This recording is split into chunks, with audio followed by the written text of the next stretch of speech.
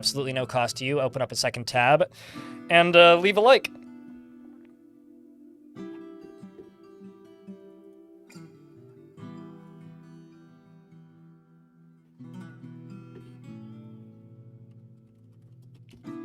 Hey, Twitch chat, for the sake of the VODs, if you like, you can say hi, YouTube. We're going to be playing fort mode today. I realized there was an adventure mode update, but I'm pretty into this fort right now, and I would like to play it. So that's where we're at.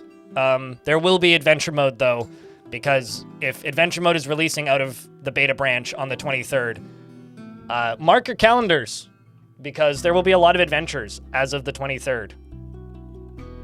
Like, I mean, how far away is that now? Yeah, that's like 15 days away. 1, 2, 3, 4, 5, 6, 7, 8, 9, 10, 11, 12, 13, 14, 15. Hey, I was right. Yeah, it's 15 days away. It's a day after a doctor's appointment for me, so that's good. But yeah, I'll probably be streaming 23rd, 24th, 25th, 26th, 27th, 28th, 29th. I'll probably just be streaming straight through until I move then. Straight through until the 31st anyway, which is when I have to go sign a bunch of shit at the lawyer's office. So you guys will get a whole lot of streams all at once. But who's ready to dive back into the vampire fort? Because that's where we're at. It's the fort of the vampires.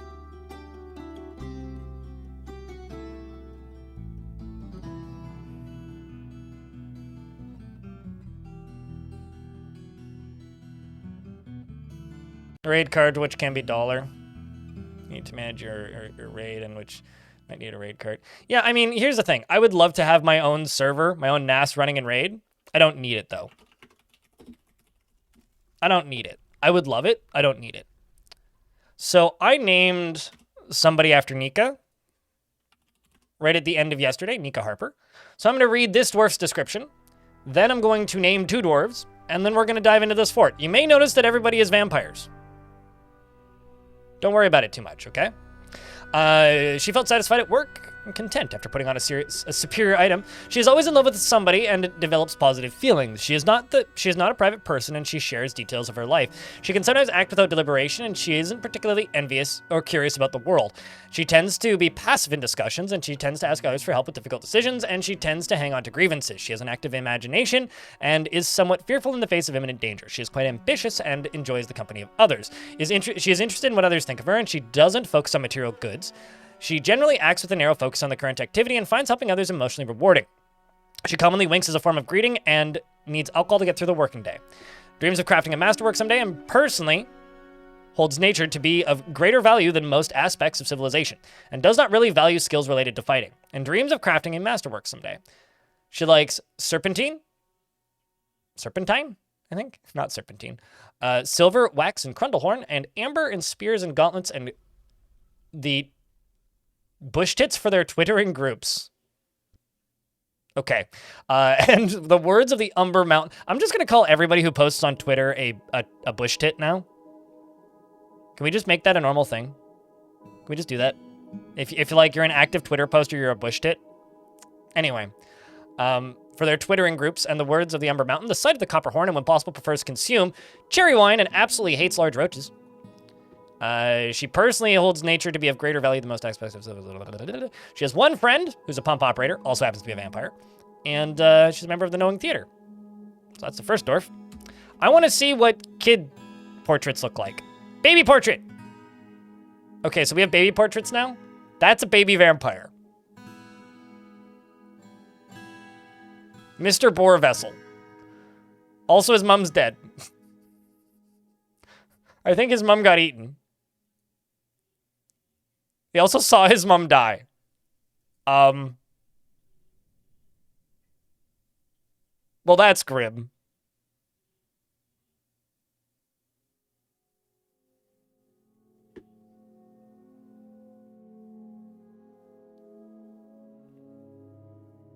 It's needed to start raiding others? You just need some ambushing skill. That's it. And a little bit of combat skill. So you may notice there's some dwarves stuck in here. We'll talk about them in a second. We also have children's sprites now. So I guess that's a lady child. Or no, that's a boy child. He's got a little beard. Look at that.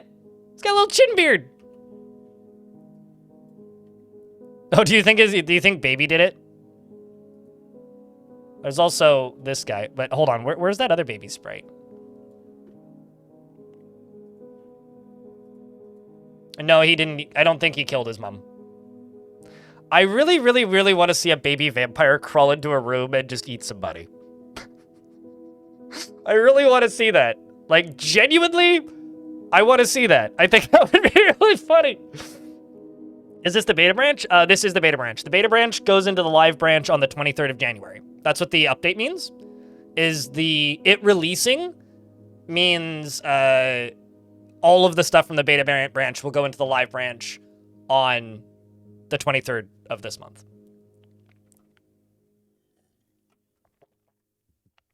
So anyway, so those are the baby faces.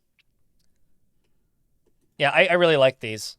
So now, apparently, stone floors and pebble floors are differentiated. I don't know what a pebble floor would be. Like, genuinely, I have no idea what a pebble floor would be. So I've got 2 dwarves I need to name here. If I scroll back down, the first one that needs to be named is...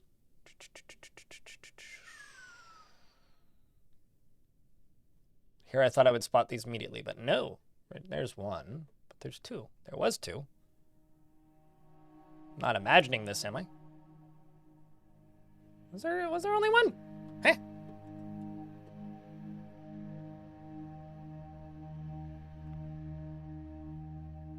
Yeah, I mean, it's a good thing that it's all in the beta branch right now.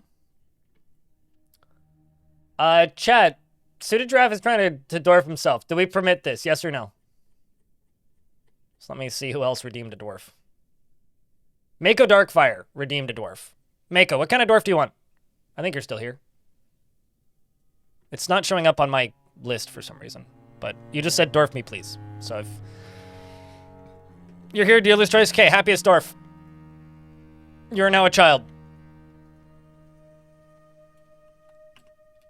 Also, a child named Mako Darkfire with, like, a Y is really funny. That's a very fitting vampire name. Mako Darkfire. Wouldn't it be grand to just take my life off and do nothing for the rest of my days, he says. He looks like he's got a lisp. He can be very happy and optimistic, and he remains put off by deliberate merrymaking. He doesn't often feel envious of others, doesn't handle stress well. After seeing Mincott jumped work die. Did you eat him? No, but you did eat Fallout Rain. Sorry, Fallout. He is slow to trust others, and he does not easily hate or develop negative feelings. He is curious and eager to learn, and he is pleased by his own appearance and talents. He tends to avoid crowds, and he tends to and he is slow to anger. He has a calm demeanor, and he tends to hang on to grievances. He exhales sharply when he's angry.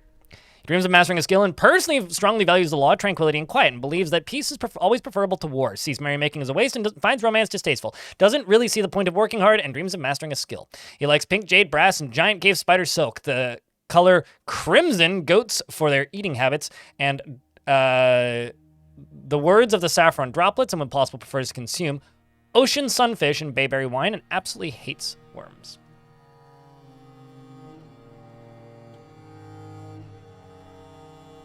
It is true. It is hard to get a dwarf on blind stream. Your mom and dad are both dead, but you do have an older brother who's alive named Quendelf. You are an acquaintance with a snailman and have no friends. You don't feel anything when seeing a goblin's dead body. And you slept in a very good bedroom. The other one here is a guilty judge who needs a name. Guilty judge, what kind of dwarf would you like? Do you have any preferences?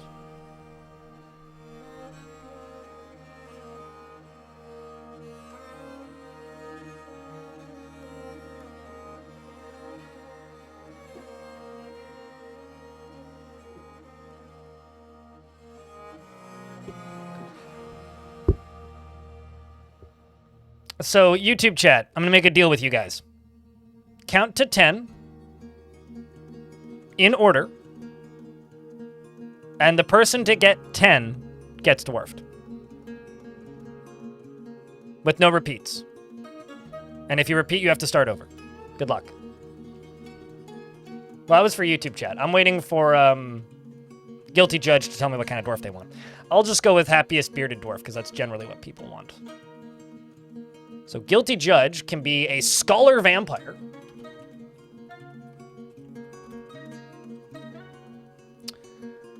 He's a perfectionist, and he finds a chaotic mess preferable to the boredom of harmonious living. You'll love it here.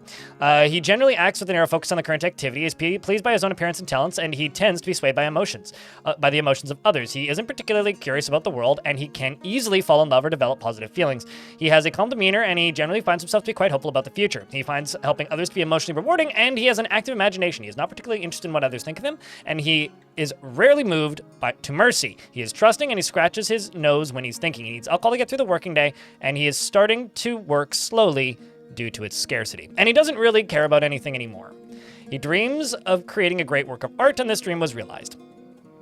He has two daughters. One is a baby, and then the other one is his eldest. His friend Deadly's Alwyn, who doesn't live here, which is interesting. And you've got several other friends in the fort, some of which are alive and some of which are not.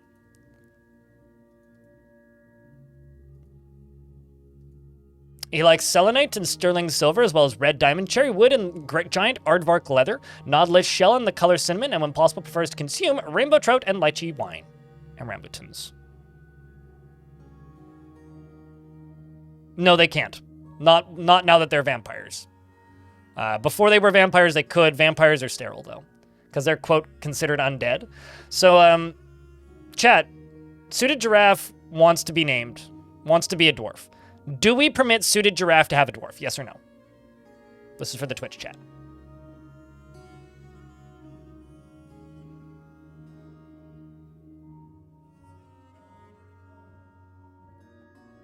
Okay. What kind of dwarf do we give Suited?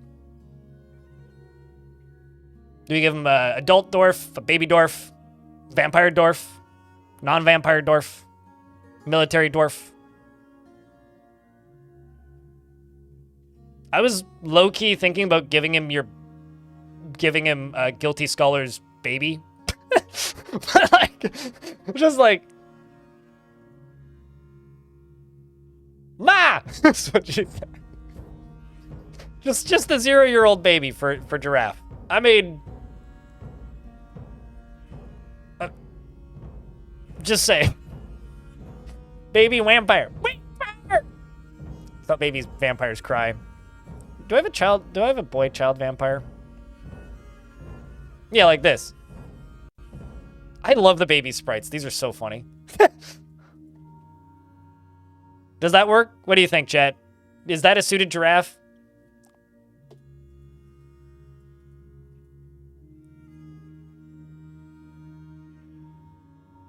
Works? Okay. YouTube chat is still counting.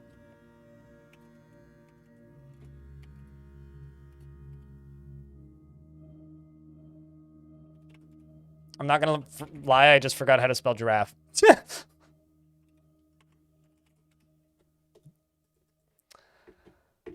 Granite Dash is your last name, which is definitely a mobile game somewhere. Is obsessed with order and structure in his own life, with everything kept in its proper place and probably rendered in Blender. And he can get caught up in internal deliberations when action is necessary. He doesn't mind wearing something special now and again, and he generally acts with a narrow focus on the current activity. He likes to keep things practical without delving too deeply into the abstract, and he is not the type to fall in love and rarely develops positive feelings. He often feels lustful because he's like almost a teenage boy, and he does not have a great aesthetic sensitivity. And he is conflicted by this as he values artwork and its creation. And he has a tendency to go it alone without considering the advice of others, and he tends to consider what others think of him. A turnaround after wearing old clothing. He doesn't cling tightly to ideas, is open to changing his mind, and he lowers his eyes when he's trying to remember something, and he gnaws his cheek when he's excited. He needs alcohol to get through the working day and has gone without a drink for far, far too long. And he doesn't really care about anything anymore. I need to, like, lock all the dwarves in the tavern and make them drink. He personally considers craftsmanship to be relatively worthless. He values a harmonious existence and views loyalty unfavorably and respects power and dreams dreams of mastering a skill. He likes pyrolusite, electrum, emerald, and rambutan wood, armadillo leather, and llama wool, papyrus, and the color periwinkle, cabinets, amulets, and gray squirrels for their tails. And the sight of the mirth of lathering, and when possible, he prefers to consume hard wheat beer and pig's milk. I'll do the read-through of all the named dwarves when we get these two squads back, because there's two squads that are leaving the map currently. Although it looks like they may have just returned.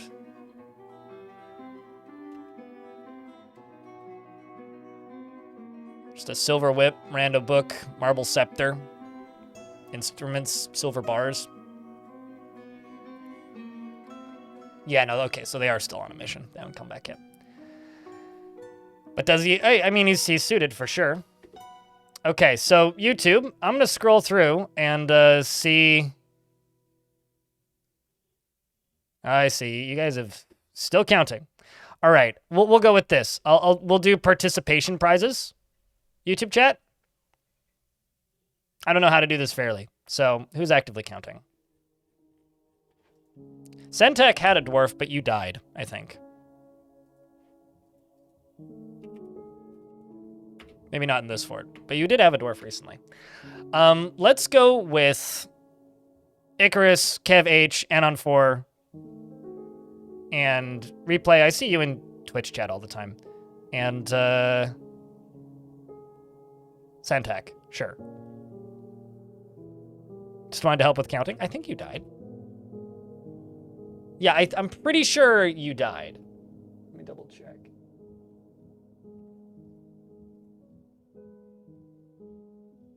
Yeah, I'm like 99% certain you're dead. True Freak, what up, dude? Thanks for 22nd month.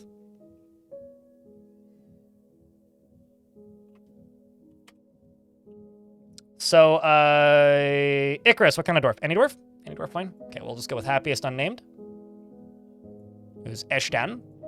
Quite happy.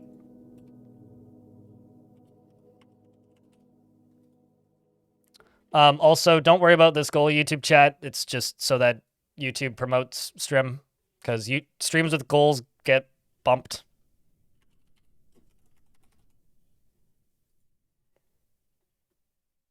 Hey, Twitch chat, can I get a round of beers for True Freak being 22? That's a lot of months. Thanks for sticking around, dude. It's good to see you. Big update today to the beta branch.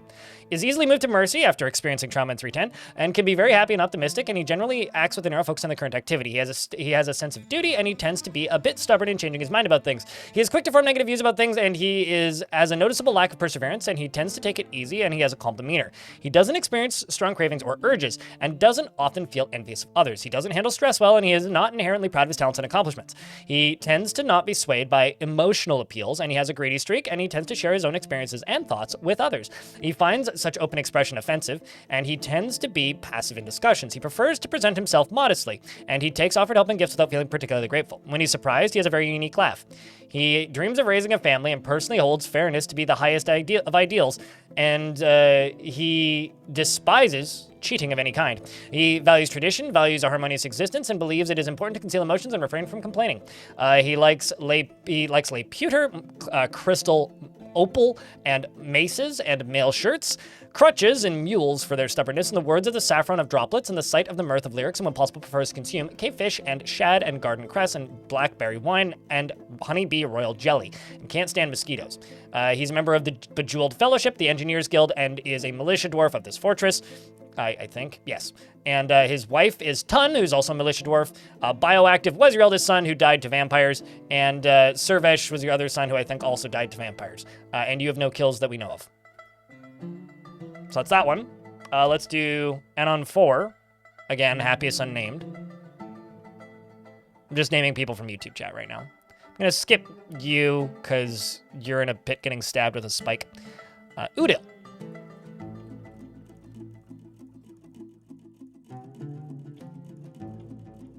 Anon 4 tends to avoid any physical confrontations, works to square his natural tendency with his respect for martial prowess, and does not easily hate or develop negative feelings. He is not particularly interested in what others think of him, and he is unusual, and he is somewhat uncomfortable around those that appear unusual or live differently from himself. He tends to share his own experiences and thoughts with others, and doesn't mind wearing something special now and again, and he has a greedy streak. He generally finds himself to be quite hopeful about the future, and he occasionally overindulges. He can handle stress, and he has a noticeable lack of perseverance. And he enjoys the company of others, and he tries to keep his things orderly. He tends to be swayed by the emotions of others, and he idly chews his lips when he's bored. He often lowers his eyes when he's thinking, and he needs alcohol to get through the working day. He dreams of crafting a masterwork someday and personally finds romance to be distasteful, is somewhat put off by trade and commerce, and values tranquility and a peaceful day. He doesn't really value merrymaking. He likes talc, billin, pinfire opal, giant spider bunny... spider bunny? What? Spider monkey bone, and turtle shell. The color chartreuse, as well as low boots and barrels and puzzle boxes and yaks for their shaggy hair, and anchovies for their distinct snout.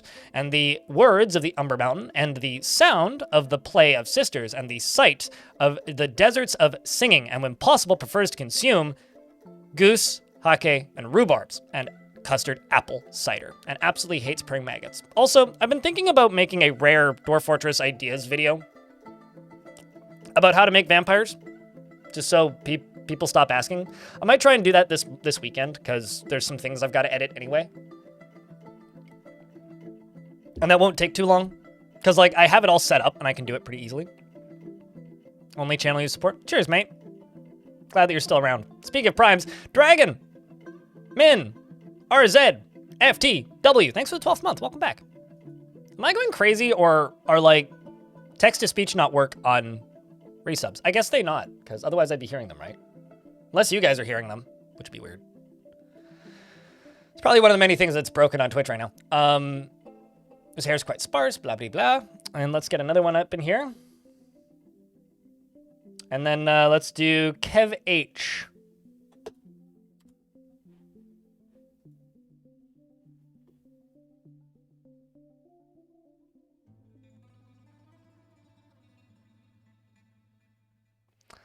Let's give you this dwarf who's actively reporting a crime right now. Uh-oh. You're one of the new migrants. He dislikes obligations and will try to avoid being bound by them. Though he is conflicted by this for more than one reason. I need to check something. How much water's down in here? Okay, so there's still enough water. Overwhelmed by horror. Well, okay, so by the way, I should inform you, I think you just ate somebody. Yes, you did. You literally just murdered somebody. Just an FYI. And you're currently trying to report your own crime. Anyway, he is incredibly muscular and his teeth are quite long. His free-lobed broad ears are splayed out. His medium-length beard is braided. His sideburns are clean-shaven. His very long mustache is neatly combed. His very long hair is arranged in double braids, and his nose is hooked. His hair is flax, and his skin is dark peach. His eyes are aquamarine. And he becomes completely helpless in stressful situations, is truly fulfilled by assisting those in need. He seeks out exciting and adventurous situations. He is slow to anger and contradicts himself with stress.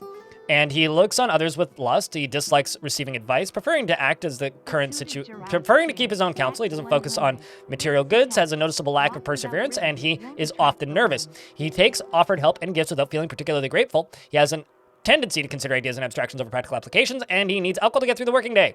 Suited Giraffe, thanks for the $1. I think this is everybody I'm naming too, so. He needs alcohol to get through the working day and is starting to move slowly due to its scarcity. You had many friends, and some of them are dead. Some of them are still alive, though, like Obok and Xanning and Arthur. You're a member of the Order of Shadow. Spooky. So this is where I've locked my new migrants. Right here. So new migrants go into here. I've got this one who's currently overwhelmed by horror. You should go drink some water. That would be wise, actually. You should go do that and not fall asleep. Falling asleep is how you die. Like that. Falling asleep, bad. Anyways, it also seems that that's my new round of migrants. So when we get new migrants, I lock them in here, and I try to let them drink from the pool of blood from this dude. This dude right here is sitting on a spear. The spear repeatedly stabs him, and this well, whenever it fills up the bucket, which is this bucket, it fills up the bucket with some included vampire blood. And when dwarves consume vampire blood, they become vampire. Simple as that. Chat, can I get a big round of beers for all those resubs, by the way? That did not work. Yeah, well, I guess it's a no text-to-speech day. It is what it is. The bot was having an aneurysm this morning, and text-to-speech is busted. The world is going to end. So I've just got to say, I've got to put upside-down crosses everywhere in this fort. I did this one accidentally. Not even joking. Like, I didn't really register to me that I was making an upside-down cross until somebody pointed out that there's an upside-down cross and they're unsubscribing, which is fine. So I'm going to put an upside-down cross in my tavern. I made this decision yesterday. I was like, well, I guess I got to increase the number of upside-down crosses in the fort now. So, yeah, on YouTube chat was just like, I only just saw the upside-down cross. You just lost a subscriber. I'm like, well, okay. Fine. That's what I'll fight back, mate. Hail Satan. That's what they claimed. I'm choosing to believe them. I clicked a duck, and I think the game just crashed. Yes, it did. I get to rename all those people. All right, who remembers who I named what? That's actually pretty easy, because everybody's sorted by happiest, right?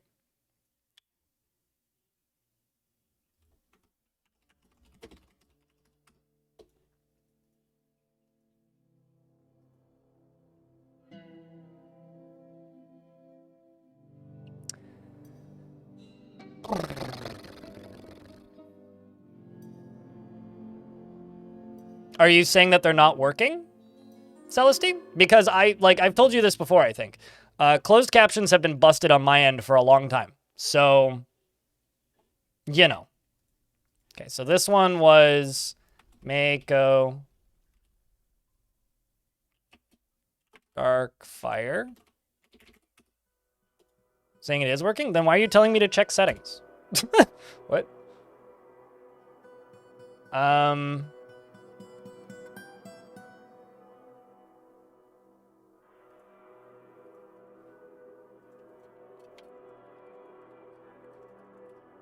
I'm pretty sure I literally just went by happiest. Suited got a child, which I'm pretty sure was... No, not that one. I remember the location.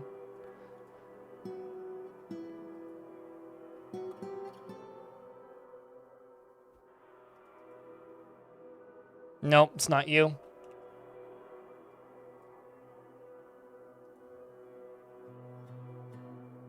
Not you.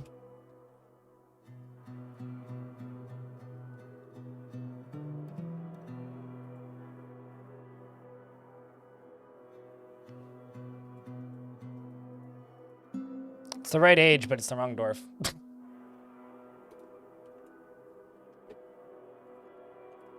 Okay, why are you telling me it's working?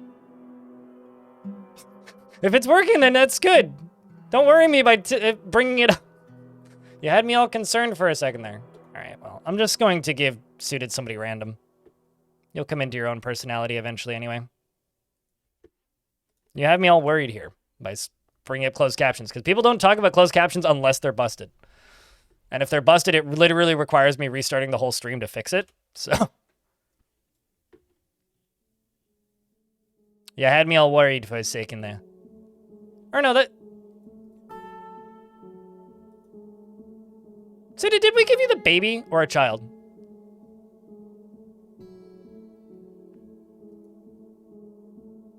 I don't think we did. Oh well, whatever. They hate slugs.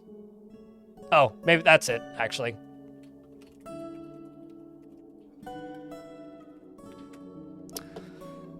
And then the others were just in order by happiness, starting with Icarus. So it was Udil, I think?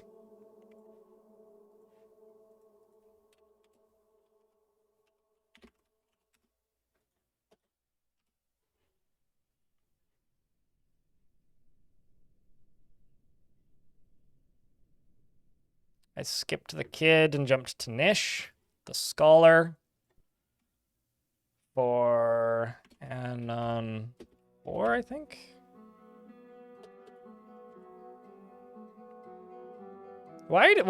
So you're the second person in 2 days, Daniel Bob, in YouTube chat to ask if it's possible to make a fortress without an entrance. Yeah, I mean, you can absolutely wall yourself in and be sufficient. It's boring, but you can do it.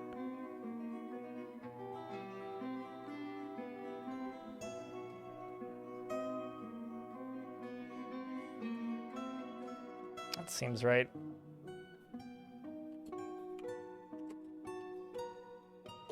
I think that's everybody. All right. If I forgot somebody, tell me, please.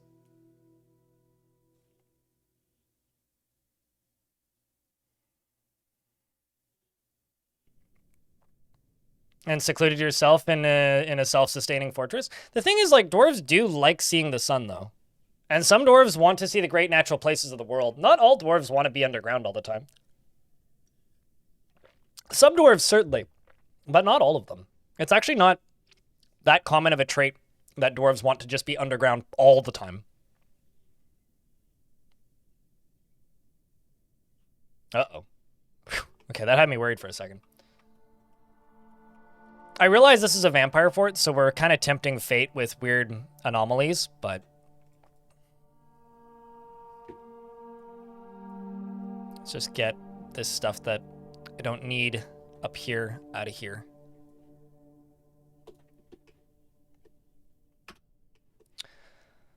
Okay, so this is a vampire fort. We're actually starting proper now. It only took 30 minutes, but this is a vampire fort. Vampire forts are a problem because they don't operate as normal dwarves do and don't get a lot of the same positive moods that a lot of dwarven forts do. As an example, they do not get, they do not naturally drink alcohol. They will not go out of their way to drink alcohol. You have to force them to drink alcohol, which means they get rather upset rather easily, and that's a bit of a pain in the dick. So we get to basically deal with vampires. That's going to be today, and kind of, I guess, the rest of this fort is trying to manage these vampires in spite of themselves. Because they're going to be doing the best to self-destruct, and we're going to have to do our best to manage that. Yeah, also, they can't get nauseous. They can't, what's the word? They can't get nauseous.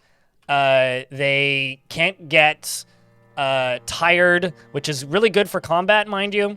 They can't get afraid, in fear, like they won't run away from a fight, basically. So they do have some buffs regarding combat, but managing their general moods is going to be a lot more difficult.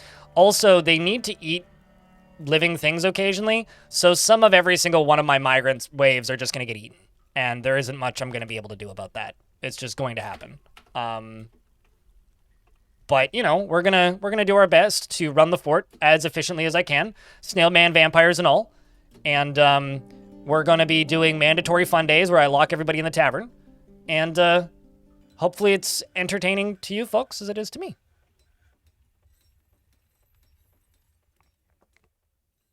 So, yeah.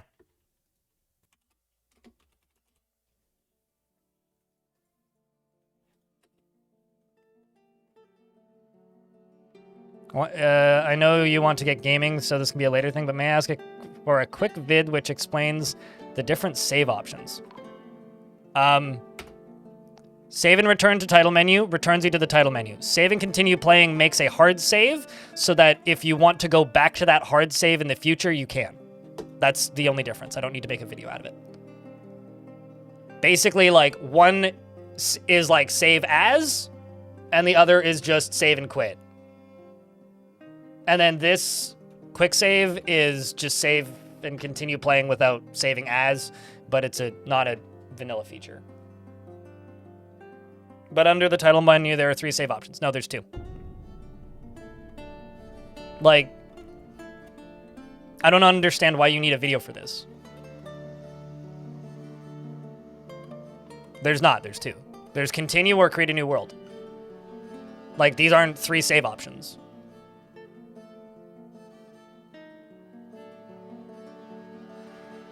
To a new timeline is literally save as. They should have just called it save as instead of keeping it in-world nonsense.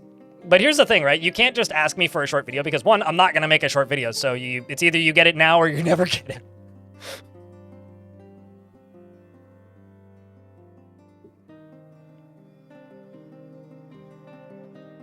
Were you taking part in the count, Daniel Bob? I didn't see you, but...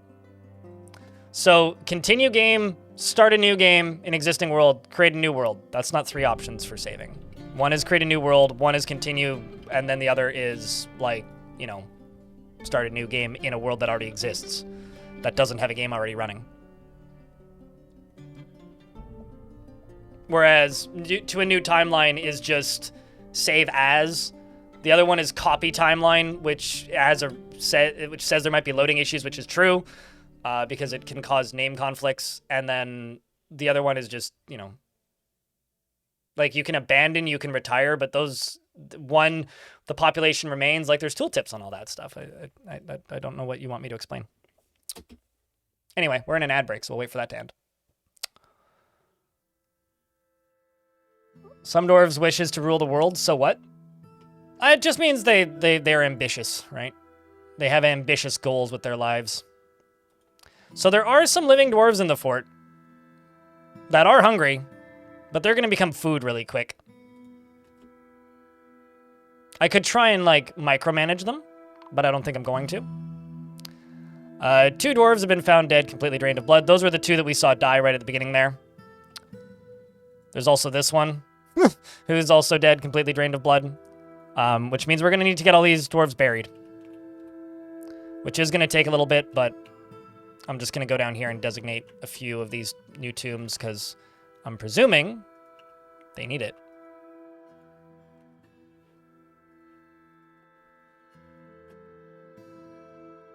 Yeah, okay, so I need, what, 2 more, I think? That should be good so far. There goes another one. Siege operator was found dead, completely drained of blood. Because it takes a little bit for those crimes to actually get reported. Now you have that. Let's get another one right there.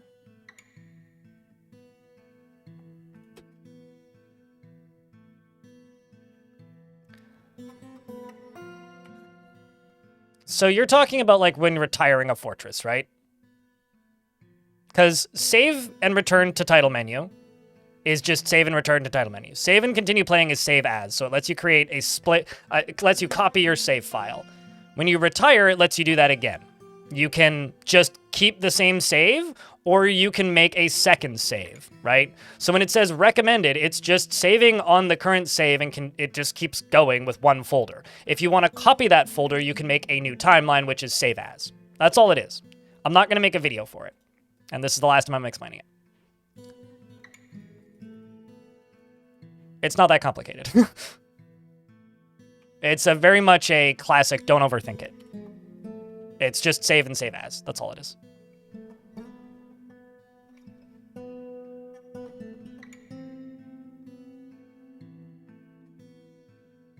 Are we talking? What about the beta branch? Another new question. How do you get to play the adventure mode on Steam? I have a world in the regular version, but there's no way to play adventure mode. Yes, because you're not in the beta. That's why you can't play adventure mode, because you're not playing in the beta branch. If you would like to play in the beta branch, you can use your existing world, but there are some features that are only available right now on the beta branch that will not be in your world. There are mythical items, which are basically items owned or made by gods, which have magical powers. There are some that I have in this fort. If I type this in, Primordial Cloud Stuff Amulet, that is one of them. If I go to the overworld and click center on my fort, there are these little things called mysterious layers. There's also mysterious dungeons. There's one which I destroyed. And then there's also mysterious palaces. Those will not be in your world if you want to play. So there will be some features that will be missing from adventure mode if you play in your current world. However, if you go to the beta branch and you make a new world, all of the features will be there. And also my soldiers are back. Hopefully that answers your question. But save files are forwards compatible. They're not backwards compatible. So if you go to the beta branch right now and you generate a new world and then you go back to the main branch, you won't see that world. It doesn't exist. If you are playing in the beta branch right now and you were playing in a save from the main branch, that will work in the beta branch. I think that's about as comprehensive as I can be. But as of the 23rd, it won't matter because everything will be in the main branch. So I just did a very big thing. I went and attacked my old fortress, Winterhearth. Winterhearth is part of my, or was part of my civilization and was the first fortress that I ran in this world. It's right here, this fort. run by the Oaken Fiend of the Demon of Sculptures. My goal for this fortress is to retake it, because it has 5,000 population. So me and my vampire army are going to repeatedly pillage this place until we get my location back. The Knowing Theater attacked the Oaken Fiend of the Demon of Sculptures at Winterhearth, and the dwarf vampire Thultig led the attack, and the defenders were led by the human Age Mirror Letters. Mini-Monster outmatched the human with a cunning plan, and the attackers had a strong positional advantage.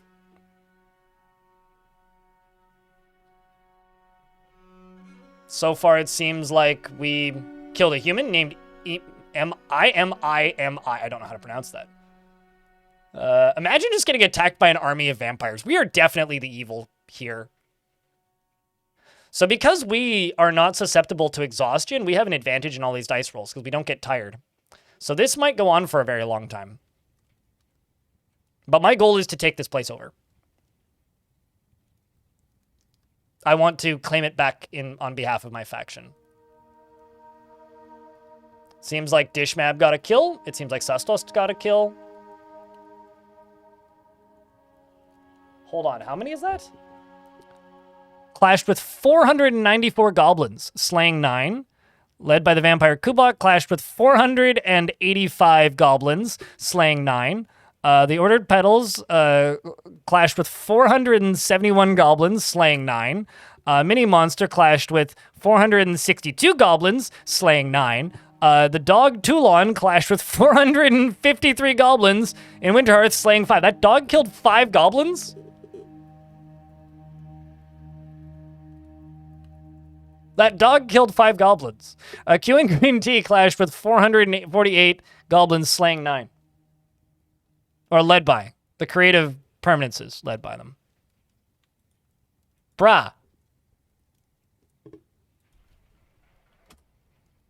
Are you for real? Where's Toulon? This dog? Okay, it didn't slay 9 on its own, but I guess the dogs slayed 9? Well, get back there. Let's keep at this. Just keep pillaging it.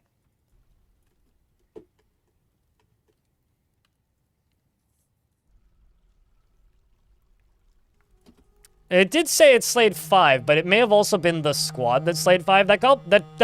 It did slay 3. Like, this one slayed 4. Like, this one's killed 4. Also, apparently 2 mountain goats, which is kind of funny. That is nutty, man.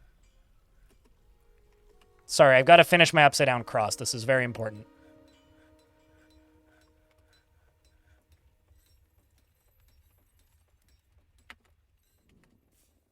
I should make a upside down cross with a shadow of an upside down cross. I think because the kill is credited to the squad, so that was probably credited to all of the dogs, which is still a lot. I mean, it's still a lot. So this is going to be a lava reservoir. I'm going to fill this thing up with lava completely. It's going to be filling from over here. It's almost done being set up. I just have a few more wall pieces to put in. I just got to fill this in, basically. This is then going to be connected using this lever, or using this mechanism right here. In fact, I could probably plop down a lever. Yes, I can. And connect this. Just get her hooked up fully. But essentially, this is just going to pump through here, which is going to pump all the way down through here, and then fill this whole sucker down here up. This is going to be what I'm going to use as defense while I set up minecarts, just so that I have a consistent and stable and effective defense. Stuff is going to be drained out the minecart area down here. I may also put a big drawbridge on here just so that it can drain that way. You know, we'll set her up. It'll be good. Building a biblically accurate tower. You know, I'm not going to lie. Having to stare at a giant crucifix as a child was terrifying. So, if it's terrifying for the dwarves, it's terrifying for me. Or if it was terrifying for me, then it's terrifying for the dwarves. That's what I should be saying. I'm also going to smooth these walls.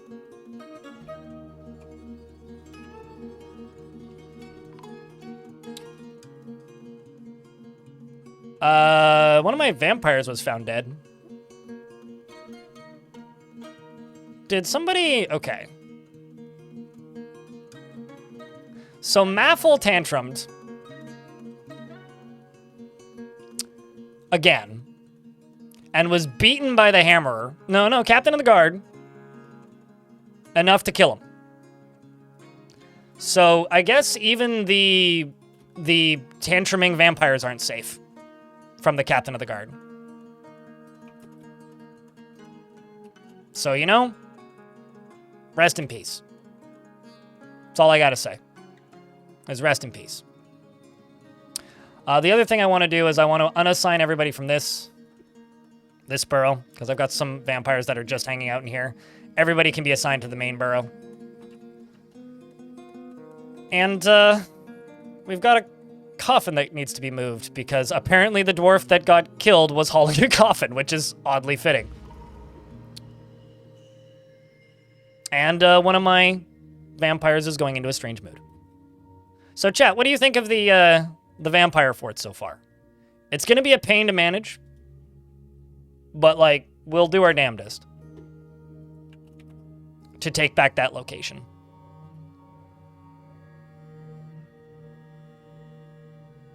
To the lava death chambers? Oh, yeah. No, this is going to be a very evil fort. Very evil fort. So this is Eustace, the performer, who has claimed a stoneworker's shop. Oh no, another dwarf was found dead, completely drained of blood. Anyways, Jasper's fallen into depression.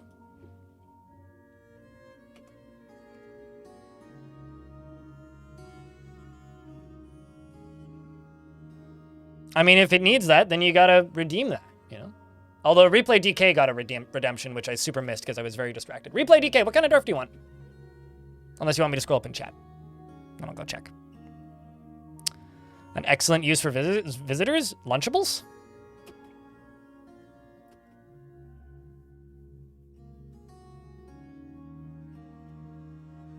They're just skip the dishes.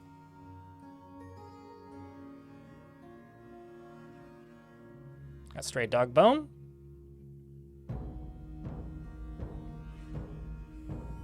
Just to drain them sounds fun.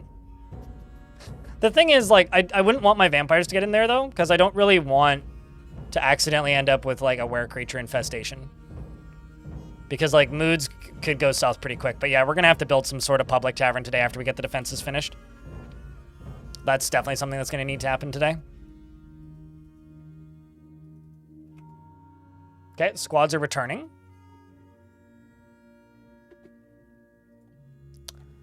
Let's see how the second pillage went.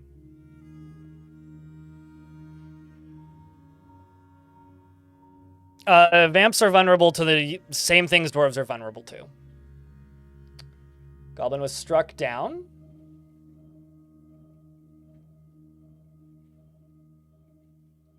Another goblin was struck down. Another goblin was struck down.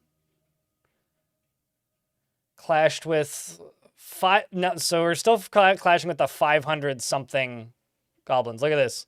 The Ordered Petals, led by the Dwarf Vampire Mini-Monster, clashed with 435 goblins, slaying 9. Clashed with 501 goblins, slaying 9. Yeah. 426 goblins, slaying 9. Well, that's just going to increase these numbers super quick. We also aren't stealing any treasure, so... Start up a new mission to go do her again.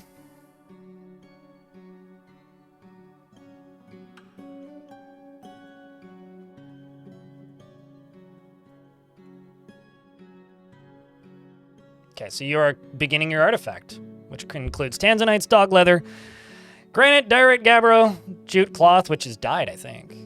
Yeah, it's emerald with emerald dye. So good luck there, dwarf. But yeah, no, vampires are vulnerable to the normal things that any dwarves are vulnerable to. They're basically just dwarves. They're just dwarves that can't drink. They're sober dwarves, essentially, which is terrifying.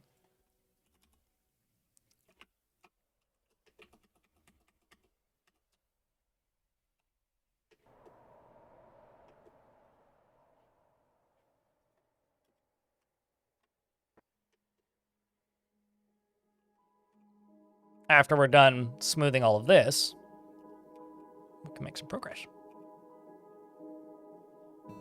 some true progress.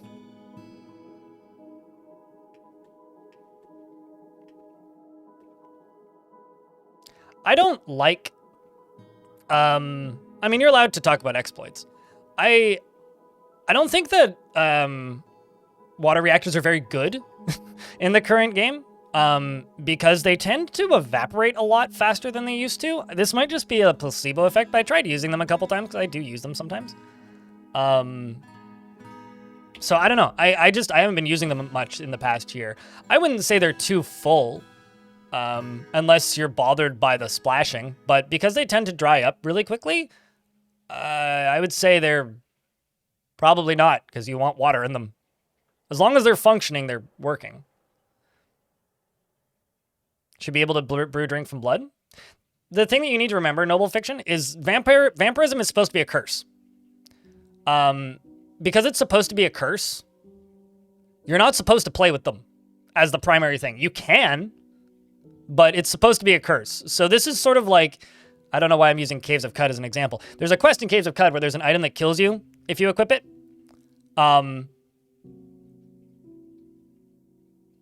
But it's a curse because it kills you. It makes you really strong temporarily, but it kills you. That's kind of what this is. It's like a monkey's paw situation. I was going to search for something, but now I can't remember what it was. Oh, right. I was going to link building to trigger.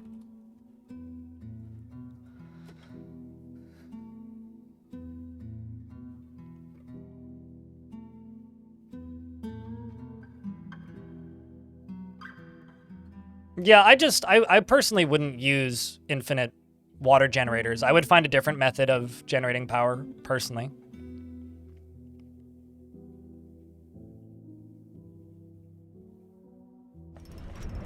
It won't stop you from sending your whole population out, Ghost Tiger, but if your expedition leader leaves the map, you cannot appoint new nobles or issue certain tasks. I can't remember what it is specifically. You can't make a new squad. Like, there's some things you can't do that you'll be locked out of if your fortress leader isn't on the map. So, like, if the mayor isn't on the map, or if the expedition leader isn't on the map, whoever the highest noble is. Just the Dwarf Performer, but it will let you send all 7 off the map. The Dwarf Performer Vampire has created Bisolodsith, a granite amulet, and offers it to the Firefrost.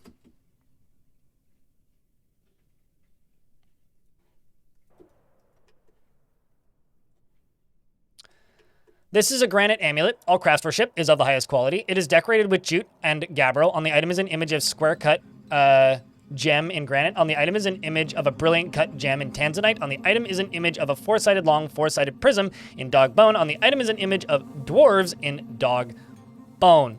In dog leather. The dwarves are laboring. The artwork relates to the foundation of Winterthrone by the Firefrost of the Knowing Theater in the early spring of 303.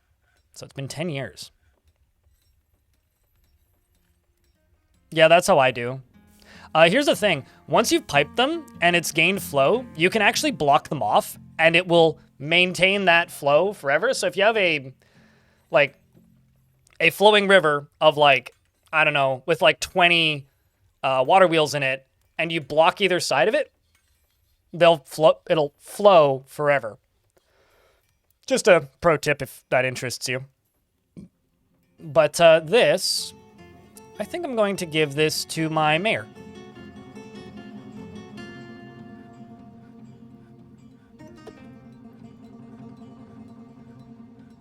Also, my bookkeeper needs a workshop. So this up here was going to be the mayor's workshop. So what I think I'm going to do is I'm going to construct green glass floors in here. I'm going to smooth those 2 front tiles. I'm going to set this as the manager's office. It's not going to function right now, but... Okay, who's set as the manager right now? Oh, currently the captain of the guard is the manager. That makes sense. Let's make you somebody who isn't in the military.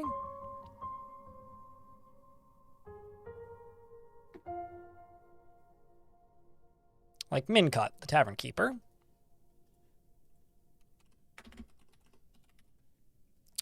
Set you as the manager. And then set you as the bookkeeper. Because Jasper's too depressed to do her job. And then I'll put a table and a chair in there, in a second.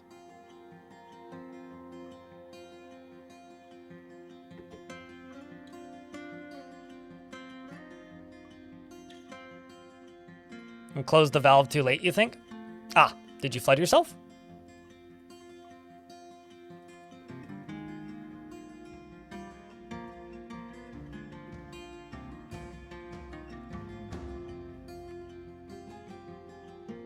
And then I'll give you a little door here.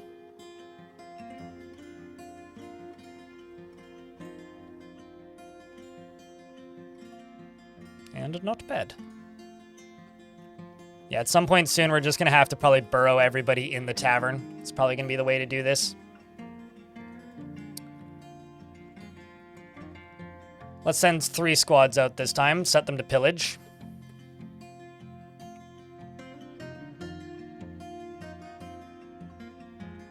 What is depressing you this time? You are the least happy dwarf in the fort, as far as I know. Or you're one of them. There's a few of them now. You're one of the least happy dwarves in the fort. You feel isolated after being unable to find somebody to yell at. You had some pretty terrible trauma. And things that made you uneasy and anxious and bitter. You saw somebody die, or you saw their dead body really early on. So, you know, just... You're not tantruming, though. You're just exhausted with life. Will this be a video? I'm currently like 4 forts behind. So, maybe? I'm just going to say maybe, because every fort is possible. It's just a matter of doing it. It depends on what I think is going to make for the most interesting video. I think this one will probably make for a more interesting video than the last few. But, like, we did have a gremlin Baron for a bit there, which would make for a really funny video. So I don't know. Like, it depends on what I end up making into a video. Really. Vampires don't drink booze. They have to be force-fed booze. But they still want alcohol. But only a tavern keeper can do that. Basically, they get booze with extra steps. I'm actually going to go down to the cavern lair, which is right here. And I'm just going to set all this to leave follow. Because, like... Yeah, pigtails are useful. But I don't need anywhere near as much farming stuff, so we can just do the farming closer to the tavern. Or closer to the fortress now. For clothing. Okay, so I think I'm going to remove everybody from here. And I'm going to make a burrow and just call it fun or something. Or party time, exclamation point. And I'm going to go here. And it's going to be for everybody. I'm going to go here and I'm going to go to drinks, which should probably still mostly be forbidden. Yes. Now, unforbid those. I'm going to check my tavern keeper count. We got a good number of tavern keepers. So, everybody should just go hang out in the tavern. After a little bit. It might take them a little bit. But, I'm also going to enable this. Which will allow them to leave to go do other things. Alright, everybody. Everybody into the tavern. Everybody get into the tavern. It's time for happy, fun, socializing, brewski serving time. Dominox on this. Serving all of that wine, because this is the only way to give vampires alcohol, right? See? Euphoric due to inebriation. And, satisfied here. You're just hanging out. Delighted due to a performance. Speaking with a friend on personal insight. Euphoric due to inebriation. That's what you gotta see. See, this dwarf wants to drink alcohol right here. That should go away momentarily.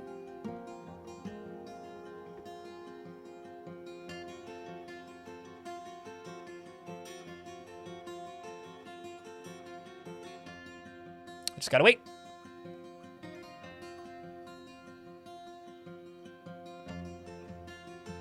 But yeah, so this is something that we're going to have to do in this fort pretty consistently, is just lock everybody in the tavern and be like, all right, dwarves. Stand around until you all get fed booze. Aroused after watching a performance. This seems to happen a lot in this fort. You wanna practice some martial art, hey Kib? Do you know? Do you know, Kib?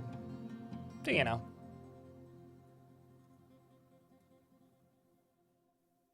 I'm also gonna slowly just like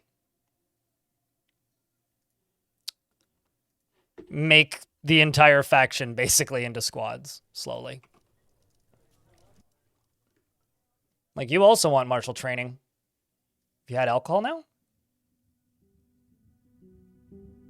Practice martial arts. Oh, we'll get you boozed up in a second here.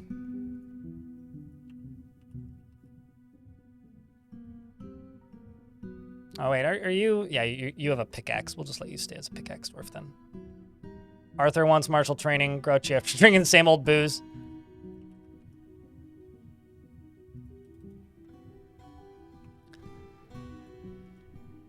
Fortunately, we also have fruit, so I can tell them to just brew drink from fruit once we... Yeah, we need lye-containing item. I mean, there's just nothing available in the zone, but...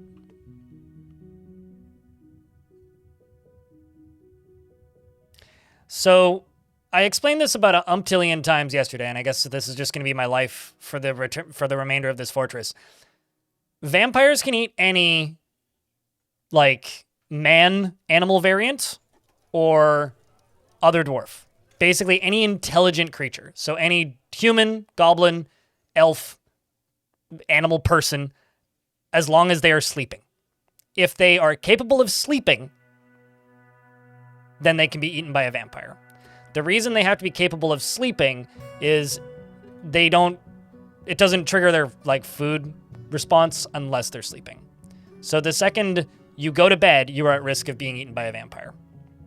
Yeah, no, it's fair. But this is just going to be like a question I'm going to have to answer constantly. I do have a command which I think is just how to ghost. Hold on, let me double check. Or maybe it's just ghost. Let me double check what I named it. I made one yesterday, and now I can't remember what it was. I should put it in the title. Or no, vampire, not ghost. Yeah, exclamation point, how vampire. So when you see people ask that question, it should give you the description. There you go. How to make a vampire is that. So when people may ask how I did this, that's the description. So if you see people post that, just type in that command, please. Forgotten beasts are animals. They're not intelligent. And also another wrinkle in that is they can only feed on things that are neutral. If something is hostile, they'll just punch it to death. So if something is hostile, like a goblin or a monster, they will just beat them to death. They cannot eat hostile entities. I don't know if they stay as babies forever. I know that they're immortal, so we'll find out. I actually do not know the answer to that. I presume they stay as children forever, like necromancers do, but...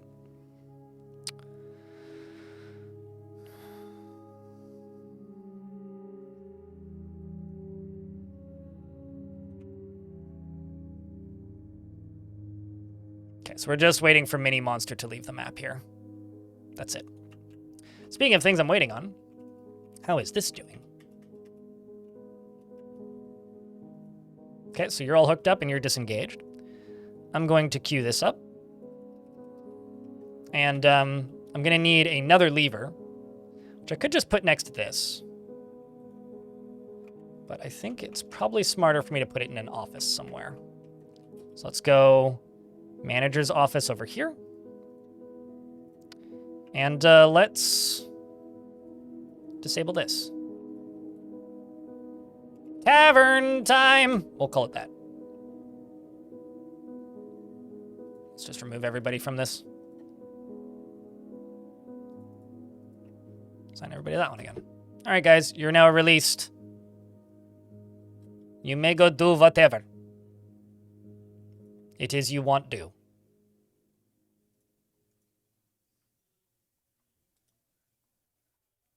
How goes the vampires? Well, they're pissed, but it's fine. How goes you, friend?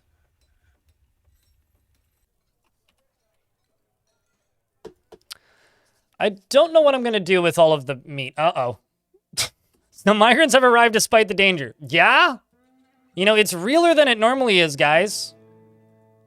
Oh yeah, right. We have a Peridot training sword. I have no fucking idea what to do with this. I'm gonna make that the symbol of the hammerer. The Peridot training sword, because that's just too funny. It's something that I acquired from a different location.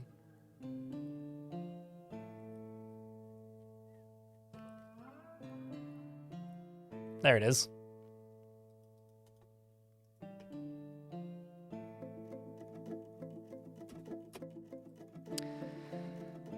So, what I need to do is I need to lock all of these newbies in this room over here. That's what I need to do. I also need to erase this. And I need to set this to be a pit pond for a bit, so that they topper off quite a bit. And I'm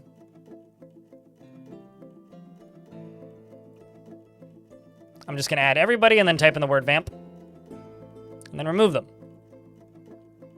And then they will just fill up this zone. Because we have a new migrant wave. Shouldn't it be heavy? It's a sword, though. It wouldn't have any... because it's a sword, it wouldn't have much sharpness. It would be like getting hit with a baseball bat, probably. I mean, it would probably still hurt. I don't know. Like, I have no idea what the strength level of a Peridot training sword would be. Also, chat, can I get a round of beers? Curious if you're listening to the stream right now. How many people do we have watching? Who's excited about this new update? Is anybody going to book the day off to play Dwarf Fortress? Or are we smarter than that? Because adventure mode leaves the beta branch on the 23rd. I'm actually mildly curious about like what the... I'm really curious about what kind of interest is going to be pulled by adventure mode leaving the beta branch. Like, will that cause a noticeable increase in Dwarf Fortress player base for a week? Will that? Because it's been kind of a known quantity for long enough that, like, I'm really curious to see how many people jump in on it and how many people get excited about something like that. It'd be really funny if we find somebody who's already a vampire. Like, if somebody just arrives and it's just like, yeah, they're already a vampire. Okay, so let's do this.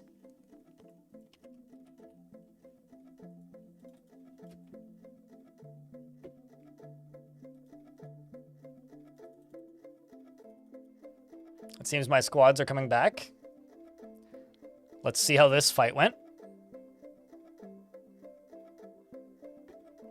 It's a really positive outlook on the game long term, that's for sure. Can you start as a vampire in adventure mode? You would have to make a dwarf into a vampire in adventure mode, or make an adventurer, make them into a vampire in fort mode, and then move them into, and then reclaim them. You can't just start as a cursed character, no. You'd have to go get cursed, which you could do by just rolling dice. Yeah, this is just us clashing with massive armies again. You could do it by just simply rolling dice, but that would require a lot of save scumming, because there's like a dozen different curses you can get that are just kind of like, Lamau, you're a sheep now. So you just have to go to a temple and start rolling dice and just save before you start.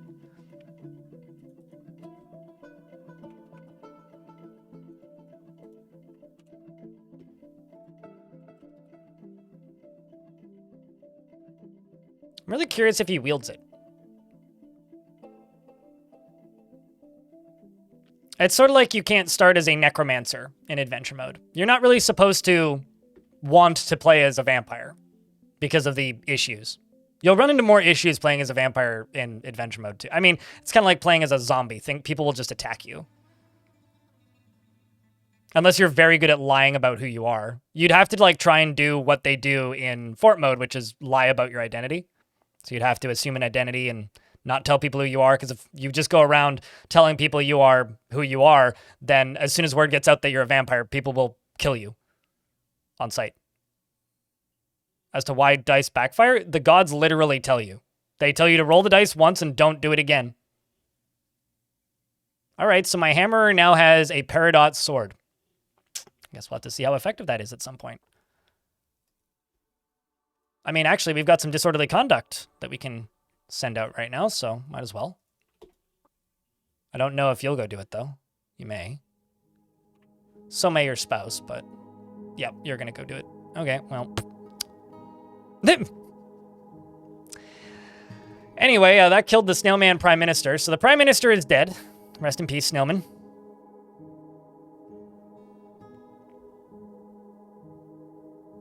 Ah, well, I mean, it's an in-game explanation, then. I'm also going to go into here, and I'm going to make 2 cages. Let's make a lead cage, and the other lead cage. And I'm just going to fill these up with pigs. One's going to be with boars, and one's going to be with sows. Just make butchering them easier. I may also do the same with the dogs.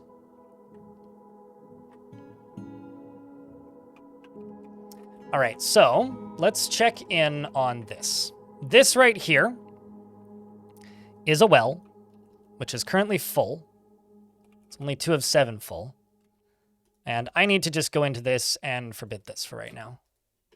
Because I don't need you using this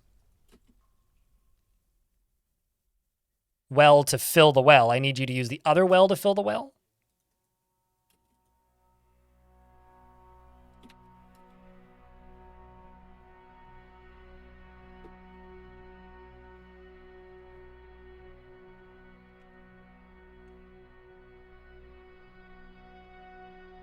You don't have to lie about being a vampire? Sure, but word will get out.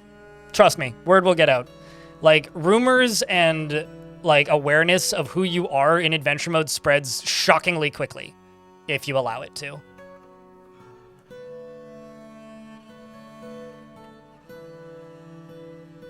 Let me just make sure that my other well is active, well is operational.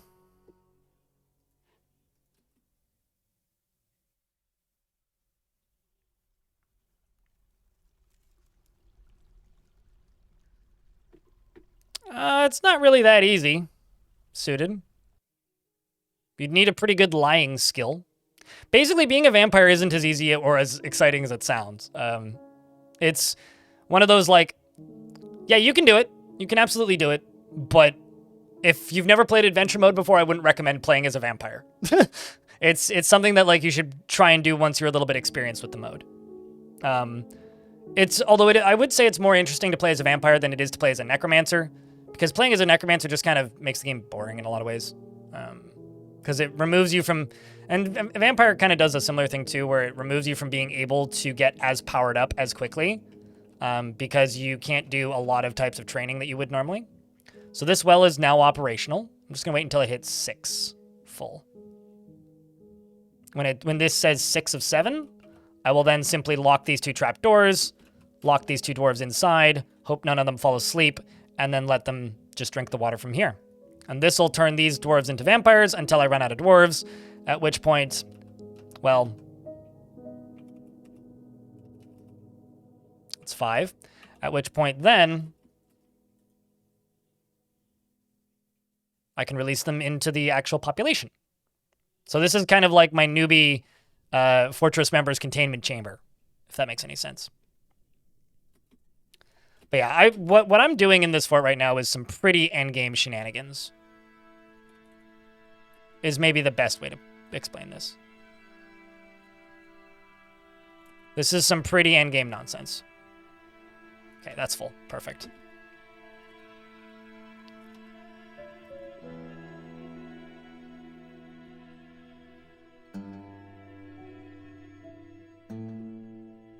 I need this war dog to leave this room. Can you begone? There you go, war pupper.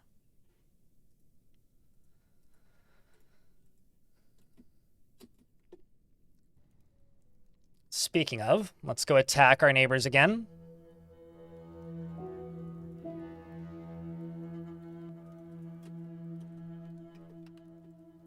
And then unforbid this.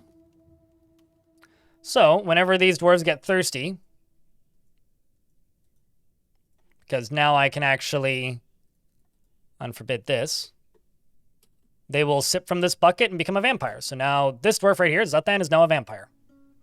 That's 1. Got the timing done pretty good, too. Oh, also, this should go away. I don't need them just, like, perpetually refilling the same bucket.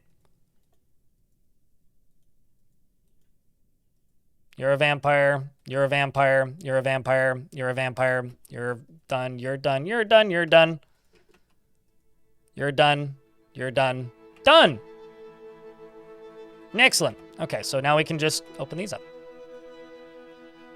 So what I'm going to do here now is I'm going to go to this, and I'm going to type in add everybody, and then vampire, and then remove all the vampires. Nobody's in there? Sweet. We have no more vampires, chat. Or everybody is now a vampire. Except for the ones whose sprites haven't updated yet.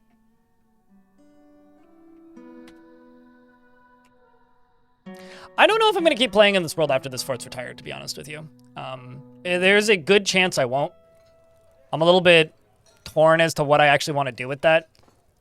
Not because it's going to be, like, unpleasant to play or anything. It's just because because adventure mode is going to be out soon, TM. I might briefly reclaim some stuff and play in adventure mode in this world for a bit, but doing another full fortress in this world, probably is not going to happen. I'm probably just going to, like I said, or like I'm kind of hinting at, I'm probably just going to move to the main branch, generate a new world, and then that'll be the first thing that I really do play in. This is new? What, this world? I mean, this is I did 4 adventures in this world, and this is my second fort, so it's not that new. I mean, it's new-ish, certainly. It is my most recent fort, but I think that, like, big new mainline version is a reason to generate a new fortress, personally.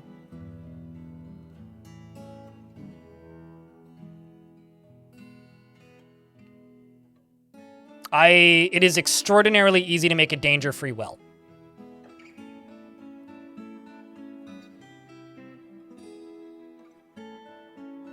It's called an aquifer. Dig 2 layers deep into any aquifer and make your well on top of it. That's it. It's completely secluded. Nothing can get into it. Did I ever name Replay? I don't think I named Replay. I'd never named Replay. Replay DK, are you still in the chat? YouTube or Twitch? Because you did redeem a dwarf. And I do recall asking you what kind of dwarf you wanted. Said dealer's choice, you're a YouTube VOD watcher with starting work back up when I can make, okay. So dealer's choice. Chat, what kind of dwarf are we giving to Replay DK? Because I got very distracted for a while there. I could just go by happiest. This is the current happiest. Like, Zon is pretty happy, child vampire. Let's go with the 4-year-old vampire. What do you think, chat?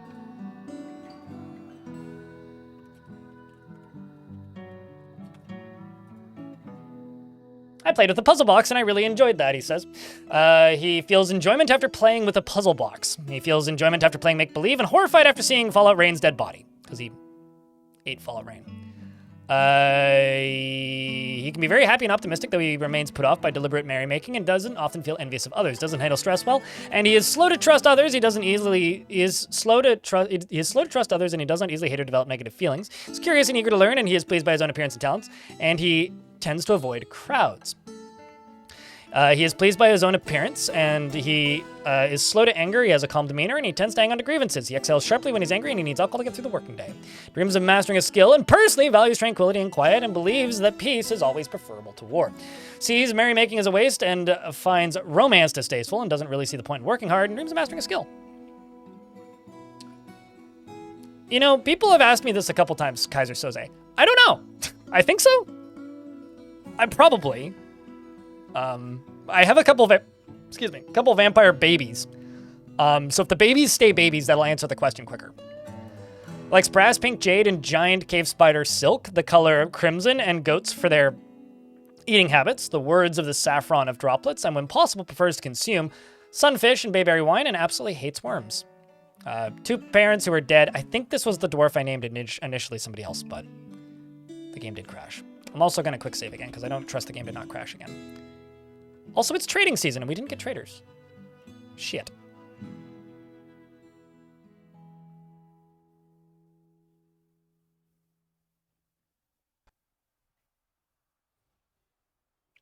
This might seem like a really dumb question. Why is it that Dwarf monitors so many details about thoughts, feelings, needs, and the body parts, but does not have a mechanic for dwarf defecation? Because Tarn doesn't want to program it. Was the actual answer the last time I heard. And also because, like, not to be weird, but do you really want to build a sewer system for your fort? I don't. Like,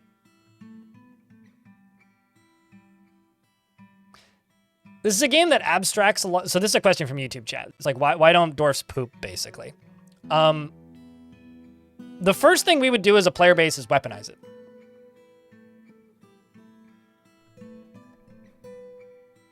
And also, like, the only game that I can think of off the top of my head that's like a city builder that has a poop mechanism is Songs of Six. And I fucking hate it. Like, it sucks. I really hate having to build toilets in video games. Like, if there's a mechanic I'm totally fine with things skipping, it's poop. Although, that being said, Tarn has stated relatively recently that while he's not on Team Poop, because there is a contingency of Dwarf Fortress fans who've wanted poop added to the game for a very long time, sewage management and such. He's not on Team Poop. He is on Team Manure, though. So, I personally think that's way more interesting of a concept than Dwarf Poop, because Manure would give you a reason to keep livestock around. It's fertilizer. It's used as part of making leathers in real life. And, well, urine is. But, like, if I could load it into a catapult. I'm just saying. I just want poop boulders. I want manure boulders. Just, who doesn't want to do that? If you want to poop, play Astronauts. I mean, there's many video games where you can poop. But, like, yeah, it's literally, like, the most rock-solid answer I've gotten from the developers of this game, because this question gets asked a lot, is literally just, like, they don't want to program it. It literally comes down to that. They don't want to. They don't want to. And like I said earlier, I kind of don't blame them. That seems like an unfun bit of research you'd have to do for a game like this.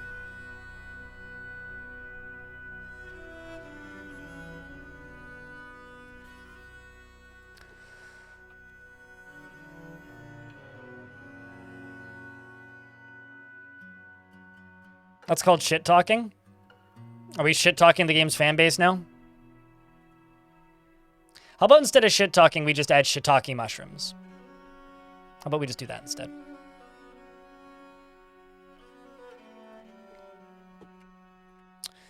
Speaking of shit-talking...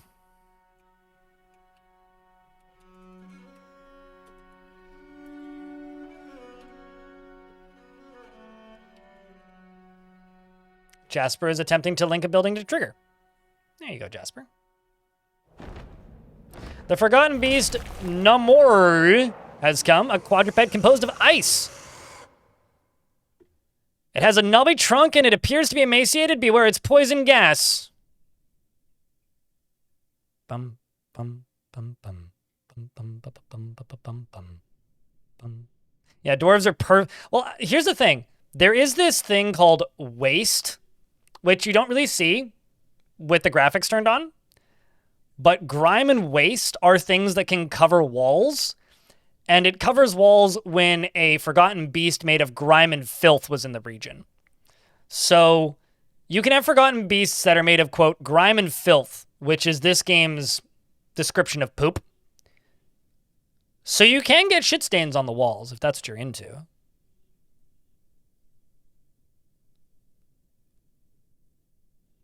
I'm just saying.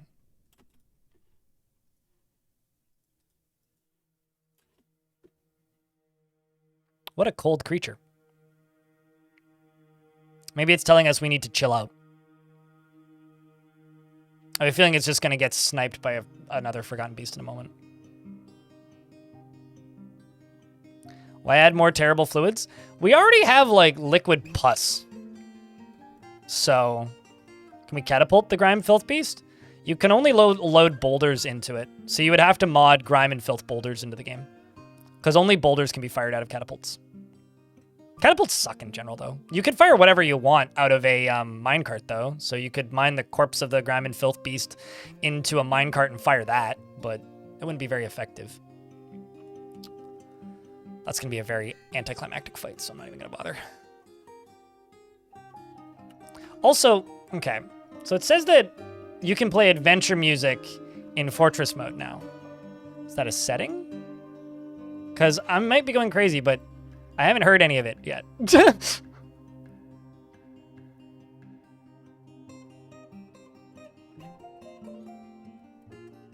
I'm presuming it's not a setting.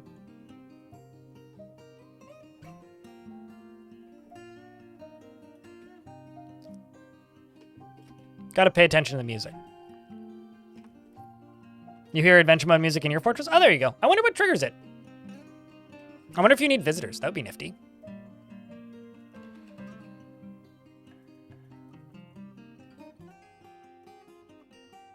I don't know, chat. What's the one feature that you're like, why can't do this in Dwarf Fort? Because I have a few of those, to be honest.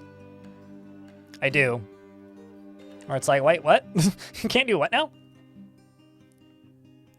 Like, I'm kind of, something I am on the team of, I'm on the team of just let me put whatever I want into a catapult. Just let me load whatever into a catapult. Let me load a statue into a catapult. Let me load, like, you know, let me put, like, a dead chimpanzee into a catapult. Just let me put whatever into catapults, please. That's my stance. Let me use creative ammunition.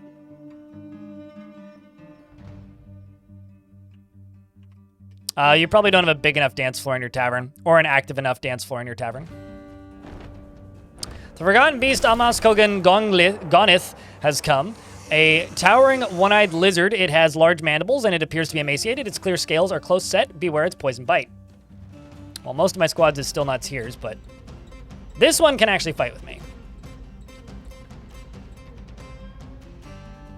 Fortunately, this squad is already suited up, so let's send them down.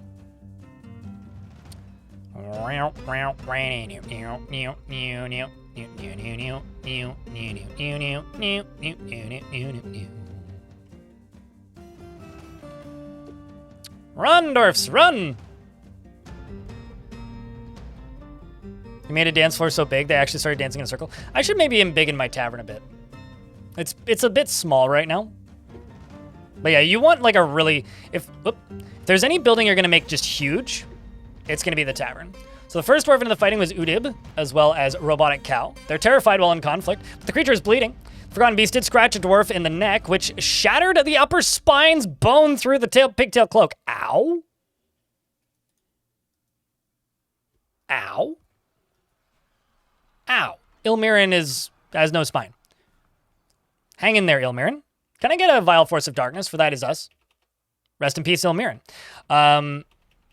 With the sweet release of death. We've got this Spearmaster here who jumped into the air directly at a dwarf, and there's a Robotic Cow's neck is going flying. Or does that mean you're dead too? Yes, Robotic Cow is also now dead. But fortunately, aside from the two deaths, the creature is now dead. So I guess that's good. And we're butchering it. So rest in peace, brave soldiers. Walk it off wet for the lost neck. Yeah, that's gonna be a bit of a question mark, that. Actually, it looks like I need some more tombs anyway. I did send the newbie squad to fight that, basically. Oh, wow. I didn't realize I had so many dead. There's Ilmirin. There's Nish. Okay, so we're caught up now. Rest in peace to the two dwarves who passed away, but the good news is it's dead now. Oh, please tell me Kiddo's gonna do it. Oh no, they're burying the... They're carrying away the dead bodies. Who's butchering an animal, though?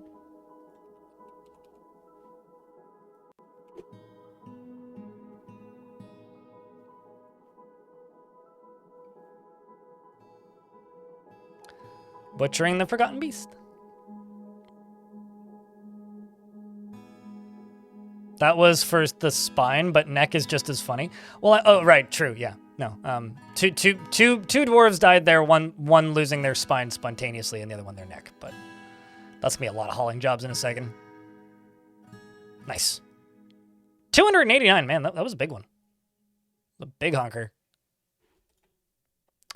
Meat's back on the menu, which I don't think we can eat.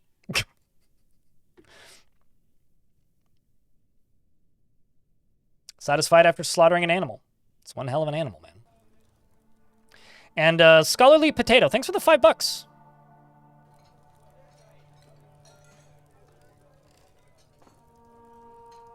You get Play Store fun bucks from surveys and you have nothing to spend it on. You can get... today I learned. All right. Well, thanks for the $5 in the YouTube super chat. Hey, Twitch chat, can I get a round of beers for the super chat that popped in? Halfway through that. Yeah, we got a lot of fortress upgrades to do. I mean, I want to make this area look not ugly, which right now it kind of does. So I think probably what I'm going to do is I'm going to set all of this to be smoothed. And then just dig out this area. Something like this, maybe? Let's actually leave that side.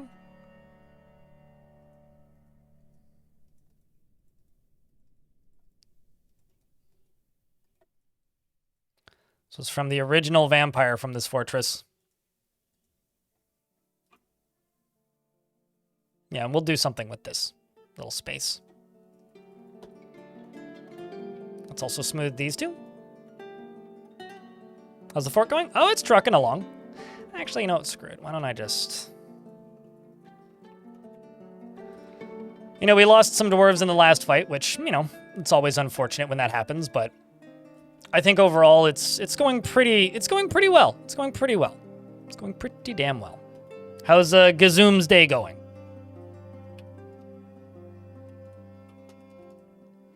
I'm about to begin filling this because this is now linked up.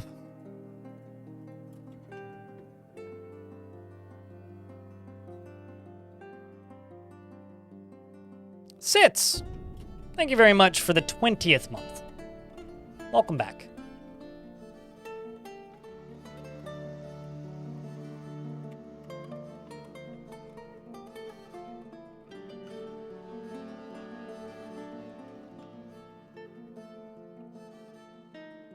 Whew, that was close. You almost got smashed on that one. Work is busy, but it makes time go by fast. Yeah. A lot of people busy after the holiday season ends. All right, let's see how quick this sucker works. Vampires improve their skills, they don't improve their traits. Traits are not skills. Essentially, they can become more skilled in something, but they can't, like, gain toughness, if that makes any sense. But they do, fortunately, have a whole bunch of natural advantages.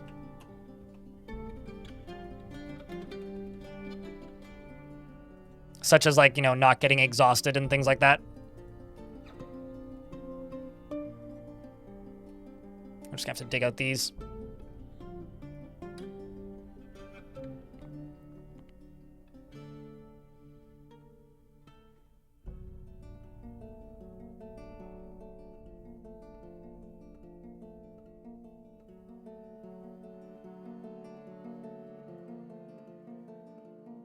This might actually give me another water source. Potentially.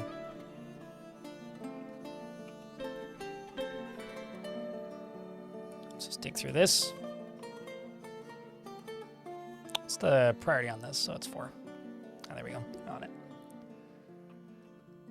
So hopefully nobody is a big dummy and catches fire while doing this, but, you know. Necromancers and vampires are the same. Necromancers are more limited, though. I don't think... I think they... Well, actually, no. I think they're both just limited on, like they can't improve their traits, but I'm pretty sure they can improve their skills.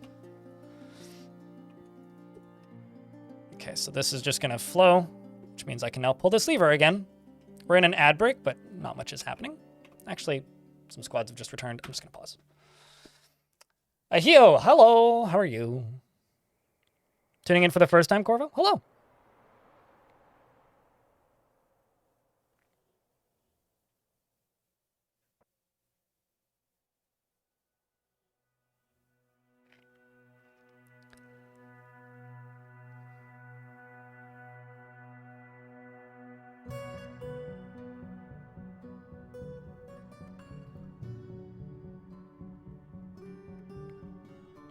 No, they can wear clothing.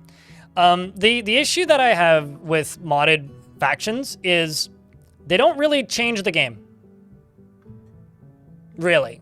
And the game is called Dwarf Fortress. Every other faction in the game is either like tiny or way too easy to manage. Right? Like you could play, you know, elephant people, but then you'd have to make sure that there's grass growing everywhere so they don't starve to death. If you're playing as like kobolds, they're tiny. They're itty bitty. Like they're extraordinarily weak. And because of like the...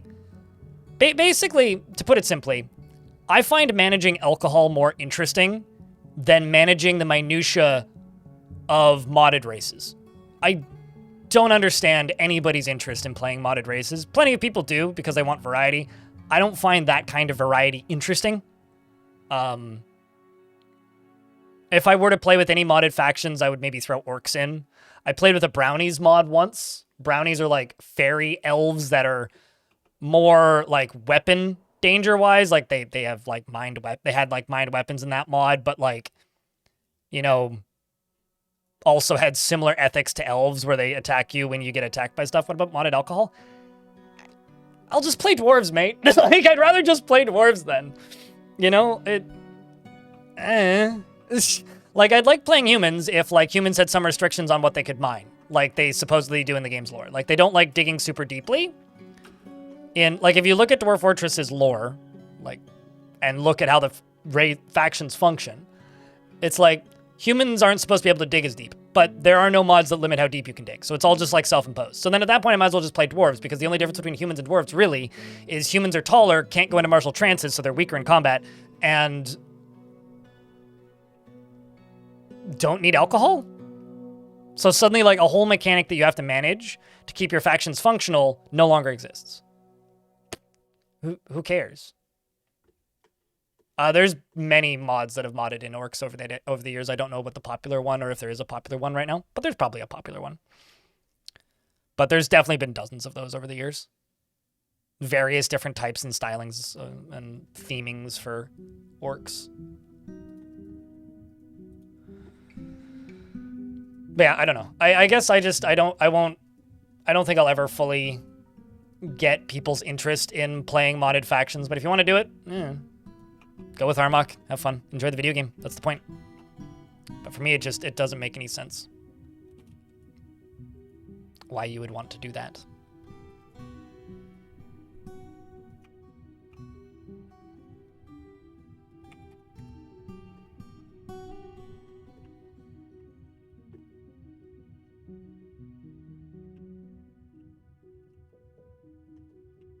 So this sucker is gonna take a little bit to fill, because it's filling out of here as quickly as it can, which is filling out of here as quickly as it can. So, you know, it is working with what it's got, and it's filling pretty quickly. Once it's full, filling it the second time will be quicker.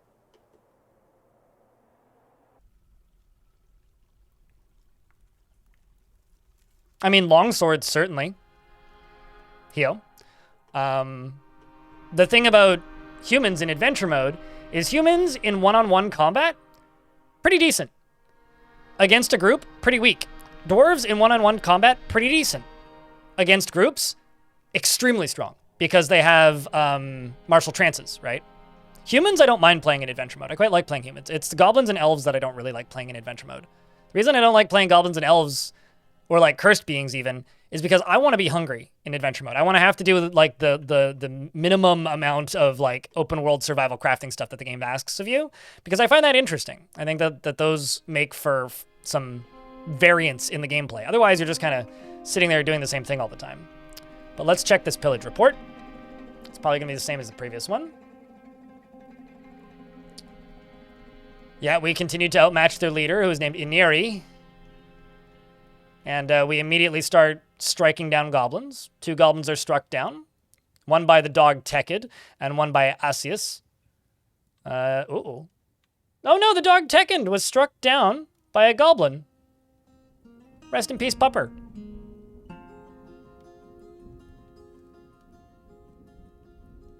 Dishmab Golrak the Diamond Swords is the name of one of my dwarves.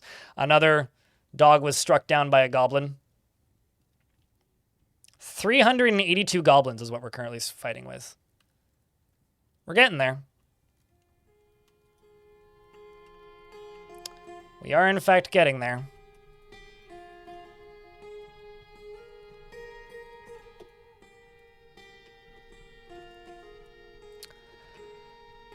And we're now up to late autumn.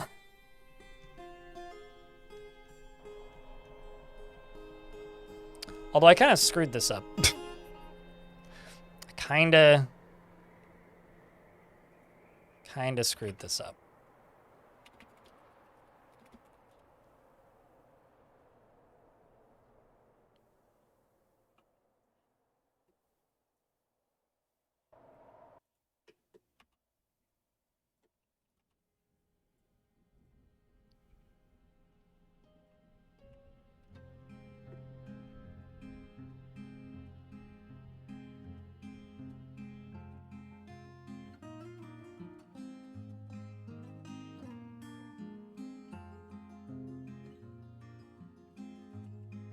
It's fine. I can make this work.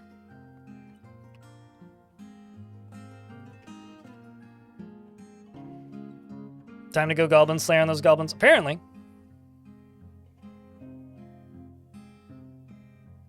Although actually every other one needs to go away. This needs to go away. Maybe it's just this one and then this one we'll get rid of. Because this is going to need to go down and under and then back up.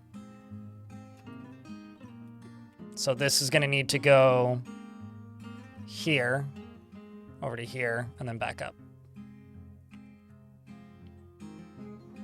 Easy enough.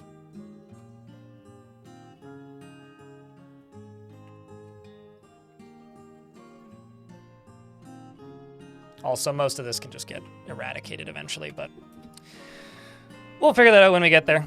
Let them start building that one piece at a time. Hope this doesn't spill over. That'd be awkward. It's all just tetrahedrite, right? It's all Gabbro. Wow, that's a lot of Forgotten Beast tallow. Should just make a shit ton of soap.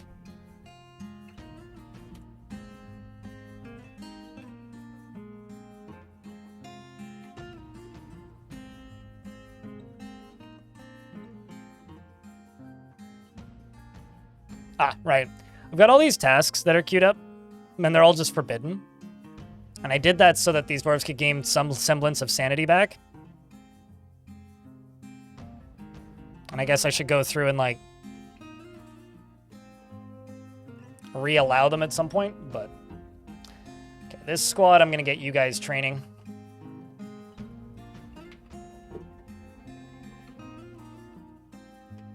Question is, do you even have the gear?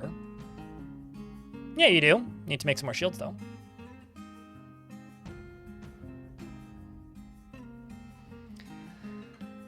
You would just like a song sung in Kobold to be added to the background tavern music? That sounds like... Actually, wasn't there one? Wasn't Kobold March one?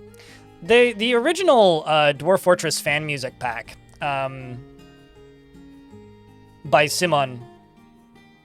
Is it Simon? I'm now, like, blanking on his name. But the original Dwarf Fortress, like, fan music... I forgot to pause the second time. Pause.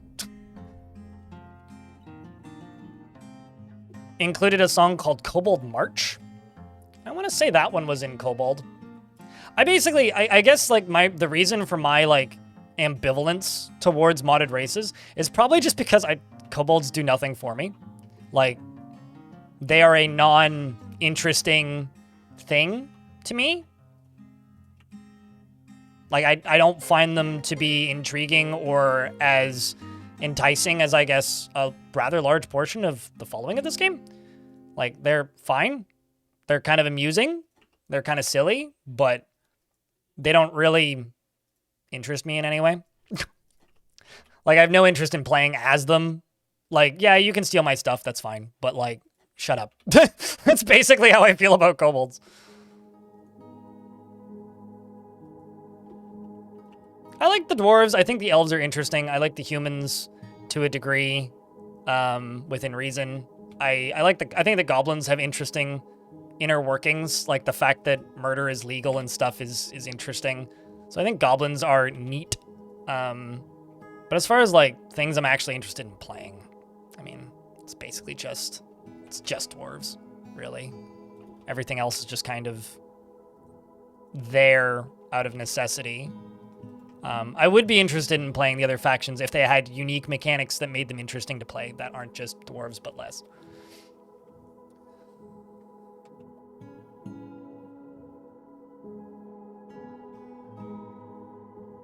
Yeah, it's hard to exist on the internet as a human being that reads words on the internet and not know that, Dark Catalyst.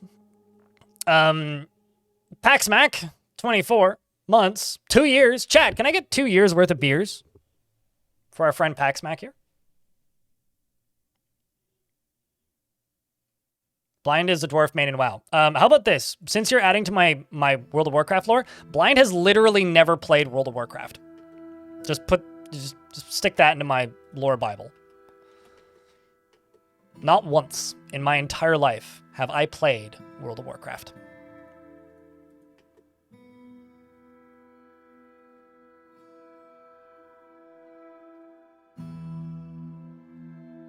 That was more than the 500 character limit. I mean, hey, you didn't have to do it all at once.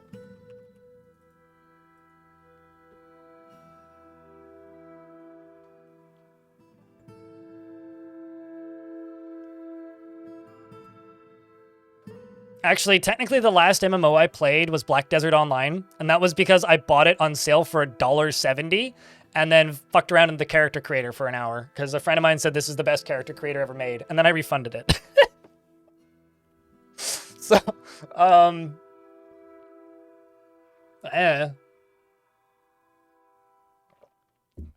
It is a solid waifu generator, though. I mean, how else do you think I'm making all of this, like, bank? Obviously, I started a religion. Suited. Seriously. I mean, it's the easiest way to rip people off. It's like society's oldest grift. Man, I'm going hard on this stuff today, and I blame the person yesterday who unsubscribed from my YouTube channel because there was an incidental upside-down cross in the fort. Should I also put an upside-down cross in the hospital?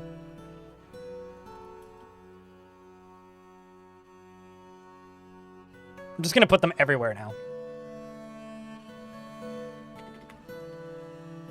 For clarity's sake here, for anybody who's confused.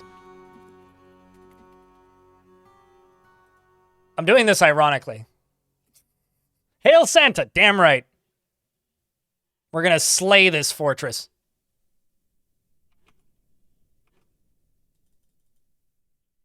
Speaking of, a winter storm is upon us. I need to make a pentagram. Maybe like the front entrance here needs a pentagram. Or like in here, maybe.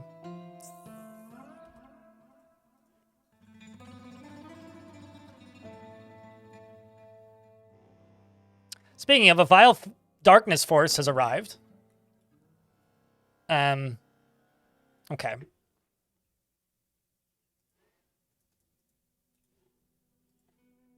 Dwarves, I'm gonna lock you in Burrow 1.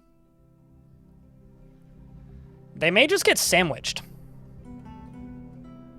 It is entirely possible they might just get sandwiched. Because my squads may come back before they... Wait, are you leaving? Never mind, they haven't left yet. It's just the one. Vukar and Domas. Domas, you dumbass. Okay, so you right there. Where's you?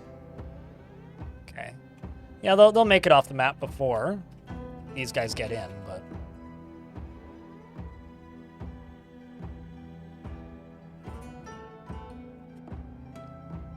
More like squish? I mean... Yeah.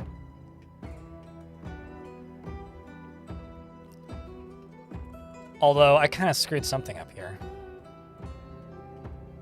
Because this is just gonna give them a way out. So I am gonna actually have to kill them.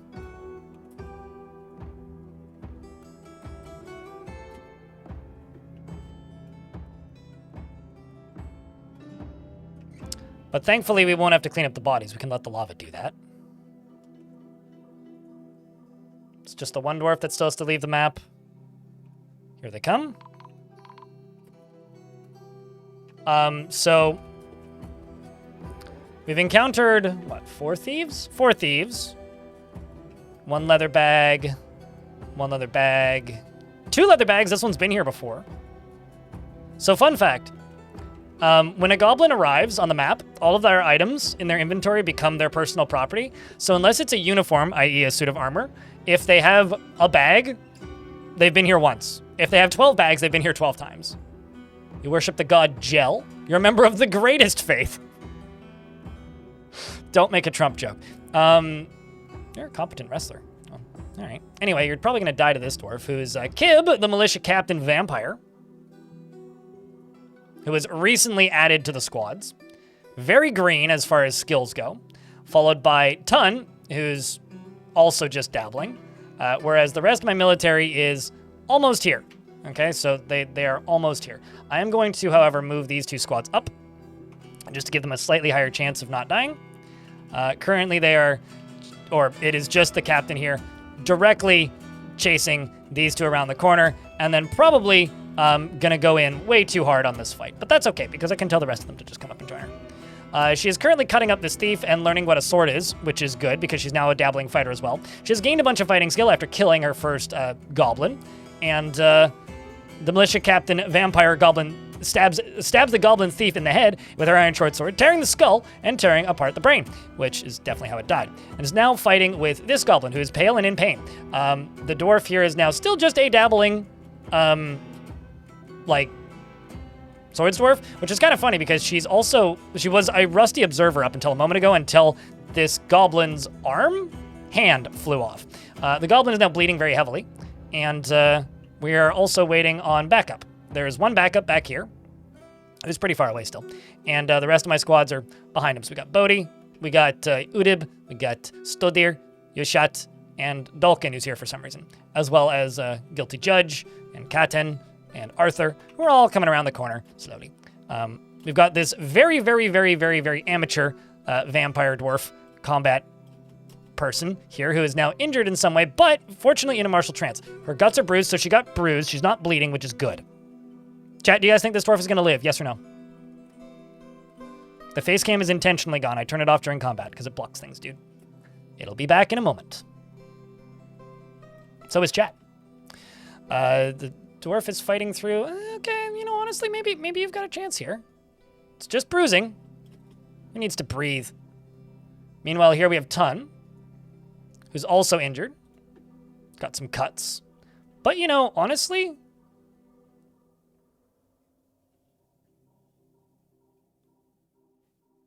got several kills already. Like, that's something. They've now got backup. The vampires are now clearing out the last of them. Although Tun over here is bleeding heavily, but got over it pretty quickly and is now crawling. In fact, he is crawling directly towards the goblins. On the ground. He's lost his ability to stand, and he can't grasp anything, and he can't breathe. His lungs are no longer functioning. Thankfully, he doesn't need to breathe because he's a vampire. And probably killed at least a goblin by strangling it. He did say, I've improved my spear, and that was not satisfying. And was literally, punching goblins. So, there's that. I also had to pull several bolts out of his body. Well, that's unfortunate. We'll get you in the hospital in a moment.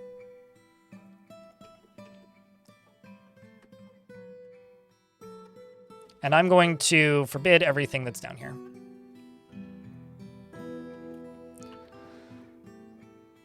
Not a bad little fight, I say.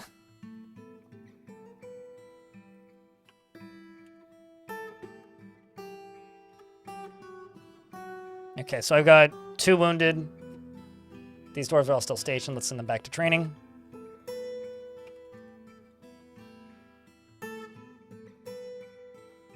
Narc is coming over to go rescue a dwarf.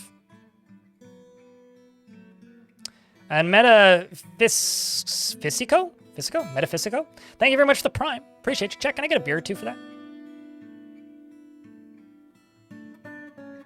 You wanted her to die? Or not survive?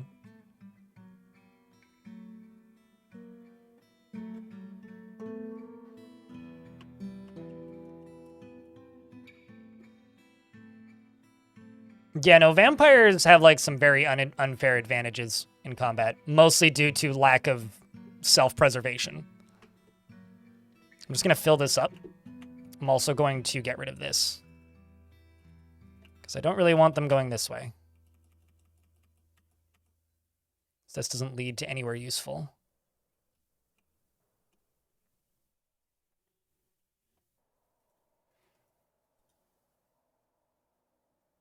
And once all this is constructed, we're just going to see how much we can murder.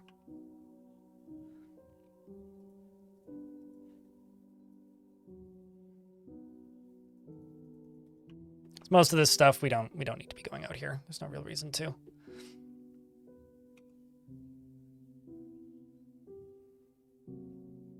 I'll just open the top front door and we'll burn the stuff that's down in here, which isn't much.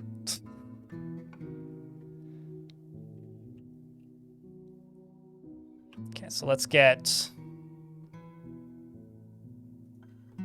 this right here sealed off.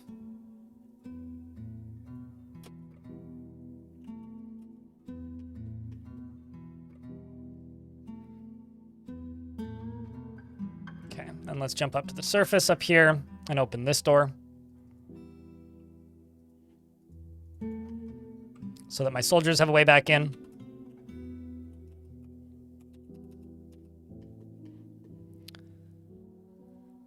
And then I will pull this lever right here. And this will open this up, and then we'll just fill this whole sucker up with lava and just dump it into this. It'll just make my life a little bit easier here. This fort is still going? What made you think it would stop? I mean, we're oops all vampires. I have a simple goal to complete, which is I need to kill the entirety of the goblins that are my neighbors that took over my old fort, which is this one. We'll get there. How many years? 10 years. This fort's pretty young, actually. Because I played 2 years worth of a different fort, which I intended to play for a very short period of time. And I played a couple weeks worth, not even, of adventures. I'm also going to go to here. I'm going to go to pets and livestock. I'm just going to train a bunch of war dogs. I gild all the war dogs to avoid war puppies.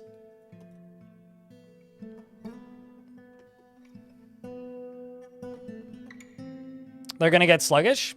We're trying to mediate that. I've got a whole bunch of tavern keepers, so they can be forced to drink alcohol in taverns by tavern keepers. So I'm trying to mitigate it as much as I can. But obviously, there's only so much I can do. But if you force them to drink alcohol with tavern keepers, that does go a long way. Light, thank you very much for gifting a subscription to Acid Wizard. How many gameplay hours for Get 10 years? I don't know. I'd have to go count. Let me go look. I'll give you an estimation.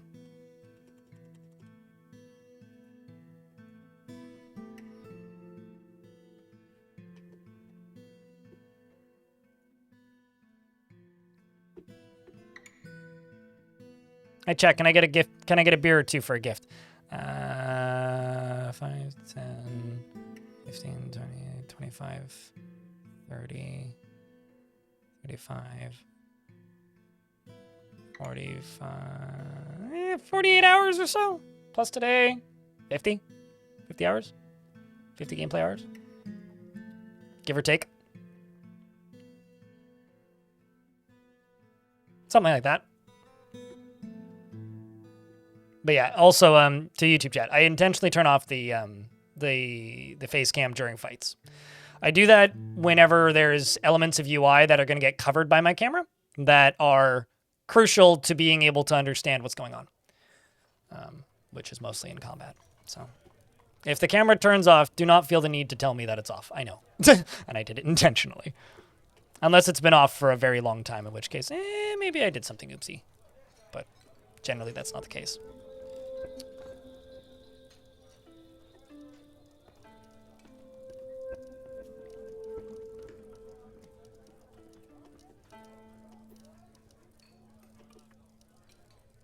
Okay, so I need more sword, or more shields. Let's do just copper shields.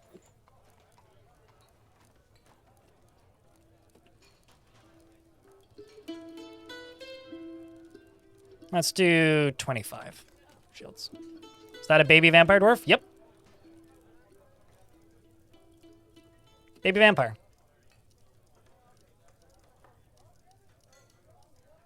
You have to pause a lot for watching tutorials and stuff. Yeah, it's fair. I mean, it highly depends on how much like how fast the fort runs, really, and how fast your CPU is in that regard, and how much time you spend paused. If you're spending a lot of time paused, yeah, it's going to be a lot of gameplay hours. If you're not spending as much time paused, then not so much. I don't spend that much time paused, but I don't spend no time paused either. So, also one of my squids a book. They snuck in undetected and stole treasure. Oh, I was curious what they would if they were able to sneak in undetected, which clearly they are. They stole 2 iron anvils, cave spider silk ropes, bags, cages, water skin, iron bars, gauntlets, copper cages, an olu drum, pipes, instrument pieces, polar bear tooth earring, cave fish leather backpack, and 2 cave blob leather sandals. Gross. Let's pillage again. Send them back out. Get back out there, dwarves. I'm actually curious, what direction are you taking? Well, cave blobs are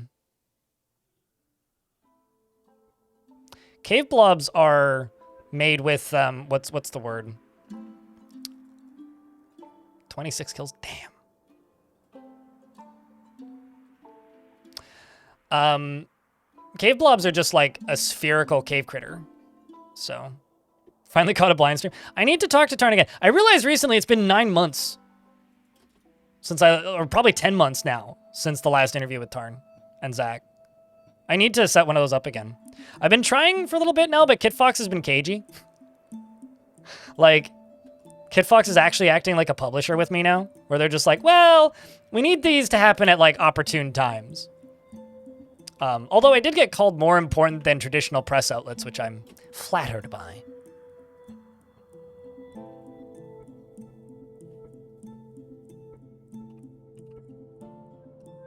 Which is also kind of interesting if you think about it.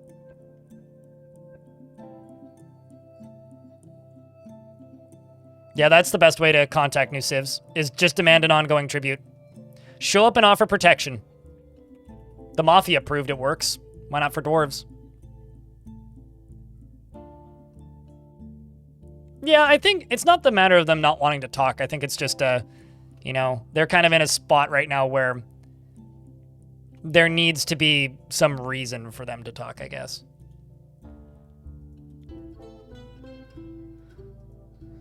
You just need cleaning in your hand. Your hand got an owie. Well, that sucks.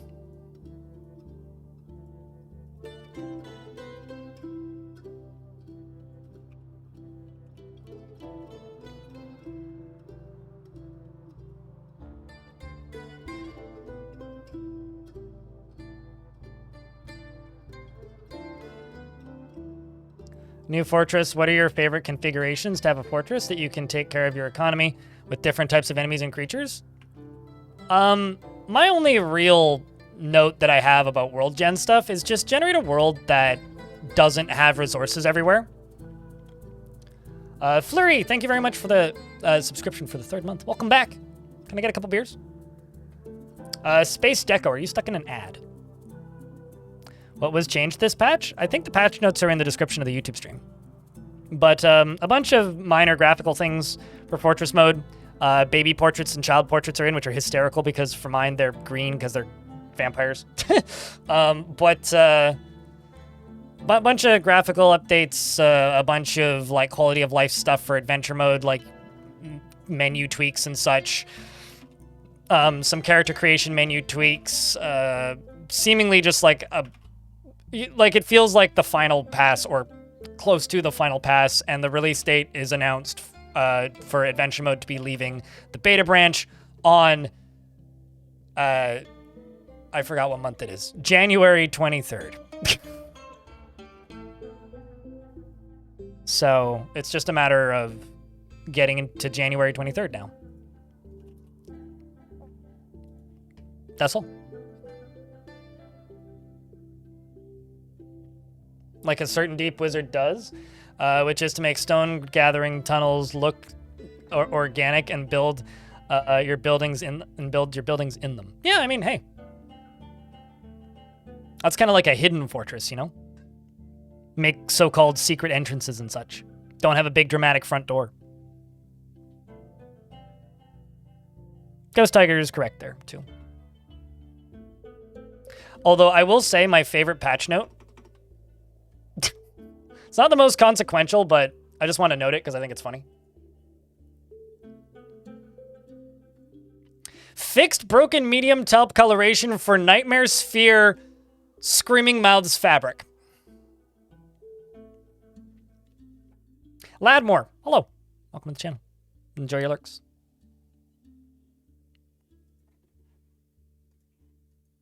It's like I know what those words mean, but I'm mildly terrified by that.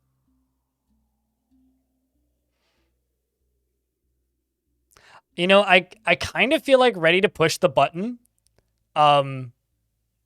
isn't a patch note. I have a slight suspicion it's not a patch note, and that was a Tarn note that was included by KitFox by mistake. I'm almost willing to bet money on that. Because whenever Tarn talks about updating things, he refers to it as pushing the button. So I'd be willing to bet Tarn probably sent KitFox this morning that list of patch notes. And then at the end said, ready to push the button. And then they probably copy-pasted it into a doc. I'd be willing to bet that's what that means. Basically, yo, I'm ready to push this patch.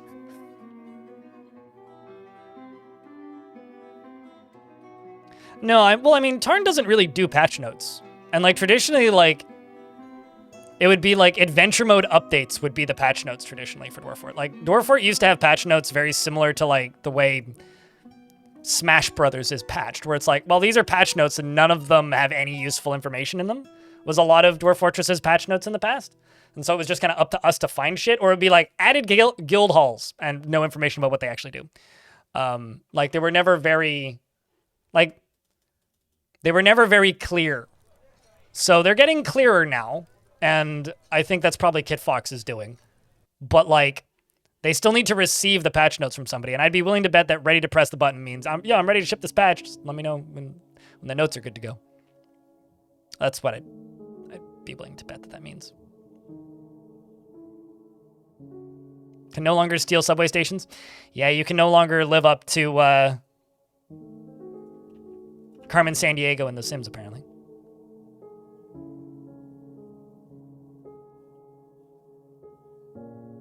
Some of column A, some of column B, Moose. If fort look ugly, I don't want play. Doesn't matter. But if you're talking about mechanics-based challenge forts, bitch, this is an entire fort of volcanoes. Or not volcanoes, vampires on a volcano that's erupting on a glacier and has made some really crazy like lava structures out of obsidian and ice. So I dive deep into mechanics, but if your fort isn't pretty to look at, what are you even doing? I mean, come on. It's Fashion Fortress for a reason.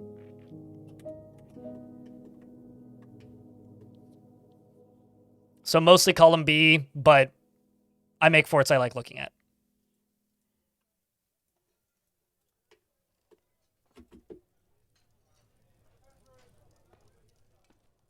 Happy to help. I've probably got to make some new tutorials soon since adventure mode's actually done. Or leaving, I guess, whenever the next patch is with whatever they add. Because, you know, adventure mode getting there, so I'm going to have to add something. Or probably have something I need to tutorialize. I need to go through it and figure that out. This Carmen Sandiego was invented before cell phones, okay? Or maybe like the large amounts of access to cell phones.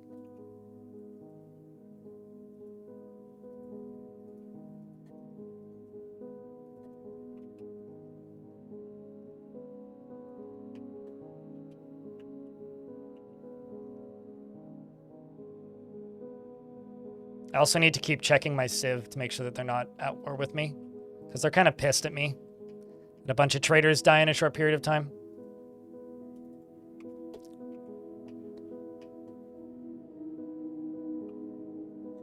Let's go to you. Hit update. You should have a shield now. There you go.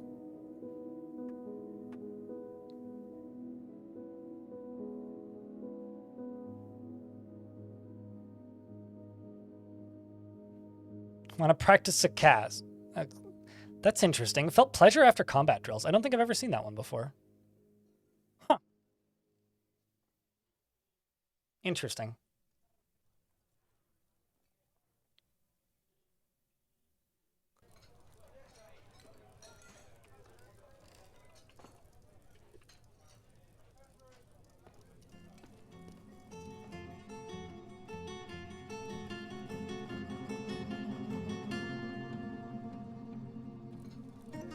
Speechless irons.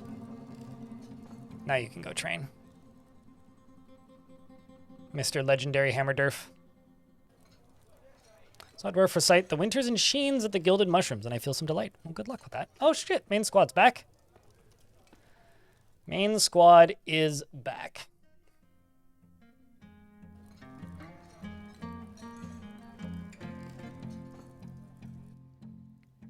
I play lots of games other than Dwarf Fortress, but everybody tunes out and nobody watches, Corvo. Would I be willing to stream them? Yes, I do, and I have. But everybody tunes out.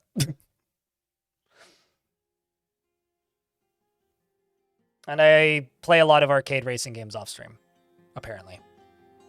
Or rather, that's what I've been doing recently. Yeah, we're still in the 392, 300, and where's the next one? 379, 370. We're killing them like 6 or 10 at a time, basically. F-Zero? No. I don't have a Nintendo console, and I'm not much of an emulation person. I've been playing Tricky Madness off-stream, and I've been playing Grip off-stream recently. I really like Grip. Although I might reinstall Roll Cage if I play too much Grip, and that's dangerous.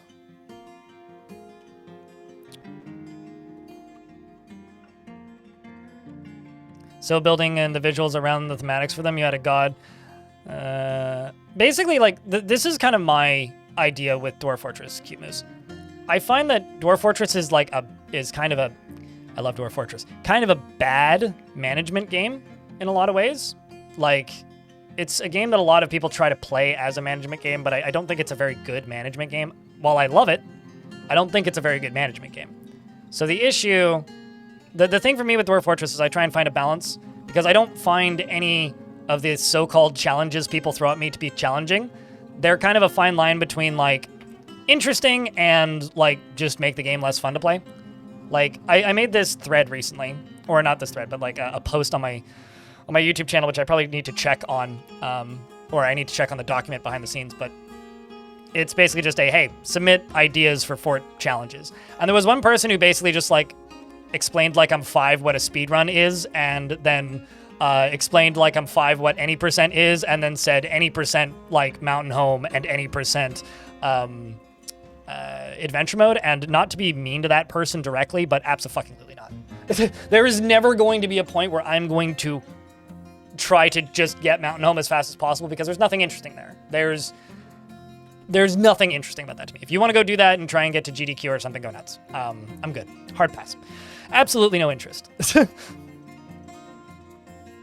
You thought of suggesting a fort that has only women? I did a fort once where only women could join the military, but couldn't do any hauling or crafting tasks. That was pretty fun. It's like, that's a player like designated challenge called, I think it's Amazon Fortress or something. You have to settle in the jungle, and only women can be your soldiers. That one's actually like pretty fun, actually. I would do that again. I don't know if I would just play a fortress that's only women, because that would just require expelling a lot of people. And anything that just kind of requires expelling people is a little bleh.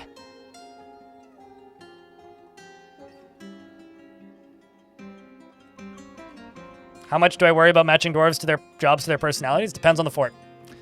Some forts I do that very maniacally, and some forts I don't do it at all. It highly depends on what I'm trying to achieve with the fort. As an example, with the Ghost Fort, where well-being didn't fucking matter, I didn't care in the slightest. I realized that I'm using the wrong type of floor in a lot of these places, but I didn't give a shit, like, in the Ghost Fort, because, like, everybody's gonna be pissed off anyway, so, like, what's the point in trying to keep them happy?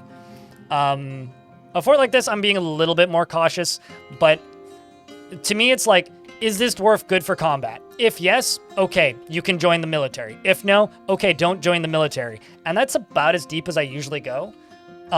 If I find a dwarf that's getting upset and not getting happy again, I try and figure out what's wrong and why they're so upset. Like, this dwarf's really upset. You're in the military. That's fine. Get the fuck out. Go capture stuff. Take that anger out on the goblins, and I'm just not going to worry about it. So for that dwarf, I'm not going to worry about it, even though they're one of the most upset dwarves in the fort. And that's kind of how I operate, really. It's just what do I need from this dwarf? Would they serve me better if they're happy? Okay, well then let's make them happy. Not every dwarf needs to be happy. You don't need a 100% happiness rating. If anything, that makes the game uninteresting, because then dwarves that value the law never get happy thoughts because nobody's getting arrested. You want people to get arrested for committing crimes, because when somebody commits a crime, like tantruming, right? That upsets dwarves that value the law. However, if you don't arrest them, all of the dwarves that value the law are going to get upset.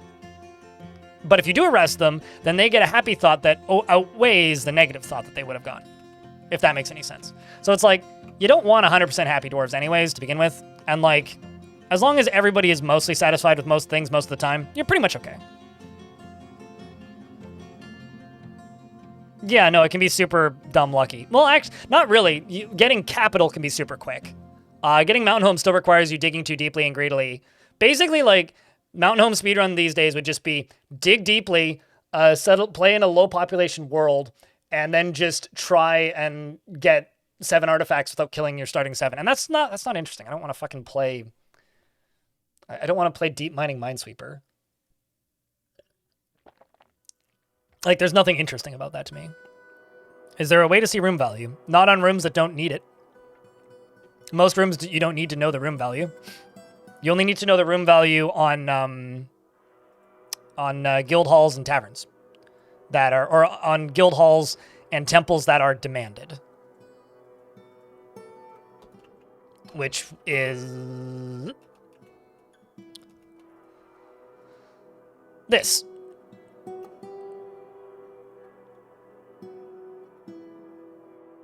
Royals quarters, hit N. When the square green, it good.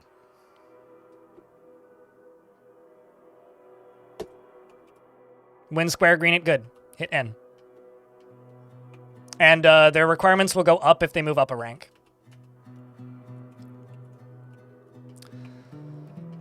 It's time to cram some pigs into a cage. Actually, you know what? Let's just do boars.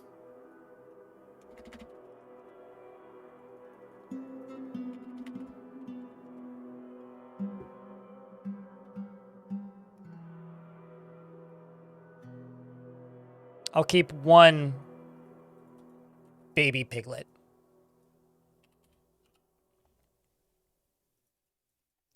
Turns out I've got... Okay, so we'll keep one there. Let's go to this side. Just type in piglet.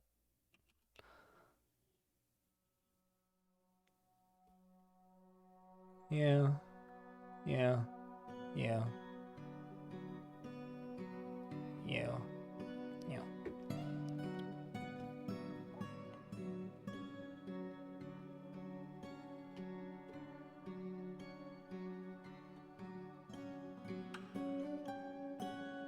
And it begins. We got one in there.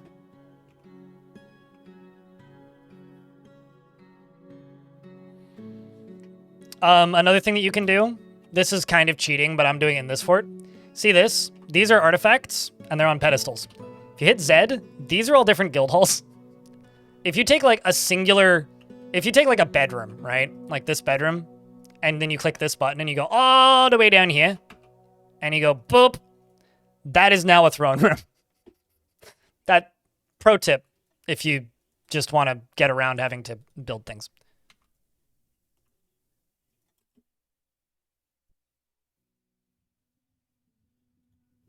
Can be useful sometimes.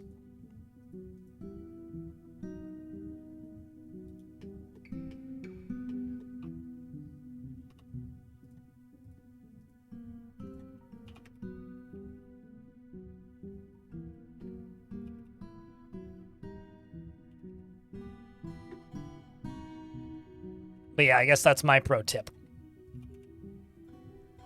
I don't know, chat. What do you guys like to do? Do you like to do very mechanics heavy, numbers focused, like counting food input and outputs in Dwarf Fortress, or do you play more design focused forts?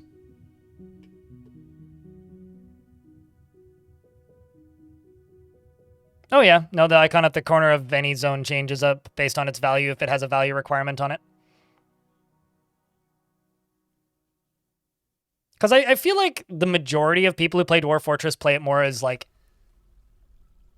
it feels bad to say as intended, but like as more of a roleplay sandbox than a like dense mechanics min-maxing game. I know some people play it that way, definitely, but like I feel like experimenters are more common than people who play it as like a Factorio style thing, right?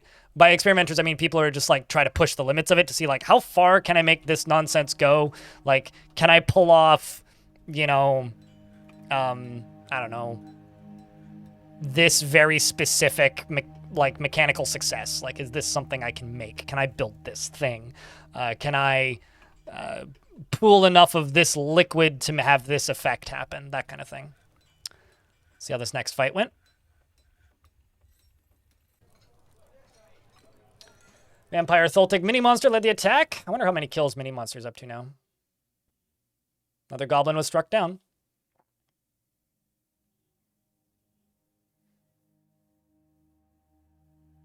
How many were we fighting with? Clashing with 464 goblins. But that's just one army, 400. There could be more.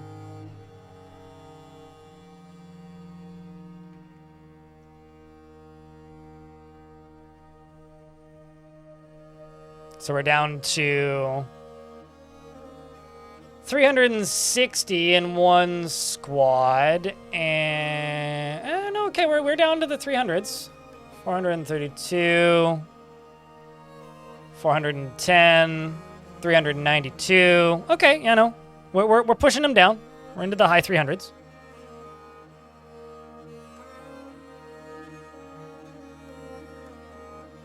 After I tried to get to 500 I have a question. Do you change your siege settings then? Because you need 80 population to get a siege and 100 population to get mountain home, basically, on the default settings, unless you change that. So this dwarf can't breathe and has no functioning spine. Should I just leave them in the military to just train for a while and become like a legend of a spineless dwarf? Or should I take this dwarf out of the military? Because this is Guilty Judge's spouse. It's his wife. And they're in the same squad, I think. Yeah, the Speechless Irons. I'm just gonna nickname you Spineless.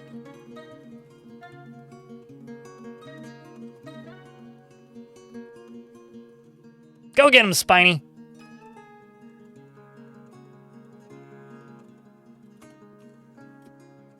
Vampires don't sleep. Those are for dead. Those are finished lunch boxes, is what those are.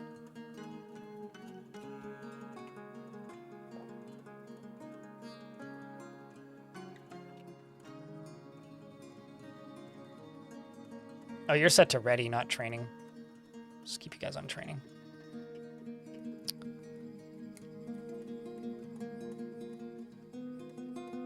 Exhilarated while performing. Bumrick really likes performing.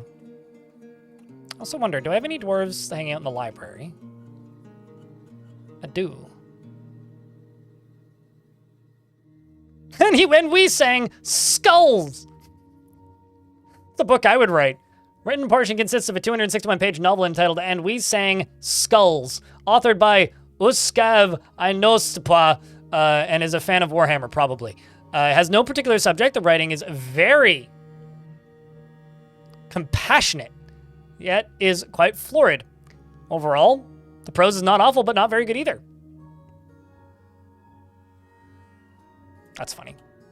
Also, I've got more tables and chairs I can put in here, so I should do that. My library deserves an upgrade, which it just hasn't gotten.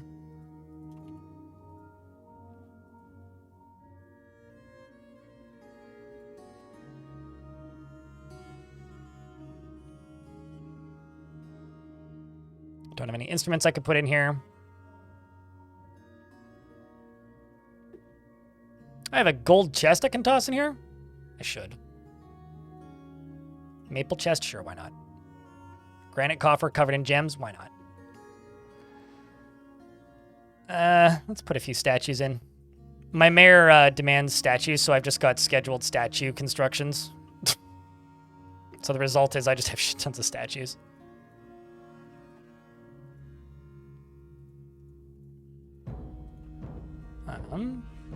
And let's do some more bookcases. Bet you some of these have engravings on them too.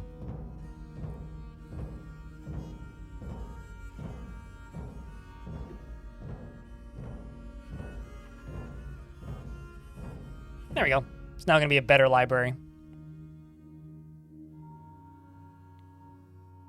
Okay. Well, I mean, they'll attack you regardless, but they won't target you as quickly, I guess. Because, like, if your faction's already at war with them and you're in close proximity, they'll attack you, but they won't discover you if you're not discovered by them organically. But I don't know. I would probably change those settings, but you don't have to. For sure, you don't have to. For sure, you don't have to.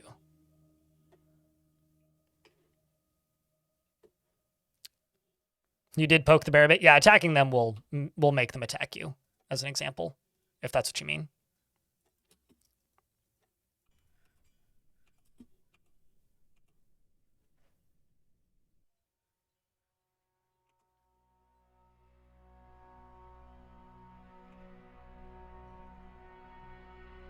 I'm just going to see how much damage I can do to Goblin Society in this corner of the map, I think, is probably the plan for this fort, largely.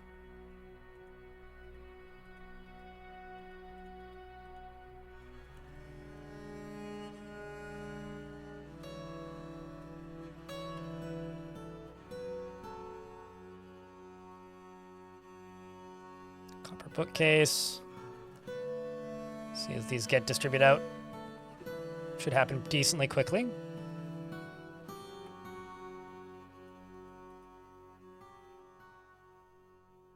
As the value of my library grows. It's encircled with bands of superior quality cut oval peridot cabochons. This object menaces with spikes of superior quality citrines and well-crafted green zircons. That's just a gold chest, which is just fancy. We're up to late winter now. My favorite pretty fort I've made so many. It's always a recency bias thing. I think my favorite dumb thing I've built recently was probably Fire Orb, purely because Fire Orb had a giant fishbowl full of lava, so a giant sphere full of lava, and I managed to fill it up with demons. So we had a demonic fishbowl, which genuinely one of the greatest things I've ever built. Like, genuinely, that was one of the greatest things I've ever built. I'm probably not going to top that anytime soon unless I rebuild it. It's not truly possible to remove an entire faction from one of your worlds because there will always be refugees that will join it if you go play as it. I've never tried. I don't find the combat to be that interesting in the grand scheme of things. I mean, Dwarf Fortress combat is fun, but off-site combat gets dull really quickly because a lot of it is just spent like, you know, how do I word this? Doing this. And while this is engaging and fun, destroying an entire faction, especially because I tend to play in large worlds, just takes a very, very, very long time. Yeah, I hate that, Guilty Judge. I hate everything about that. Please never say that in my chat again. No, I don't really watch TV, Carnix. Or not frequently, anyway. I tend to watch a lot of old TV. I don't watch new TV, I guess. It's like I've watched They Live 3 times in the last 2 years, but no, I haven't seen Silo. Currently in the 349th. It's like new metal, but for TV. Yeah. So yeah, I don't know.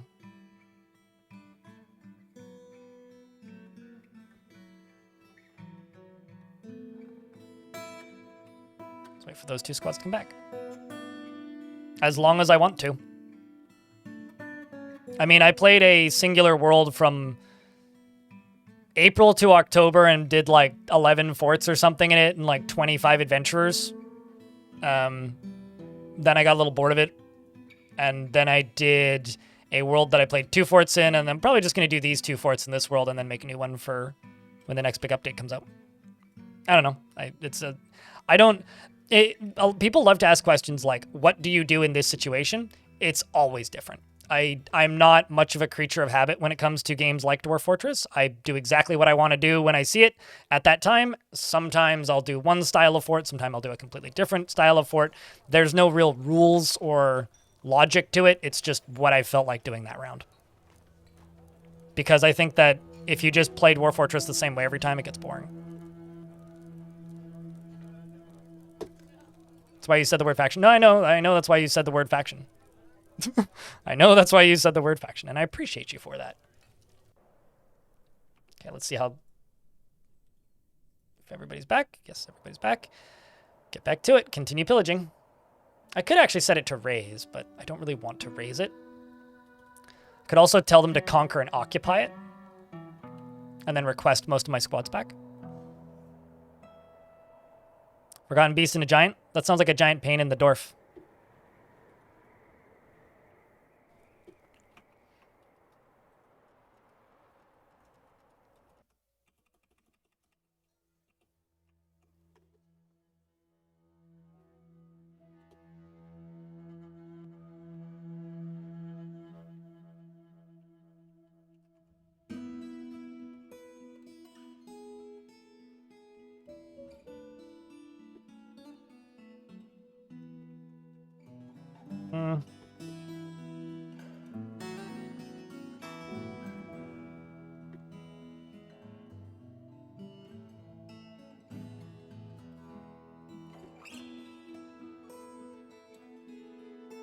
So you know Focus is going to focus on fortification?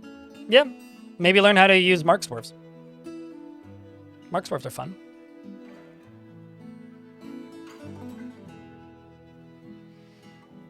Yeah, which is also why I don't feel the need to, like, completely cram the game full with mods, because I think it's kind of amazing how much this game's capable of doing with, I would almost say, by the modern sense of the word, not a lot.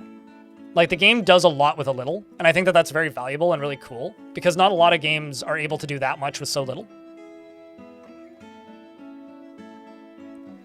Dingoes are very common in Dwarf Fort, yeah. So are giant dingoes.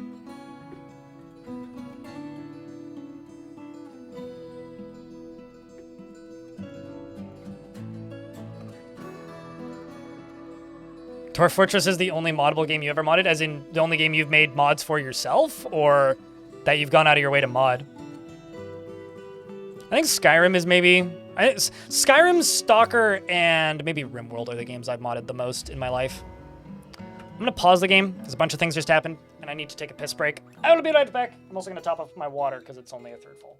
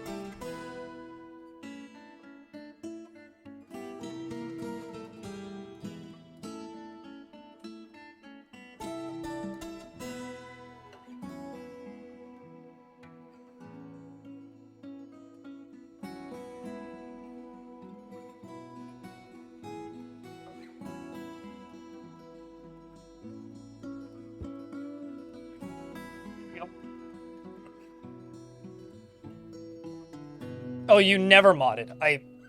That is the only moddable game you never mod. I missed the never. That's an important detail in that sentence, hey? It's a very heavily destroyed bucket, that. I wonder if this got used in combat. Like, I wonder why that bucket's so heavily worn. Okay, so Kev H from YouTube chat is making a artifact. Oh, what's up, Kodiak? I recognize you.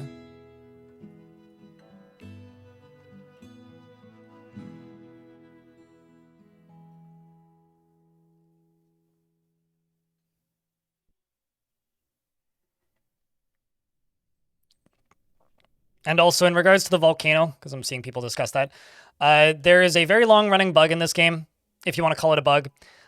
When you reclaim a map, if there is a liquid source, so river, ocean, lake, volcano, there's a chance that it doesn't end up on the right level the second time you reclaim it.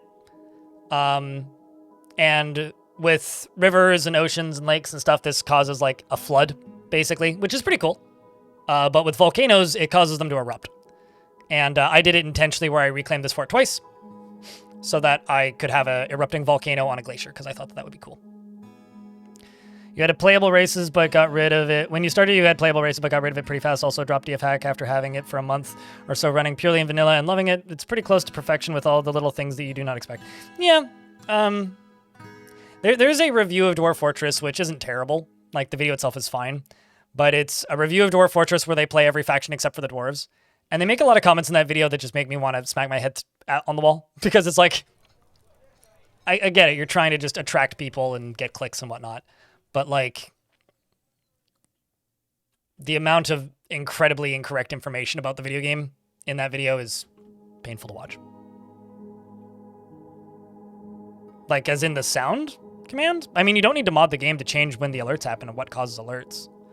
You just have to go to the announcements settings right here.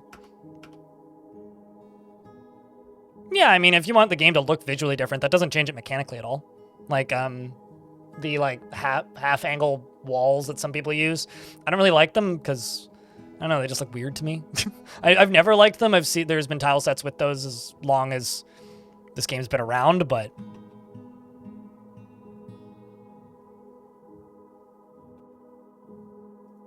what mods would you even use to manage your stockpiles? I mean, the stockpiles provide like kind of a shit ton of variety and options for the player to be able to manage in the game, which I think is neat.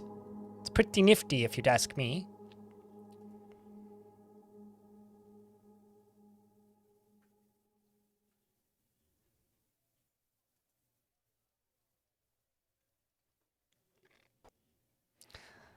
You know, I have a feeling this is why I'm very cautious with talking about like things I would like to see changed in Dwarf Fortress Nighty Moon.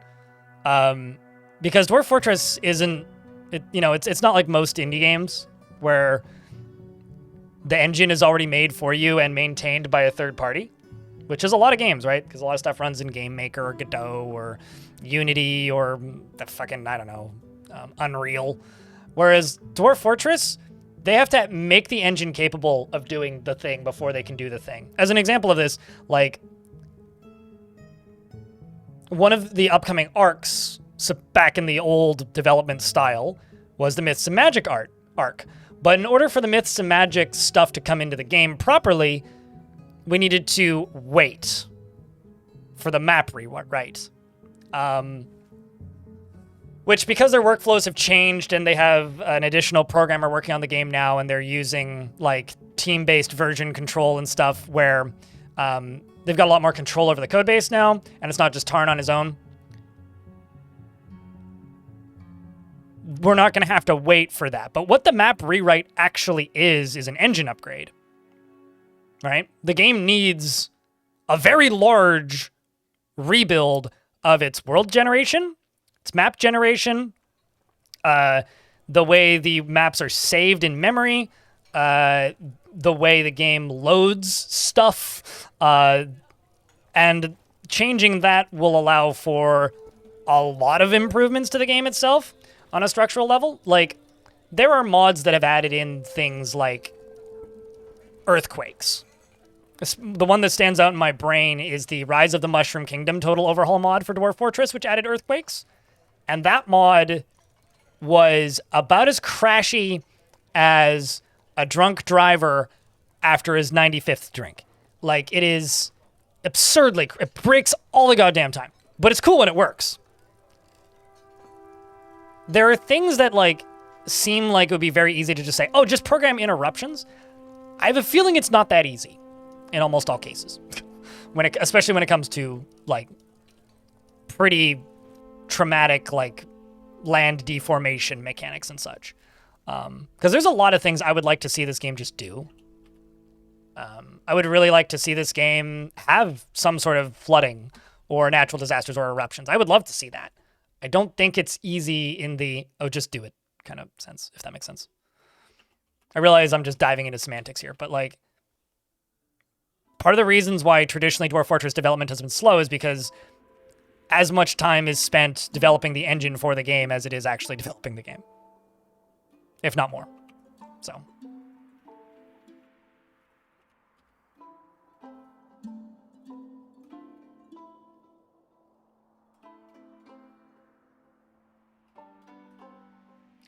Make a crafts dwarfs workshop and make it public. Miyachi. Literally, that's all you need to do.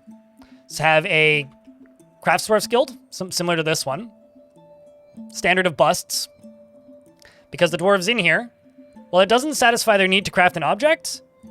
It satisfies enough other needs that this can almost be ignored. It satisfies the learn need, but dwarves don't need to be cycled through. Dwarves don't need to be constantly crafting. You don't need to maintain all of these all the time. All you need is to have most of them satisfied most of the time. Because if you try and satisfy every need all of the time, one thing's going to happen. You're going to go nuts. Don't even try. The game isn't designed to do that. The game wants you to build a fortress within your means, within the allowances of the game's programming. That's what the game wants you to do.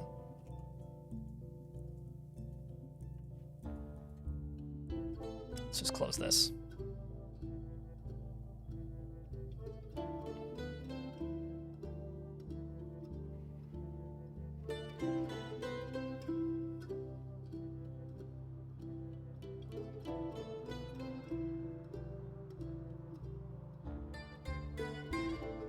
How long is it going to take you to pull the goddamn lever? Oh, there you are. There we go. So this can now just fill up all the way. And this can drain out and into here. And I can claim these. This will all drain through here slowly. I need to put a drawbridge in here so I can just and drain it quickly.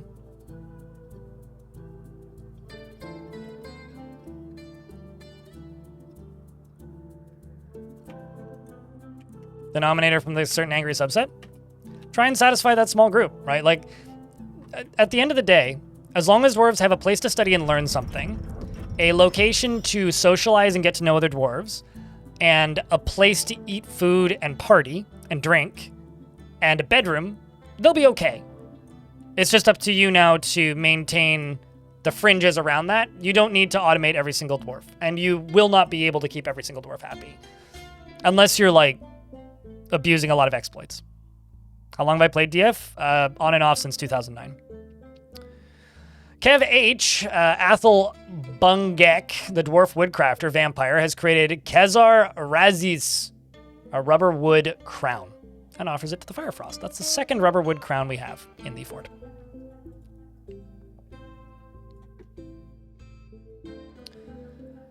All craftsmanship is of the highest quality, is encircled with bands with marquee cut green zircons, round andesite cabochons, and encircled with bands of green zircon and iron. On the item is an image of cave crocodiles in silver. On the item is an image of the rust of hair, the rubber wood crown in pig bone. It's got an image of my other rubber wood crown.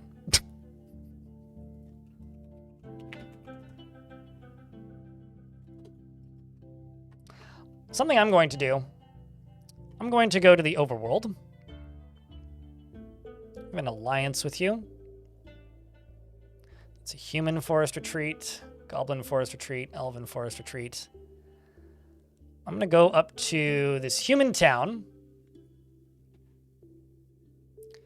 I'm going to demand a one-time tribute from you. I'm going to go to this Elven Forest Retreat. I'm going to demand a one-time tribute from you. And just for funsies, I'm going to go to this mysterious layer of Scarmeals, and I'm going to demand ongoing tribute from them. Curious about what happens. Just like that, all my squads can leave. Did I fuck up and not give you one? Oh, I did.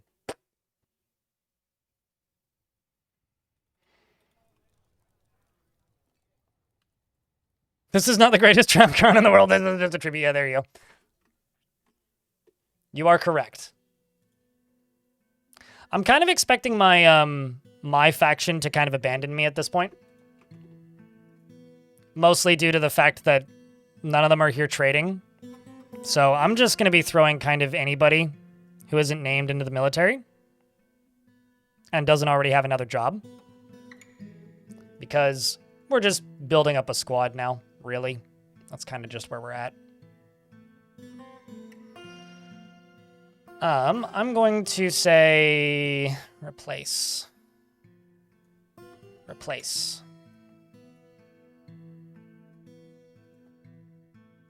Replace.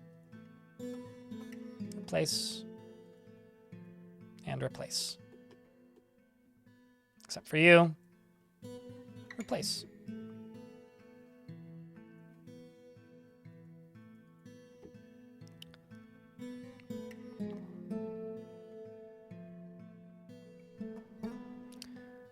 Got the game recently in part due to my YouTube videos. Well, cheers. 201 dwarves. The fact that all 13 of your upset dwarves, whoever is light orange, is not upset. If they're actively tantruming, then they're upset. Otherwise, they're just a little bit miffed and want their life to change slightly. You had one angry and wanted to craft something in common, and had wanted to craft something in common. I mean, like, these met needs, if you don't meet these, they will get upset. That is a fact. If you do not meet the needs of your dwarves, they will in fact get upset. However, it's not the end of the world if you don't meet all of them. But also, like, you have to think about this game as trying to simulate reality, right? I am a unsatisfied, depressed person in real life. It doesn't matter how successful I am in almost any aspect of my life. My brain will find some reason for me to be upset. Is it a good thing that this game is trying to simulate stuff like that? I think so, because I think that that's interesting. I think that that's a fun mechanic, and I think that that suits the game. Is it necessarily a good mechanic for player frustration levels? Probably not. Like, that's going to irritate people if you can't get 100% satisfaction in your fortress. But I think that's kind of part of the beauty of Dwarf Fort, that it allows for that, right?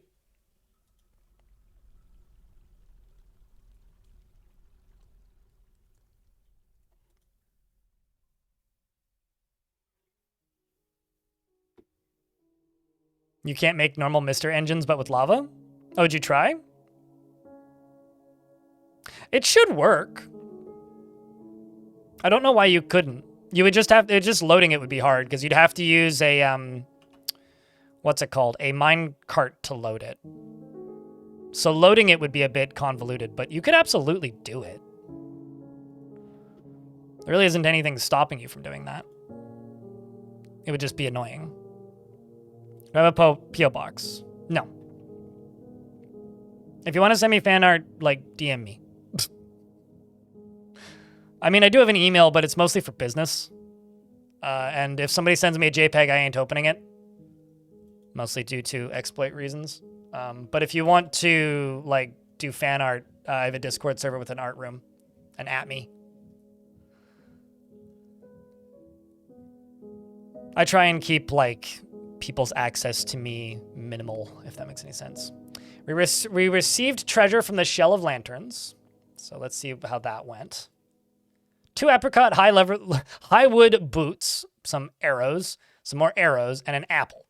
Well, they gave me lunch and some weapons to get home with. Well, that's nice of them. This is the most recent siege. We lost another dog, but we're currently in the 300s of baddies left. There comes another one.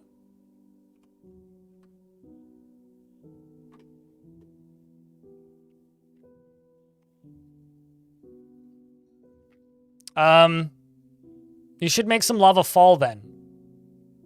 I mean, if it only makes mists if it bounces then, because if stuff falls into lava, it also makes mist. Also, by the way, bouncing lava can make mist. The way you make water mist is water bouncing. So there's an easy way to make lava mist, which is you have something skip across the top of the lava. That makes lava mist. But lava makes mist when it falls, too, so it should work. It's just refilling it would be a pain.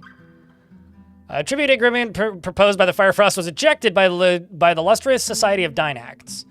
But they now probably know that I exist, right? Okay, so the elves now know I'm here. The Knowing Empire now knows I'm here. Wait, the Knowing Empire and the Knowing Theater? Huh. Okay. Sure. Also kind of curious. How many kills do you have now, Dwarf? 41 kills. 41 kills.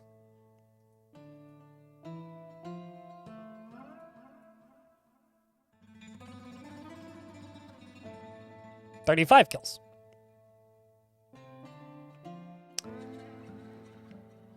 Considering you're surprised the dwarves are doing this well. You know, don't be surprised if your dwarves are doing well considering whatever's going on.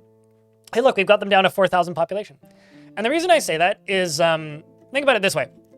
A friend of mine, Tekid, made some tutorials, never really made anything for premium though, unfortunately. He wanted to, but just didn't have time. Life took over. Did a stream of the premium version where he started 7 dwarves, embarked on an area with a stream, and then basically just went AFK. Just out of curiosity to see how long the dwarves would last. It was over a year and a half before a dwarf died. With him doing nothing.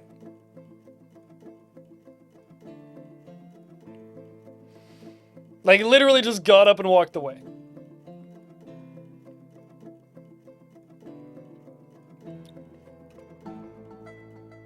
Can I ask why? Who's least at? And can it be a very angry baby?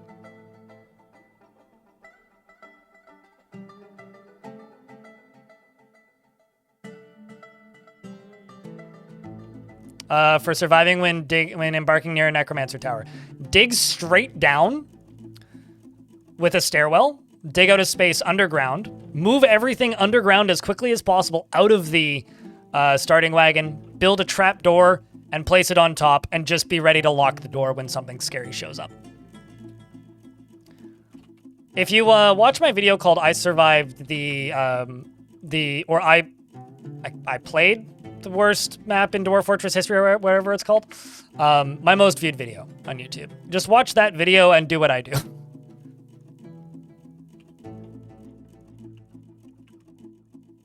Lestat is from Anne Rice's interview with a vampire. Oh, all right.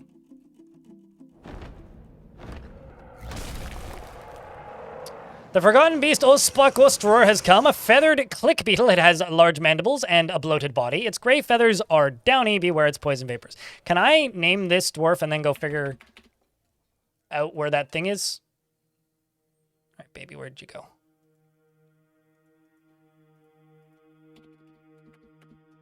Let's do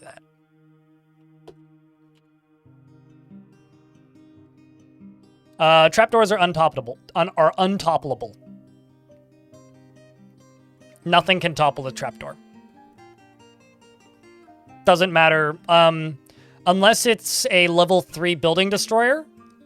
In which case, then they're toppleable from above, but not below. And it's pretty unlikely they'll send level 3 building destroyers. So, like, trolls could. But they're asking for tips on surviving. That's how you get started. Because if they send a bunch of, like, zombie dwarves, they're not going to be building destroyers. They'll just walk onto the map and wander around for a little bit and then leave. Tear it up from the same level? Totally. But, like, they asked for, like, survival tips. That's my survival tip, is just get a door on hinges or a trapdoor on hinges and then build out your base from there. You know, like, get everything underground as a baseline preventative measure. Is it a perfect solution? No. But, like, get your doors underground. That's my advice. They asked for a tip. I gave a tip. You can completely negate my tip if you want, but I'm sorry for offering advice, I suppose. Where did this creature go? What was it called? This one, right? Ah, well, it's about to die, I think. Yep. In fact, it's dead.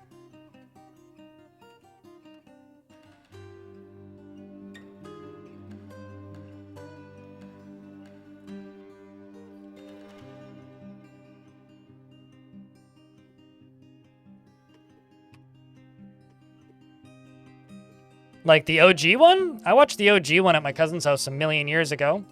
I have not seen the new Nosferatu movie, because I don't think that's out yet, is it? But yeah, I've seen the original Nosferatu, a long time ago, though.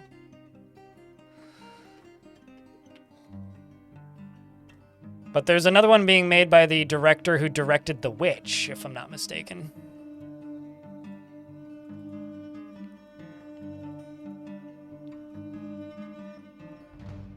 Came out Christmas? Ah. Okay. I'll watch it in 2 years. Like, I don't watch new movies. I kind of said this earlier today, but I don't. I don't know. It's just not something that directly appeals to me. I'll watch it in 5 years when it's available for borrow at the library. Or when it shows up on a streaming service that I'm already paying for. Which, oddly enough, takes a while these days.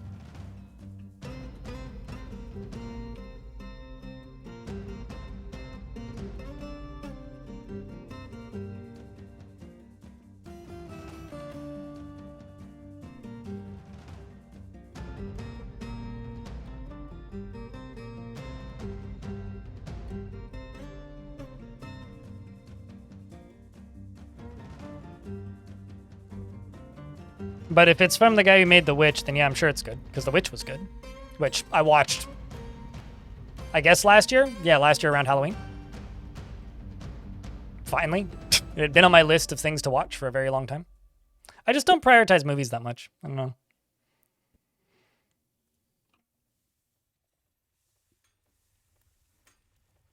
Is andesite really the same color? I'm kind of just checking. Yeah, it is. Huh. Andesite and gabbro, same color. Got it. Good to know.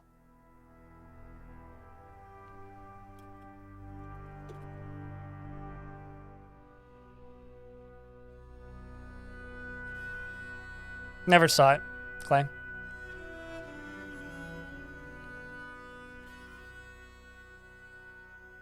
Yeah, it's okay, Ghost Tiger, because they'll come trade with me now. Like, you can say that they gave me garbage, but I don't care. I'm not there to get their garbage. I'm there to get them to come trade with me. Okay, so this is interesting. This is one of those new adventure mode dungeons. In the early spring, the Fire Frost secured tribute from the Wordy Steppe to be delivered every autumn. So every autumn, supposedly, I'm gonna get tribute. It would be really funny if that's actually a thing that they do.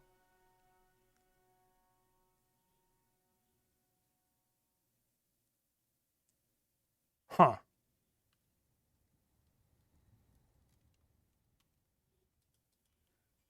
I saw The Lighthouse. Yeah, that was a good movie. That was a good pandemic movie.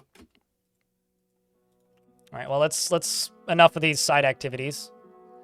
Let's go demand ongoing tribute from these guys with this squad. And then you, I'm just gonna go pillage. So one squad's gonna go pillage, one's gonna go demand more tribute. Get to it, dwarves.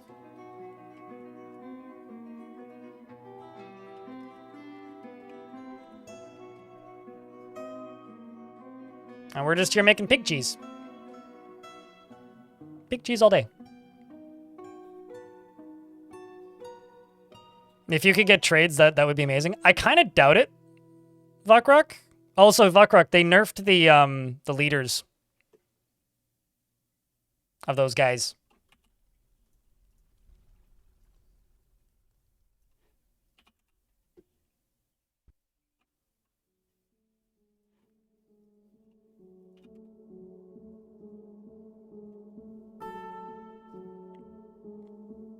Bugs being features. It would be really cool if you could trade with them. It's like they bring primordial cloud stuffs to trade. I'd be down for that. Just buy. I'll take 30 amulets, please.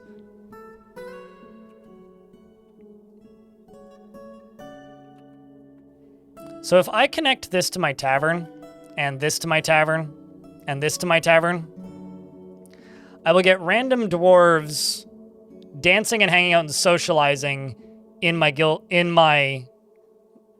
barracks here. But ideally, we'll also get dwarves serving booze to the military. So we'll have to see if that works out. Because that would be pretty nifty if that worked out that way.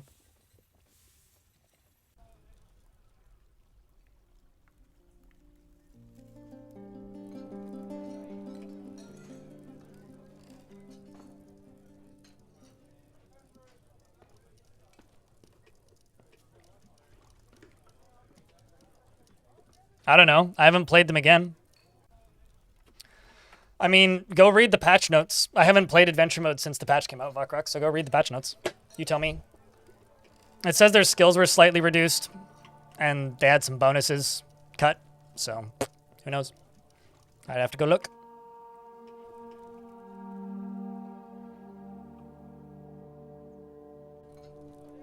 Is everyone a vampire? In the fort currently, yes. Except for when I get migrants, which I have been getting still. And then I have to convert them all to vampires as quickly as possible. The ones that don't get converted get eaten.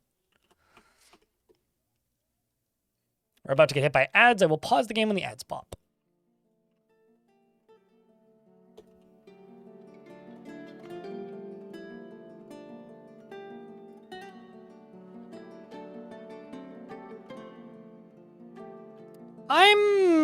I have questions about the wording of that. I very much have questions. Because, like, monsters could also just refer to the placeholder monsters, which are currently just goblins. Because that's all placeholder, right?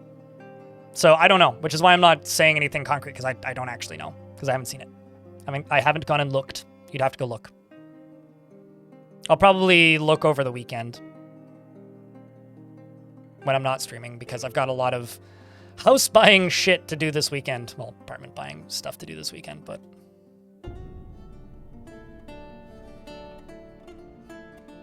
What, this particular fort?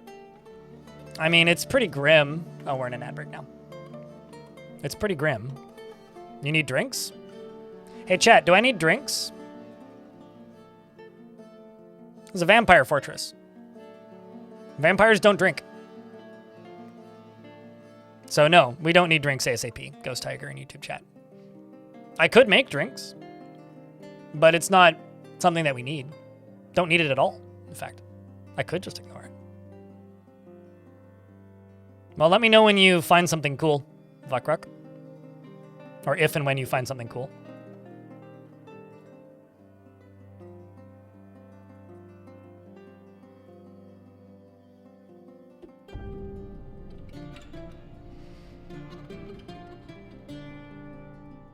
Right, we should be through the ads in 15 seconds. Do they come like diplomats or wagons? Depends on the tribute.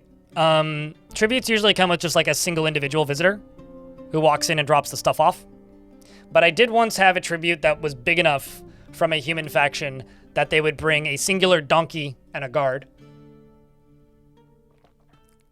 But usually, if it's enough for one unit to carry, they just wander into the map and drop it off and then leave. Okay. Main squads have returned from their pillaging.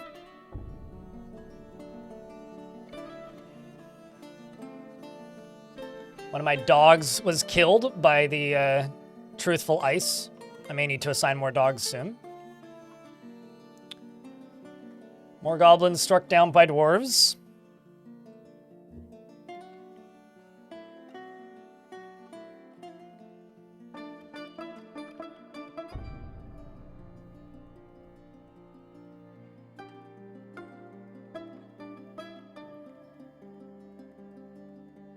Not bad.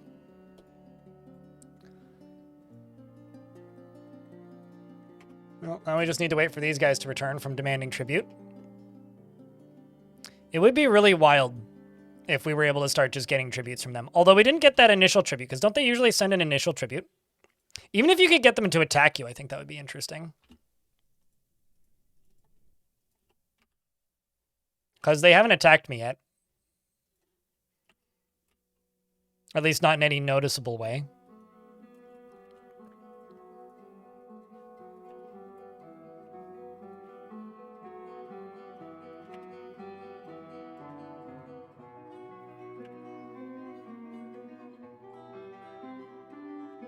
And if they did if they have attacked me, I confuse them with normal goblins.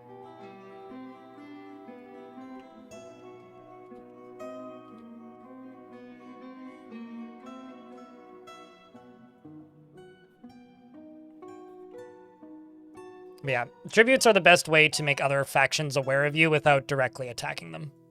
It's the only, like, non-combat way of introducing yourself to a faction that doesn't know that you're there.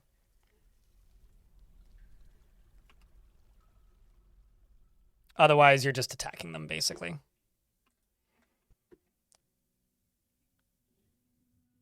It's an excellent touch. Yeah, decided to do it because somebody claimed that they were unsubscribing because I had an upside-down cross in my fort, which I thought was really funny because I did it by accident initially. This is the one I did by accident. Like, I didn't even really clue in that I was doing it. So since somebody took the time to inform me that they were gonna unsubscribe on YouTube because of it, I was like, well, I guess I have to make more now. Now I have to make more. I mean, I didn't do it intentionally initially, but you love it to see it, you know?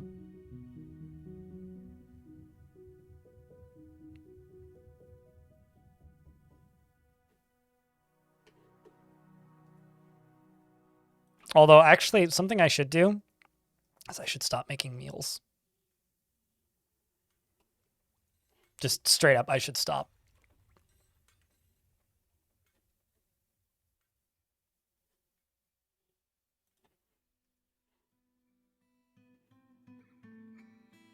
Make some drinks from fruit. Don't really need to worry about drinks from plants, though. Let's give them some variety. Some migrants have arrived despite the danger. All right, we now officially have some dwarves that are not, in fact, vampires. Which are walking into the map down here. So I'm just going to let them walk onto the map for a little bit. And then, oh, actually, before I do that, I'm going to go over to this. I'm just going to set this as a pit pond and set it to be filled.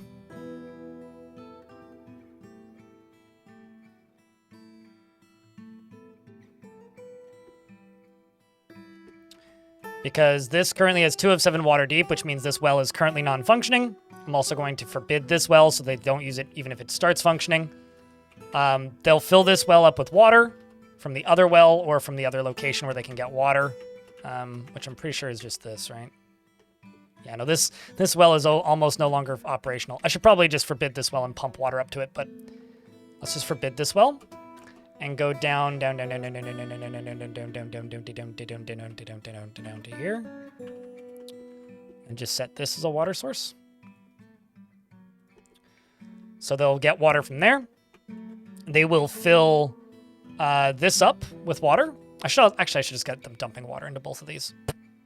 Anyway, they'll fill this up with water, and then when this is no longer dry, see, there's a dwarf filling pond. You right here. What I'm going to do is I'm going to tell this squad, or this burrow, to be everybody, and then type in the word vampire. And then remove everybody with the word vampire. So we got 6 migrants, it looks like. And then they should all go stand in here. Also, my squads have returned. So this was from demanding tribute. Yeah, once again. Firefrost secured tribute from the body of treasure to be delivered every autumn. Let's continue clearing this.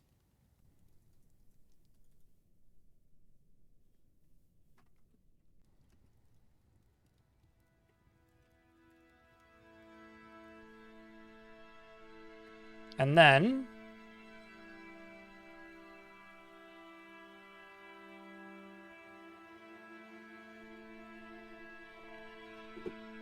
let's add everybody to this.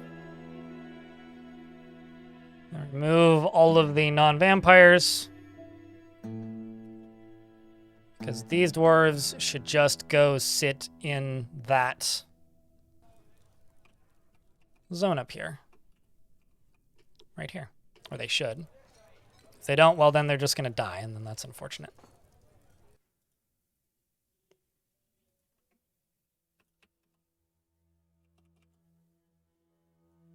Here they come.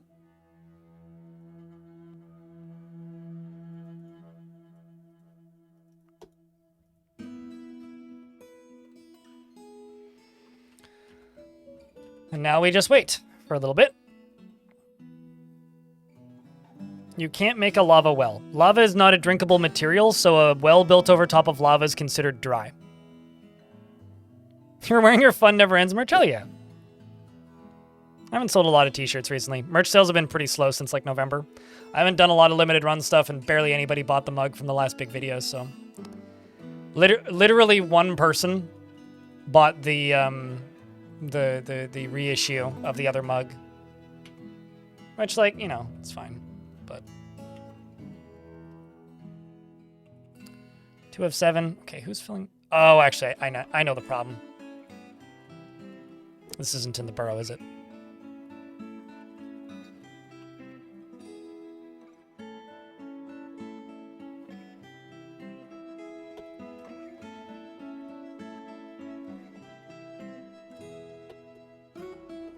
Because they should come down here to fill the buckets up down here.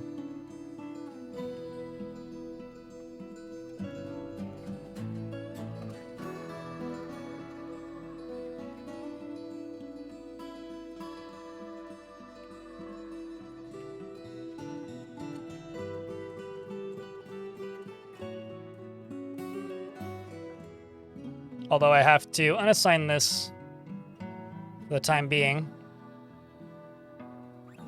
so that these can get used. You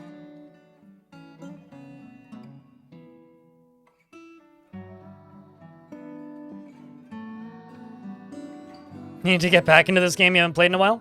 Well, I mean, Adventure Mode releases on the 23rd. How many vamps in the fort? Every dwarf that isn't in that new burrow that I just made. So 125 currently. Probably not including some of my soldiers. So 100 plus vampires.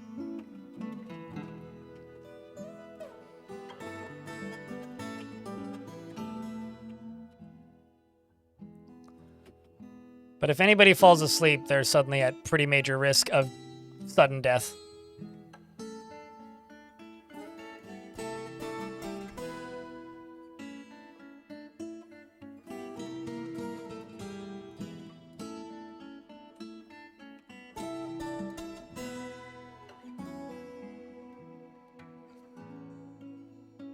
Is that a snail person? Yep, one of my adventurers. But yeah, because Adventure Mode is releasing, like, out of beta branch. I keep on wanting to say early access. Video games have poisoned my brain. Because Adventure Mode has left or is going to leave the beta branch in just a couple of weeks here. It's 5 of 7. give it a little bit more time. So I hit 7 of 7. But because Adventure Mode is going to be leaving the beta branch on the 23rd, so just in a week, that's an exciting time to start playing again. Although if you're going to generate a world now, I would actually jump to the beta branch to generate the world and then play on the beta branch, because there are features right now in the game that won't be available.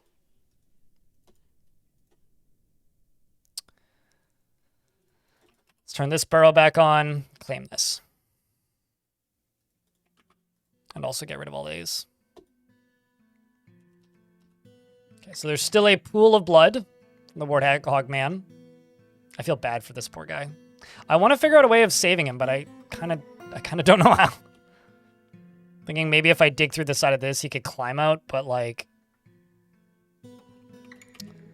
he can't stand, so oh, there you go. You're drinking. 1 vampire. 2 vampire. 3 vampire. 4, 5 vampires. 6 vampire. Are they all vampire? Hold on.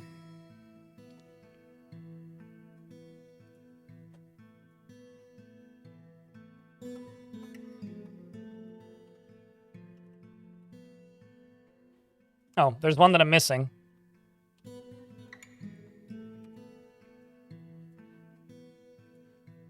Okay, you're gonna go drink right now, so that's good. You're now a vampire too. Is there any more that I'm missing? Just like that, everybody vampire. Easy peasy. Welcome to the Fortsy.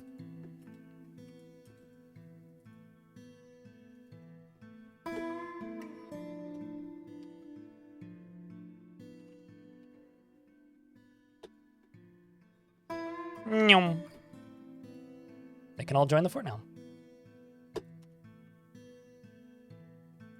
Yeah, I mean, Honey Stoker is a classic.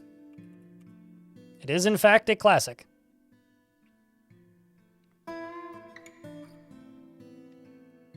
Me and Krug Smash? I was a nobody 6+ years ago, though. Granted, I was, like, the only person streaming the game, but many more people have seen my stuff these days. In comparison, anyway.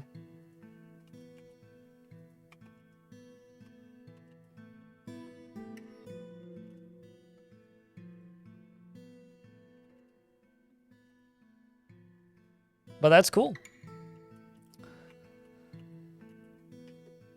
Okay, I've got a baby alpaca.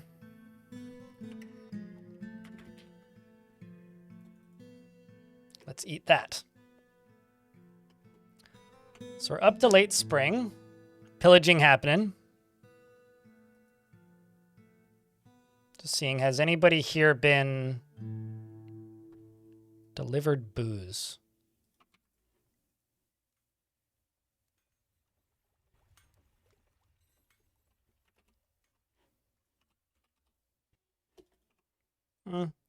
I'll unforbid drinks there.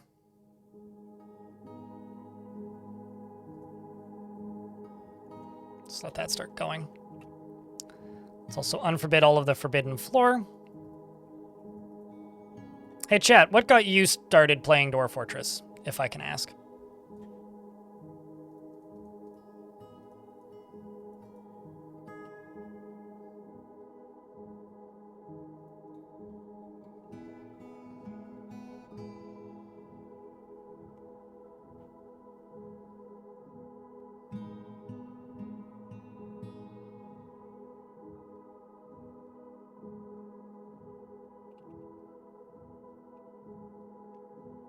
RimWorld, but Dwarf Fortress is just better because the dimensions?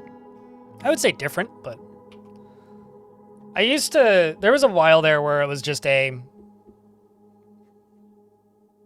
kind of just had the take of like Dwarf Fortress is just a better game, but I think they're just very different. They're just so different that like I mostly just take the approach that chinchillas are attacking my war dogs. More news at 11. I don't think the chinchillas will win. But at this point, I mostly just take the stance of, like, RimWorld marketing itself off of the success of Dwarf Fortress is a bit disingenuous.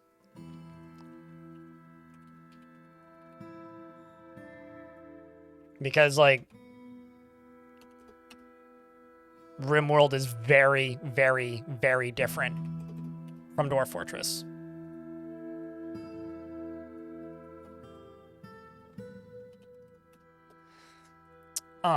Let's go to here, because I think I have, yes, I got this. Let's just get rid of this. I'm also going to go to this. I think like right here, yeah, right there.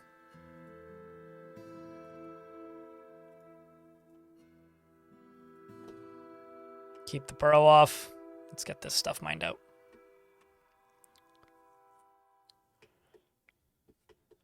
So I'm not even certain they can get there, but I guess they can. So I finally figured it out.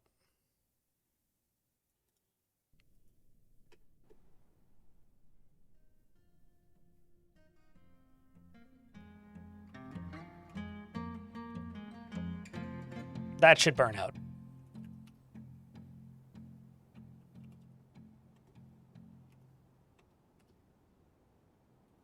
Stop burning. Thank you. That shouldn't be burning infinitely. Squads are back.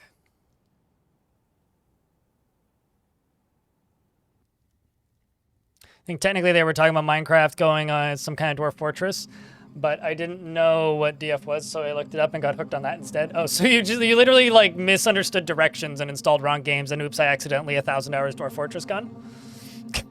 Minecraft Alpha, then learning its inspiration. Did you ever dive into Infiniminer? Random streamer about a decade ago? It wasn't Jeff, was it? Jeff Stream. 324. Actually, it could have been Avok. I think Avok was streaming Dwarf Fort about a year ago. So this is interesting. They have a white backdrop now. They offer autumn tribute. So at some point in autumn, we're going to find out if we're actually going to get ongoing tribute from these guys. I'm going to go demand tribute from one of the palaces as well. Over here.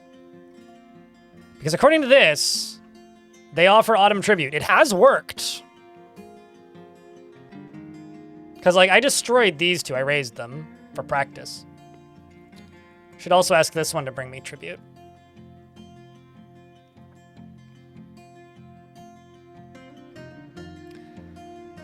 You stumbled across it on Steam because you played a lot of Colony Builders? That must have been a weird moment. It's just like, what the fuck is this? It would be like finding OpenTTD having only played Transport Fever, which also has a Steam release, OpenTTD.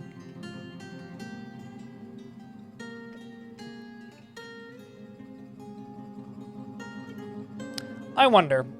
I'm going to send my third squad, who has been going as part of all of these fights. You are legendary too, so you should be good.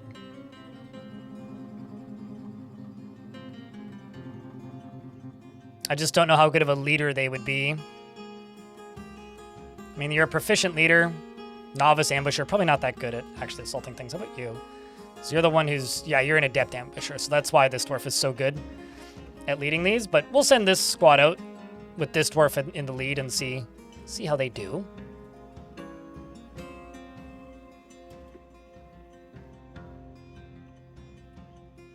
I mean, sometimes I play OpenTTD still. I install it, I play it for like 90 minutes and go, right, I'm terrible at OpenTTD. And then I uninstall it. But you know what? Sometimes that's enough. You know, sometimes that's all you really need.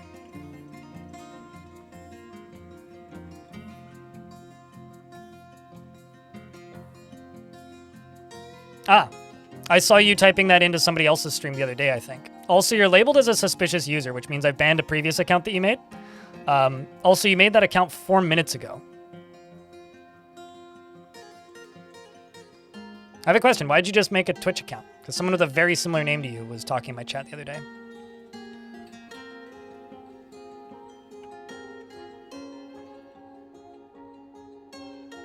In regards to the person that nobody else in chat can see.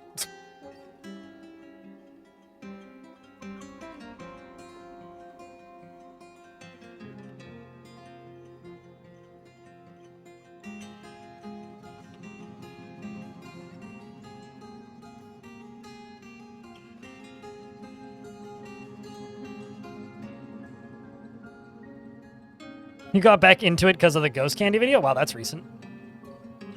Damn. Happy to help, though. I wish that video got more assistance from the YouTube algorithm. It kind of just got dumped pretty quick. Sort of sucks, but is what it is.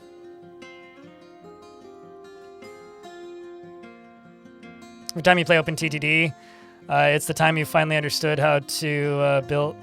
You think it's the time you finally understood how to build a train signal network, and then the train signal grinds to a halt and or has a horrible train crash, and I realized that it's... I have, in fact, not understood. Yeah, I'm pretty similar to that. Except, like, I'm at a point now where I do, in fact, understand how they work. I can't be bothered to make them work. Which is sort of the same problem, but also not. It's like, oh yeah, no, wait, hold on a second. I do know how to make a train network. I don't want to.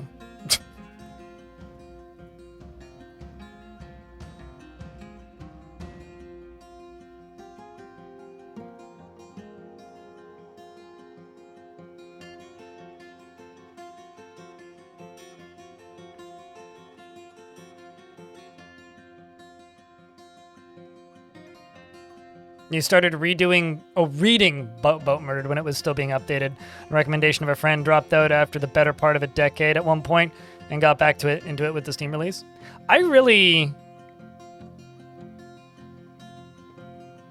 Yeah, see, here's the thing. It was uploaded at the exact same time I've uploaded all the other dwarves. And let me tell you this. I know all the tricks, GB Eve, because this is my job. I have to. And it didn't work. And YouTube is just sometimes that way.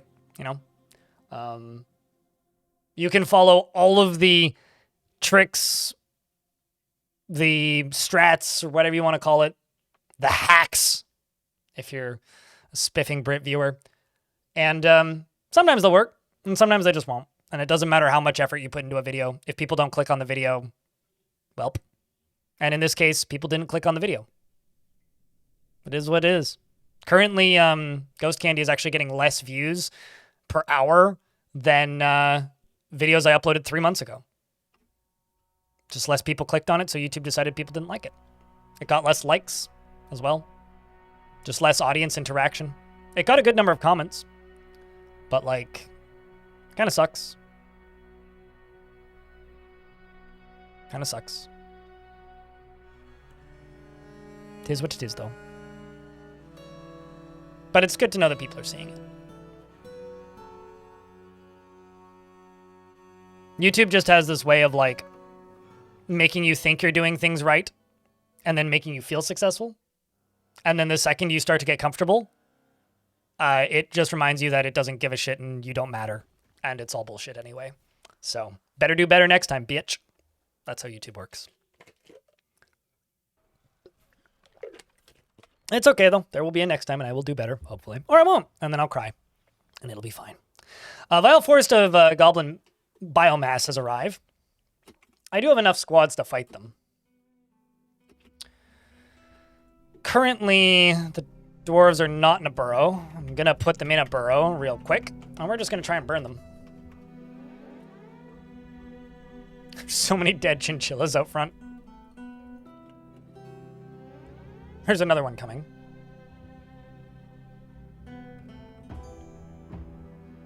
There we go.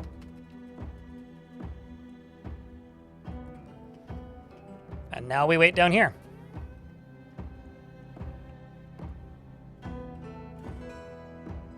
What are you doing over here, Bambool?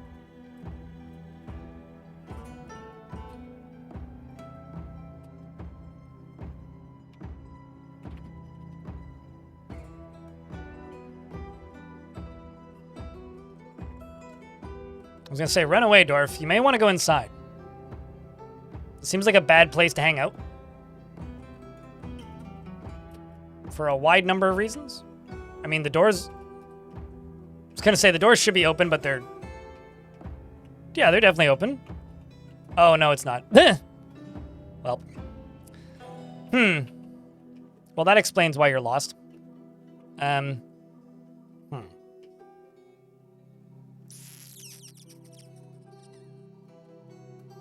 All right, fuck it. Open the front door and let's just stab him to death. I don't want to do it this way, but we'll do it this way.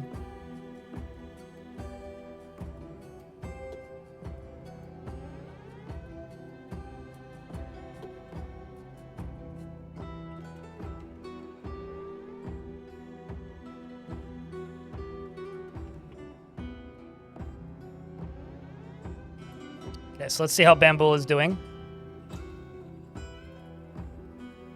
Not dead yet, so there's that.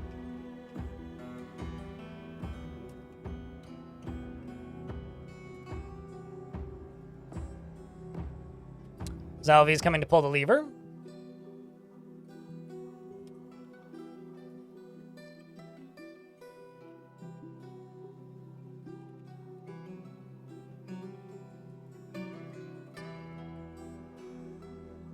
He's injured and bleeding. Sending the squads down here to go help while he runs away. Pretty effectively, actually. Did you kill any of them? Or did the door just open? Nope. Not sure where he's going, but we're trying to help. All right, chat, what do you think? Are we going to be able to save this dwarf? Yes or no?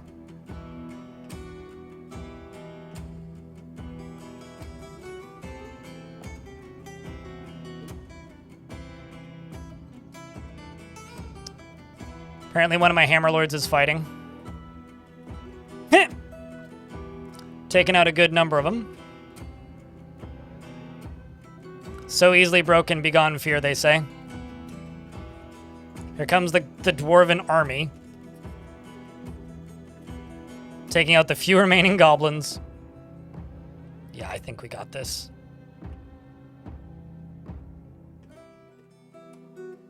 I think we got this. I gotta say, I think we got this. So let's see how that first demand went.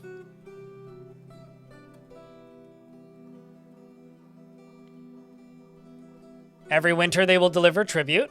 The second demand for tribute. Every autumn they'll deliver tribute. And then we attack Winterhearth again.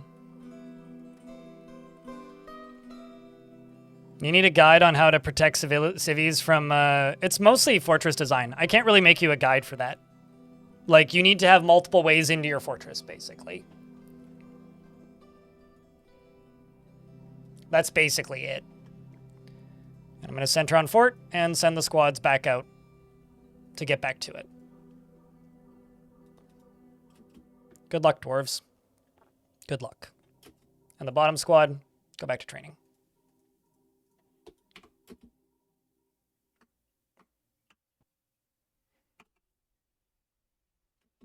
And let's just turn this off.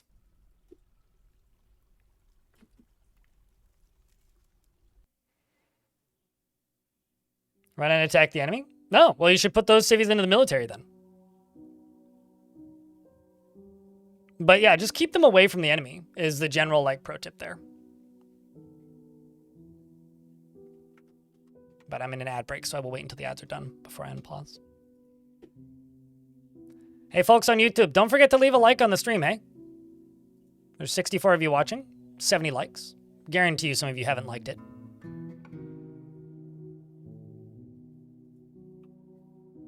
I'll have to get a DF News video out tonight or tomorrow morning, which means it'll be out before the Future of the Fortress video. And that'll cover the final beta patch for Adventure Mode, because Adventure Mode now has a release date, which is exciting. That's something I am excited about. I'm looking forward to Adventure Mode's release date. I'm really curious to see how busy the Twitch directory gets. I'm just very happy they did it when they did it and not like a week later, because if it was a week later, it would be right when I was moving, and that would be very, very, very inconvenient for me. Like, exceptionally inconvenient. Oh, shit! I sold a Steam card for $1.10. Cool. Somebody bought one of the expensive ones. Get wrecked, sucker.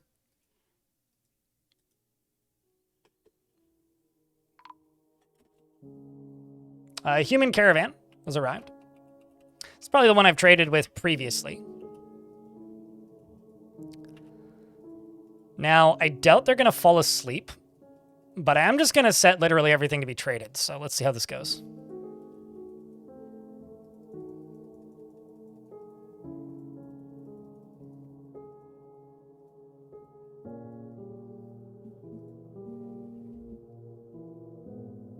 Hold on a second. I have to answer this. Getting a phone call.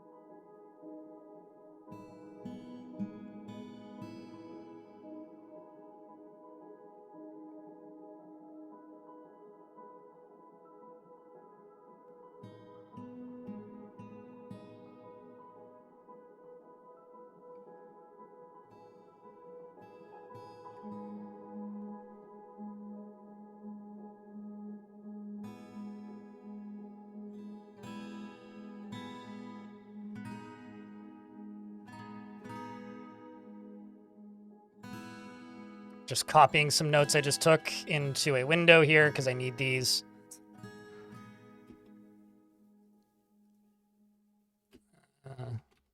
Mortgage insurance.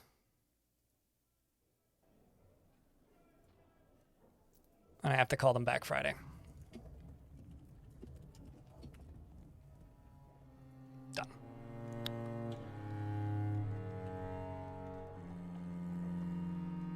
All right, let's finish assigning all this stuff to be sold.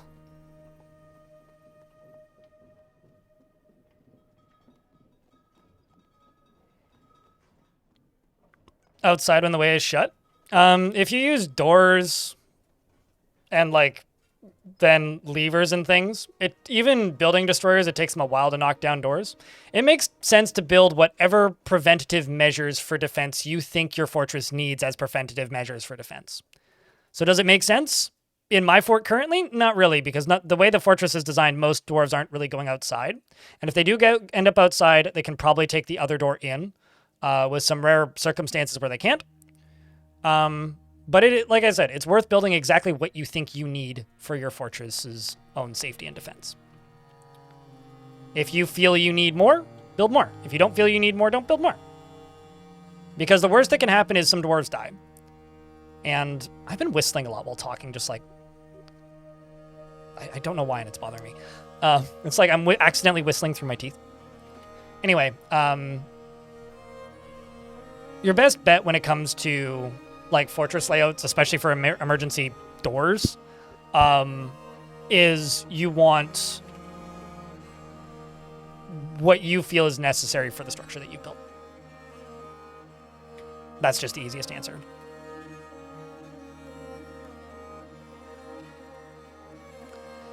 $529 items for sale.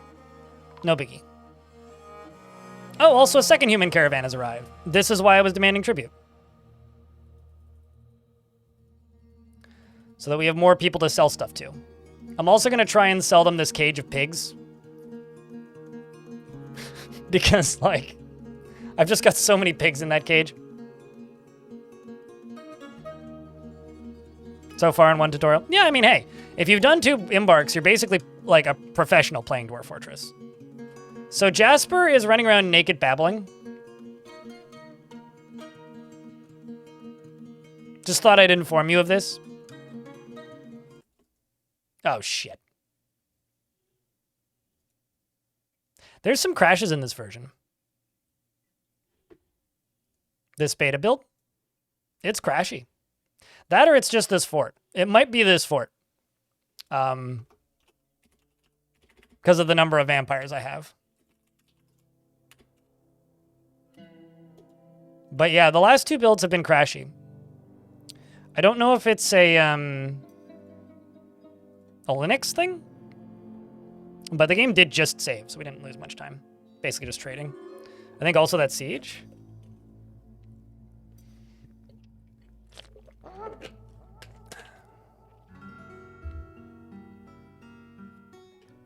Yeah, just the siege. Okay, well, we'll just fight at the front door instead. That's fine. It's not going to change much. Just close this for my own sanity.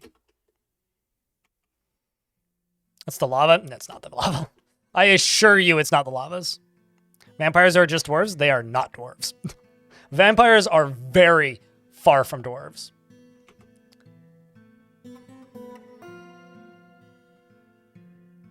Vampires are not even close to dwarves. They're cursed dwarves.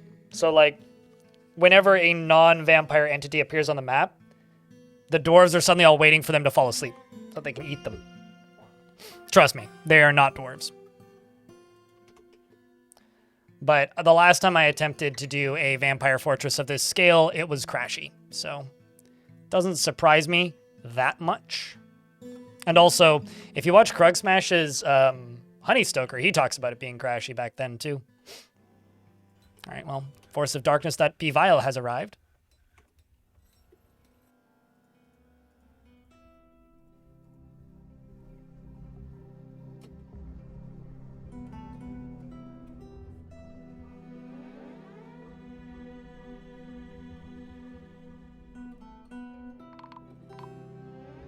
Snatchers. Running up towards the fort. Chasing this dwarf. Bembul ended up fighting again.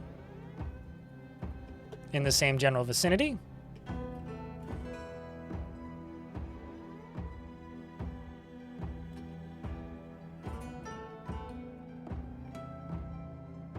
We'll send you down the hillside.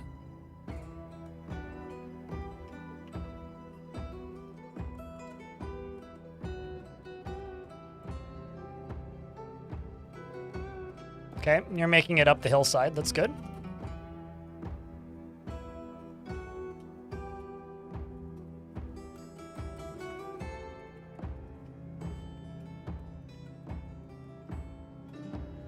Hey, chat, when the traders arrive, remind me to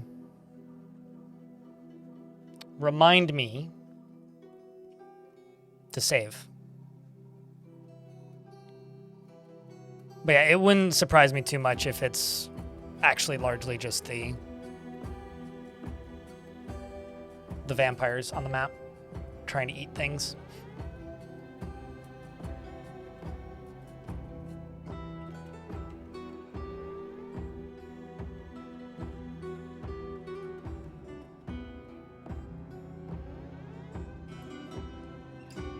Kind of trying to spot goblins. Okay, the unswerving, you're currently fighting with goblins. Ooh, geez. So this is one singular dwarf vampire who's legendary against a goblin army. And I may not be great at counting, but 1, 2, 3, 4, 5, 6 goblins. Just like that. Just like that. Just all dead. The Rough Flood of Stalking is that dwarf's full title.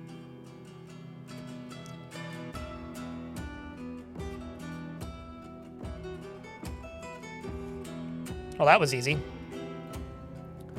So all this seems to have gone the same. Yep, it did. So we're getting tributes now from all these different locations. And we're going to go pillage the enemy once more.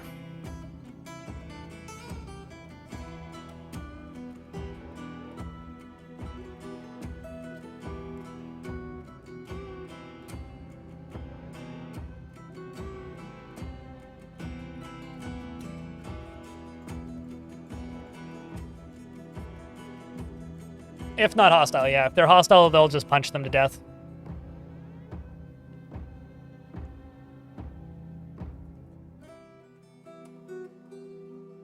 I'm really curious about how long it's going to take for this baby to grow up. If they'll ever grow up. Okay. Caravan has arrived. Second caravan has arrived. Okay, I'm going to pause. I'm just going to do this. It's time to sell a bunch of clothing. Might as well just sell more of it even. Not all of it needs to be damaged clothing. Just a lot of it.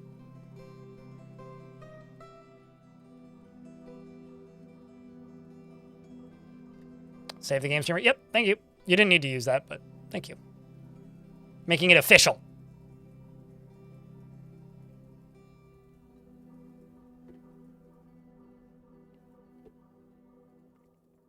There's a lot of shoes for sale in this fortress that are damaged.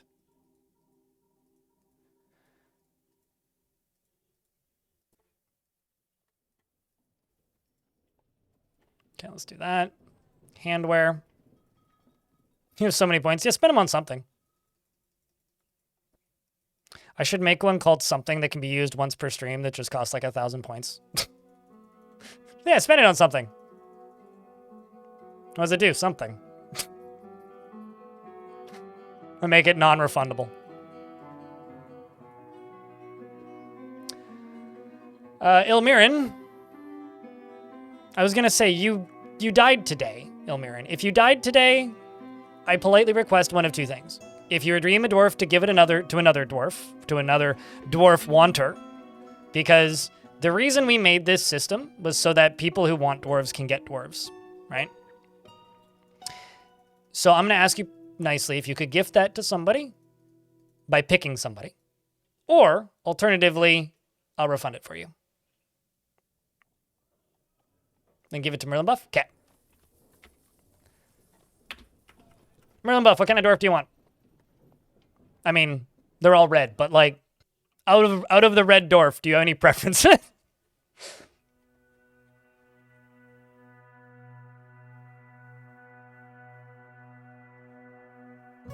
I just realized I'm actually lacking in some hospital staff. Hold up. Bone Doctor. Anon 4 is now a Bone Doctor. But Merlin Buff, what kind of dwarf do you think you want? Do you have any preference?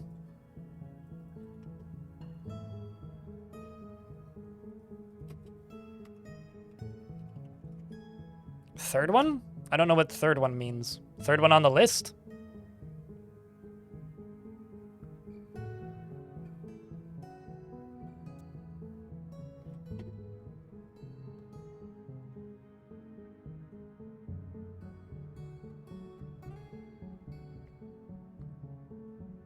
No. Ilmirin. There are no mechanics designed to make managing vampires easier aside from being able to force them to drink alcohol. Vampires are not supposed to be an easy thing to manage because you're not supposed to manage them. They're supposed to be a curse.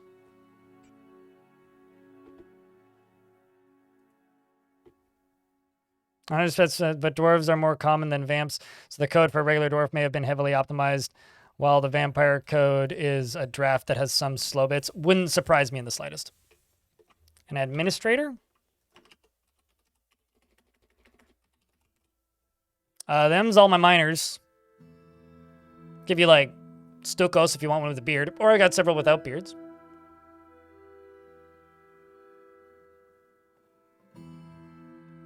If this works, we can roll with this. Legendary Miner. Adequate Leather Maker.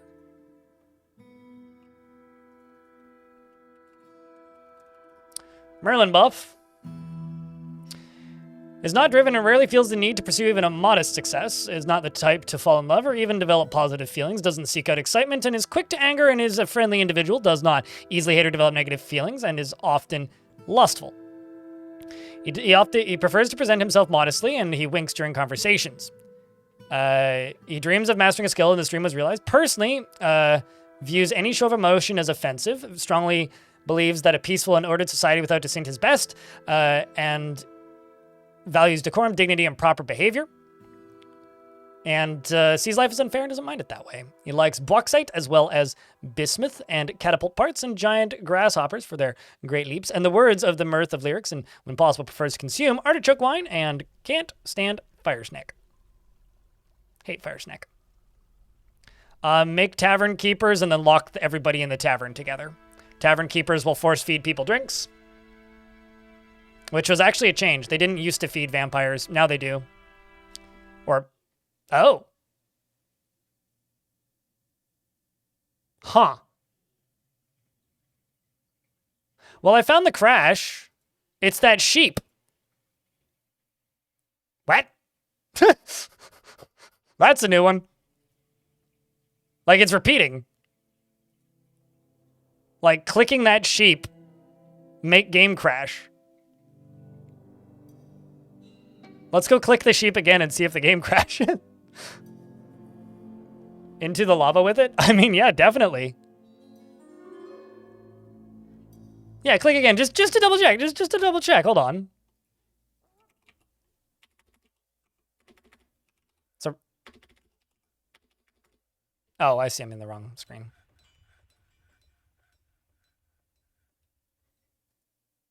Yeah, it's this one.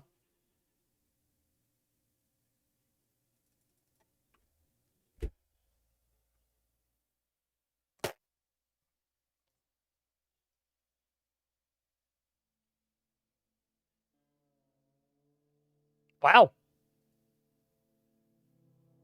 How do you put it into lava without clicking it? I'll just butcher it. Although, actually, there's one other thing I want to check. Sheep crashing the game is classic DF bug. Yeah. Let me just try this. Can I click sheep now? Okay, so it's not multi-threading related. Huh.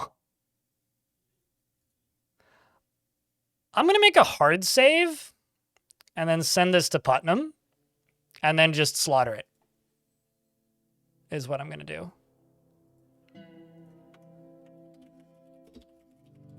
Gazoom would like to be named. Check. Can we name Gazoom? Yes or no?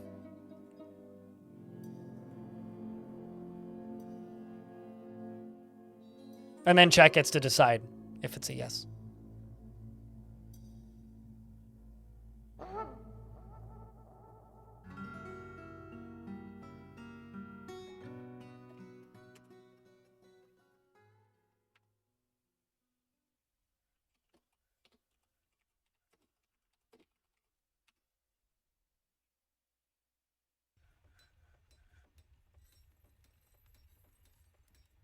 Yeah, no, I can. There's also crash logs or in fast in YouTube chat. There's crash logs and there's also I can just send Putnam the save file. I'll just DM Putnam the save file because I need to reach out to her anyway.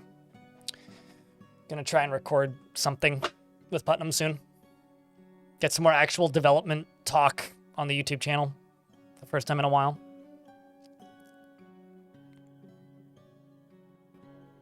All right. So, since that sheep is dangerous,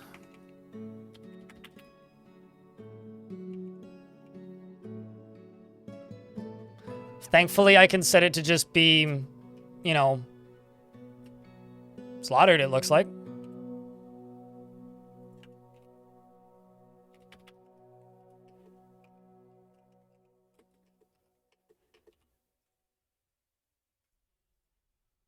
Not actually entirely certain I have an accessible butcher shop in the fort. I think the nearest one is like pretty far away, so I'm just gonna chuck one in there. All right, well that's weird. So chat, what kind of dwarf are we giving Gazoom? Oh, I need to rename Merlin Buff. That was minor, legendary one.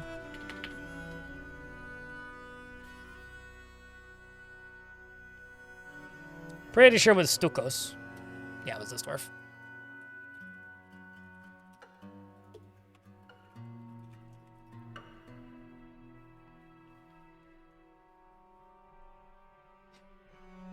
I think I'm out of baby vampires, actually, Mako. Like, I need to double check, but I'm pretty sure the only baby vampire has been taken. But we'll see if there is there's probably a child vampire that's available, which is similar levels of silly and morbid. Equal parts goofball and morbid is this game.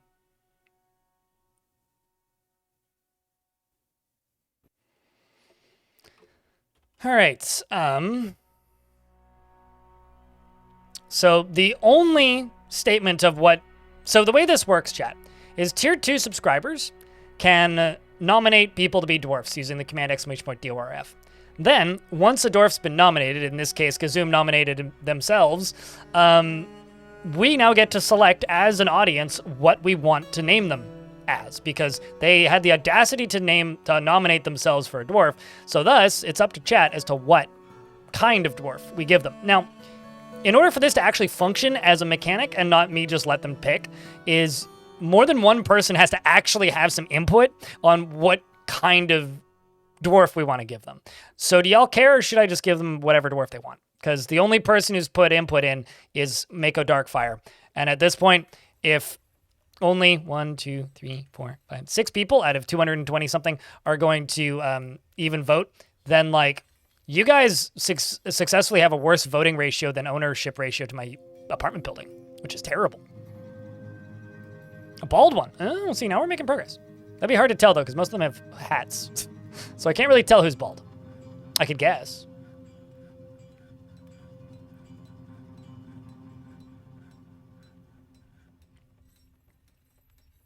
No working spine. A Gelder.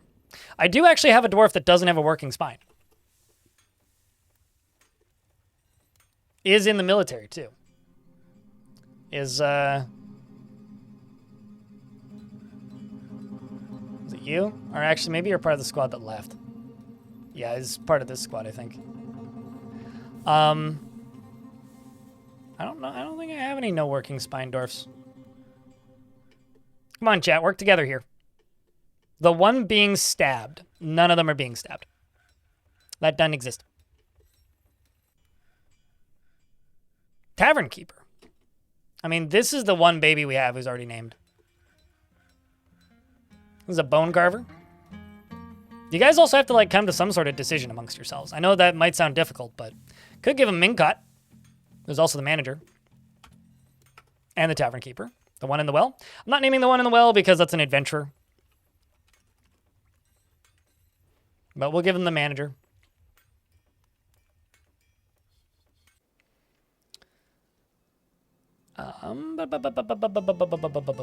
Gazoom!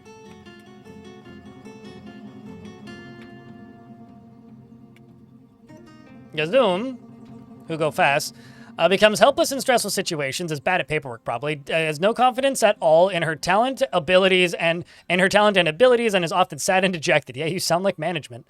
Lives a slow-going and leisurely pace. Actually, sounds like your average HR employee. Lives at a slow-going and leisurely pace. Is very greedy, has an active imagination, and is slow to anger and occasionally overindulges.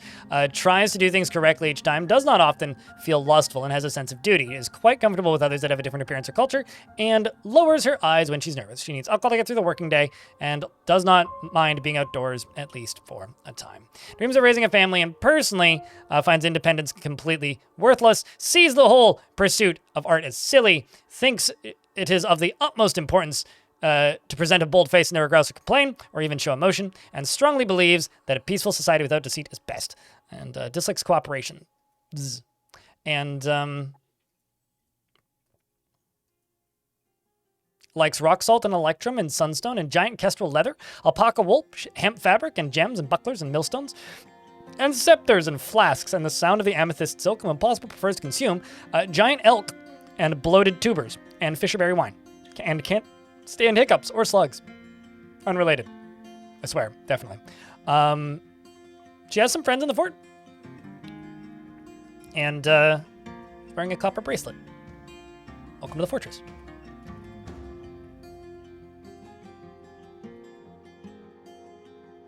Gotta sell all these totems.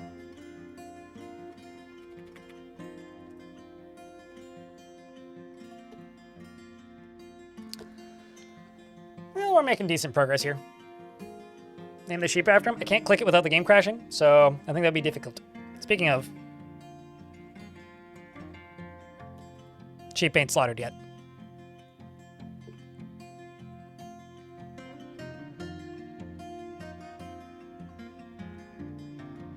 Anyway, chat, can I get a round of beers for Gazoom? Just trying to keep the chat moving, you know? Gotta keep that churn.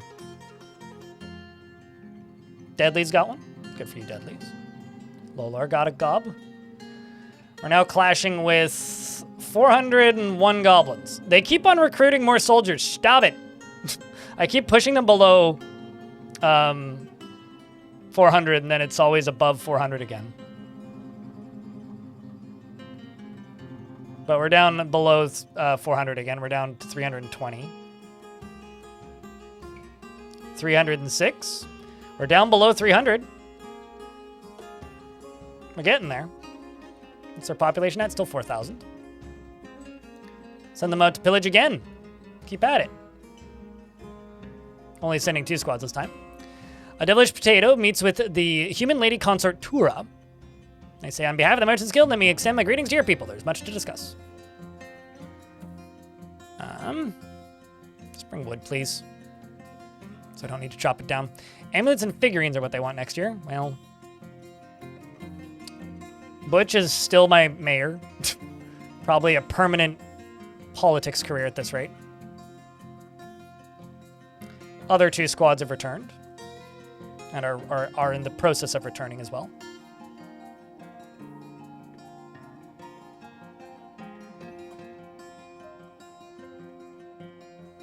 Do you have a tutorial set for that? It's an automated job that automatically happens. It's just very low priority. How do you select who can haul? Everybody does by default. Do I have a tutorial for that? No, because it's not really necessary. It's one of those things where if you want to dig into the minutia of it, you can. In this screen, like underneath haulers, you can edit tasks. You can go through this and be very specific. I don't do any of that because it's not necessary. If it was necessary, then I would use it. But it's very rare that I will micromanage who's hauling corpses. I do recommend that unless you need the added labor to go into chores and remove hauling corpses from children, because they will get upset.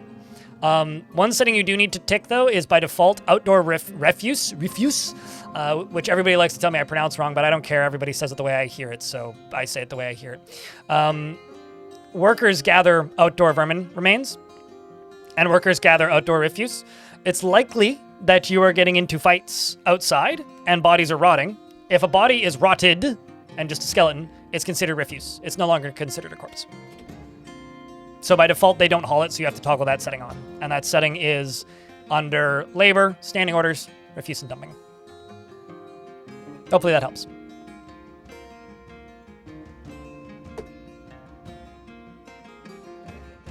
And now I'm in an ad break, so I gotta wait anyway.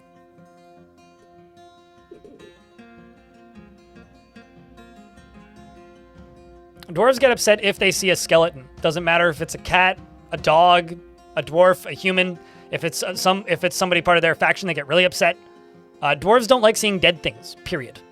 Just flat. No. At best, it'll make them uneasy. At worst, it'll terrify them. Is bad. You do not want that to happen.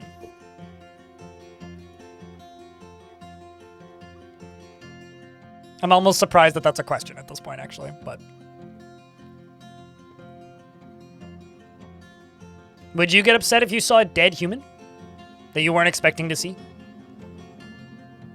Vampire dwarves are still dwarves.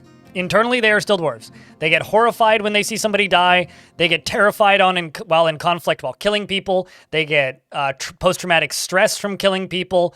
They get stressed when other vampires kill people and then don't get accused of the crime. Yeah, no, they hate it. They absolutely hate it. I mean, if you have a pile of bodies in your foyer and you expect to see it every day, it's going to stop scaring you at some point, but then I should probably call the cops if you admit that in my chat, so.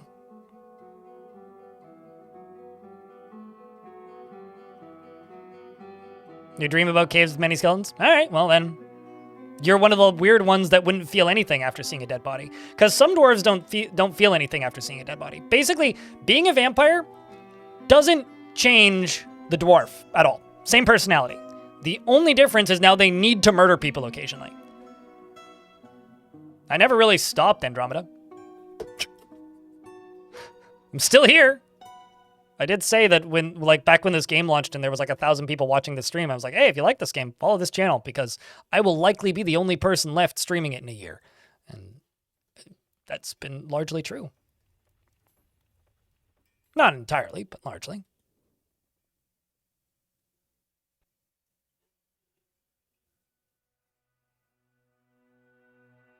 It's all good. Summer happened. Then holidays happened. Now we're into winter. The cold, dark months. Let's trade with the top people first. See what they brought us. Buy the wood. Scroll down to the bottom. Buy the paper. Buy the book. I'm actually going to... I think... I have to buy some heavy stuff from them. But I'm also going to buy buckets because I'm lazy. Sure, we'll just buy all the buckets. Buy the rough gems. I think what I'm going to do is I'm going to trade with you and then trade with the second one, but I'm going to make quires.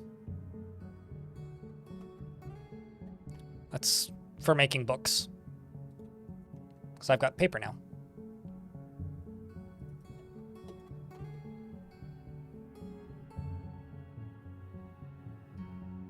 There are 7 of me today? I saw that Robaz was on earlier.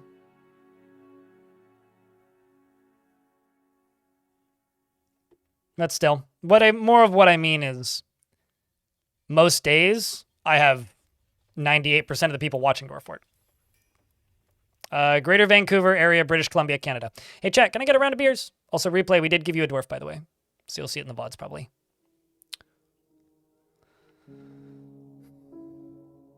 Because that is a 5-month resub, and we have this rule here. When a resub goes through, you post a beers.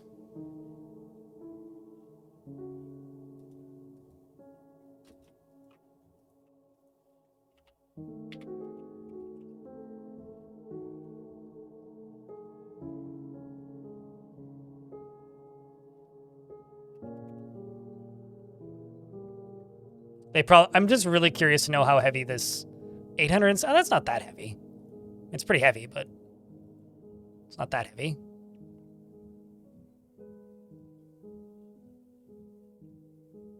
Five, four, three, two, one.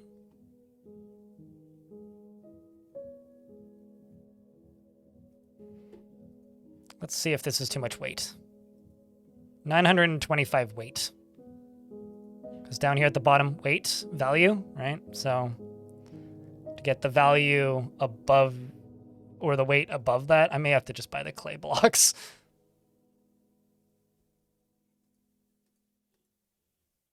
Gems also surprisingly heavy sometimes. Or just buy this cage.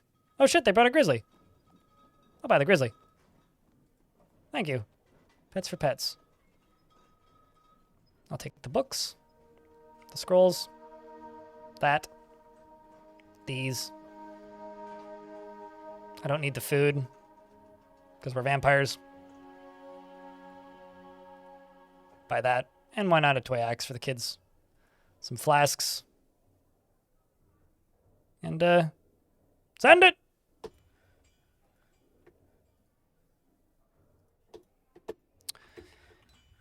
And I'm gonna go over here. Grizzly bear. Just gonna type in the word war. I'm unassigning war dogs from all of these locations. And then I'm gonna go to this squad, because you're my pet management, Dwarf. I'm going to go to work animals. And then any war dog, leaving some at the bottom, are now under your ownership. So 17 war dogs are going to be going out with my sieges. And then war, all of the unnamed ones, go here. Because all the named ones will be leaving the map. Now I'm just waiting on one final squad to return. They're all back. Let's see how we did on that pillaging attempt. Dwarf Vampire outmatched them. Of course you did. Yeah, it looks like I'm just going to have to keep fighting this. And probably take it over pretty quick.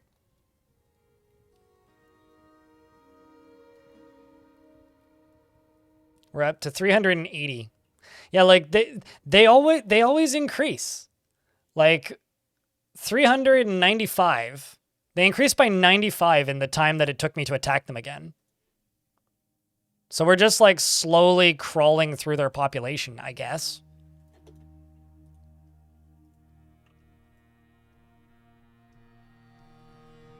Because they just keep recruiting new soldiers.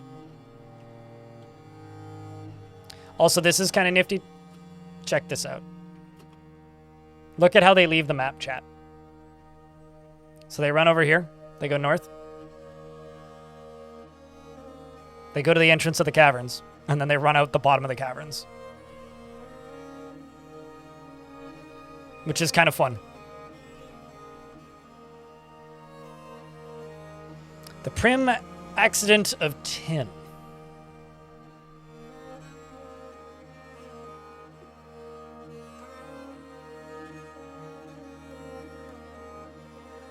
I love it when they do this. I wish they could return through the caverns if they left through the caverns, but traders can also leave through the caves. It's useful for sieges. Is it just the fastest? Yep. Yeah, it's the easiest way for them to get to the edge of the map.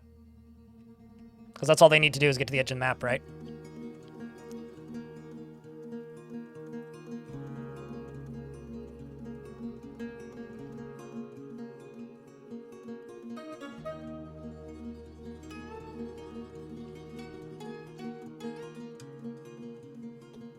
And then all the dogs follow them.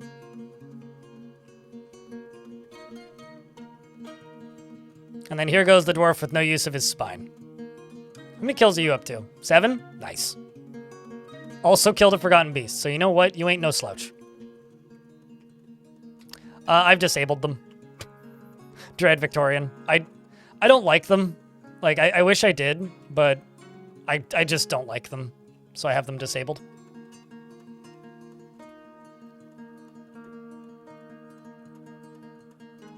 A lot of putting items in shields. All right, yeah, of course a lot of this is just going to be putting items in shields because I just sold a shit ton of stuff. I enable them sometimes in some forts, but in other forts I don't even bother because, like, it's just, I don't know. It's so much. It's so much is the easiest way to put it. It's just so much. So much micromanagement. At the very least, I usually nerf them. They need some middle ground between they attack and then they just immediately attack again. Because right now they just populate your map and occupy your map, and then when you kill them, more of them move onto the map, and they just do that stealthed. And it's just, I find it just kind of annoying. Like, if I have a well-built fortress, yeah, I can kill them. That's not really an issue. The issue is that they're really annoying to kill. So, if they weren't really annoying and always there, yeah, I'd play with them. But because they're always there, they're just kind of, I don't know, they're just kind of a lot.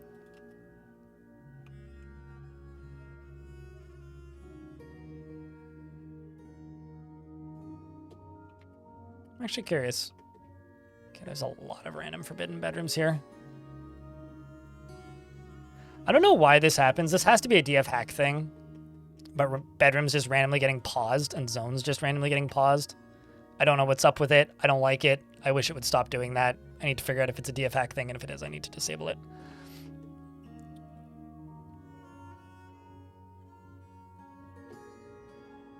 Okay, so one of the human traders has left. Now the other one's leaving. Didn't get to trade with both of them, but that's okay.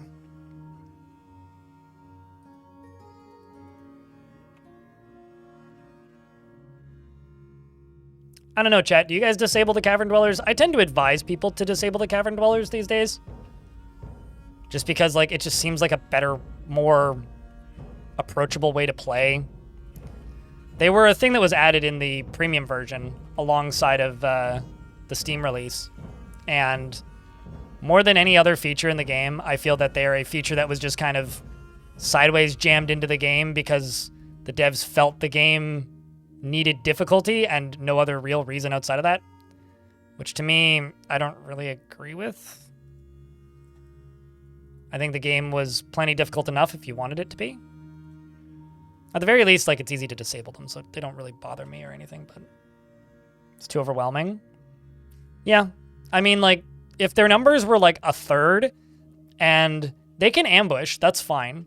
But I think they should communicate a little bit. I think they should be annoying like elves. They should communicate a little bit and make demands. Either like demanding an item or like demanding you provide them with weapons or something. Like they should have some sort of, that's a problem. They should have some sort of restriction or requirement, in my opinion. Yeah.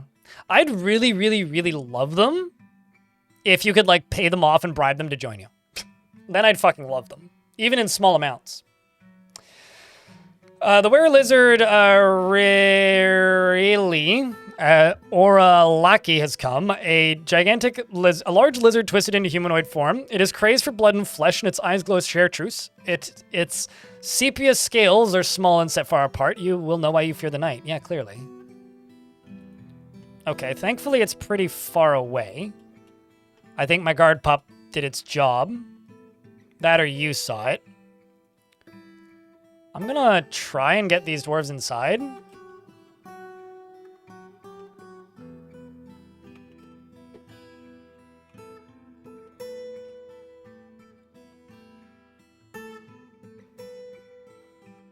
Okay, well, it hasn't attacked anybody yet, but it's about to attack Autumn the Farmer Vampire. So run, Autumn! Run! Oop. Okay, so the Dwarf Farmer Vampire has been bit in the hand, which tore the muscle. So you've been bit.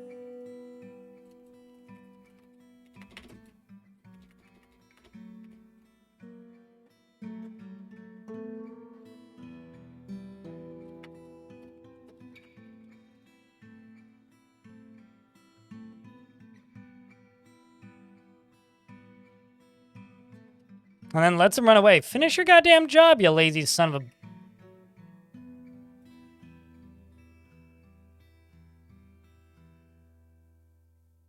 What a lazy dweeb. Time for science? What science? There is no science that needs to be done. That dwarf's now a were creature.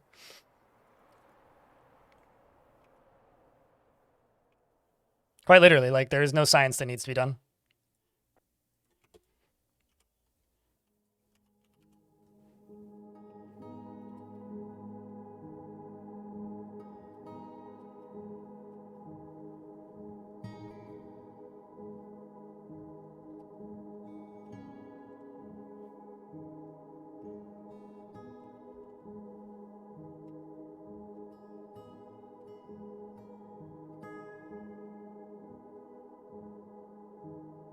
Help them defend or just join you? Yeah. I mean, I wouldn't want them to join entirely, but it would be neat if, like, if you give them enough, like, tributes or something, then they, like, could join your, like, hang out in your tavern or something, you know? Like, at least allow yourself to be semi-neutral with them. What's up, Printel? I feel like I butchered your name, but... Olon, the dwarf spinner vampire, has been possessed.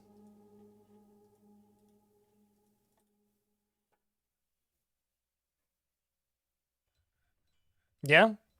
Hasn't changed. Algebra. Nothing has changed. If you know that I'm playing and using Linux, you've probably seen my Linux videos, and nothing has changed since then.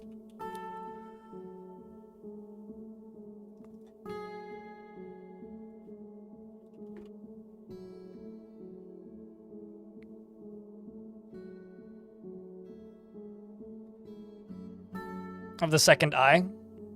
Printiel? Yeah, gonna try and get it.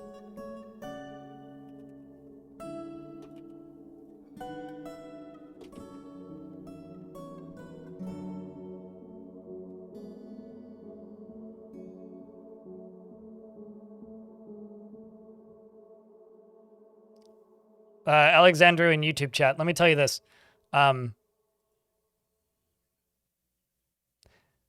This is one of those games where it doesn't matter how long you play it, you'll find something to make it interesting. Doesn't matter how long you play it. I could dig this down. Let's dig through the floor there. So I'm just going to lock this vampire in here, I think.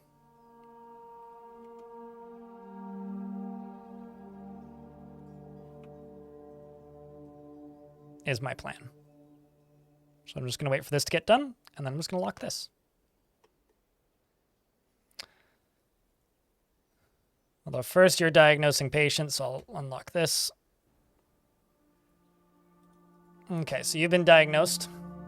Left hand cut open, you need cleaning, dressing. That's fine. You can live there now for a little bit.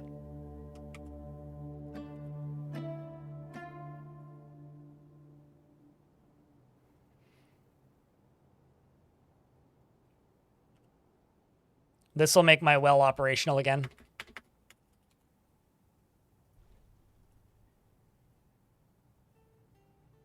Yes, playing beta 28.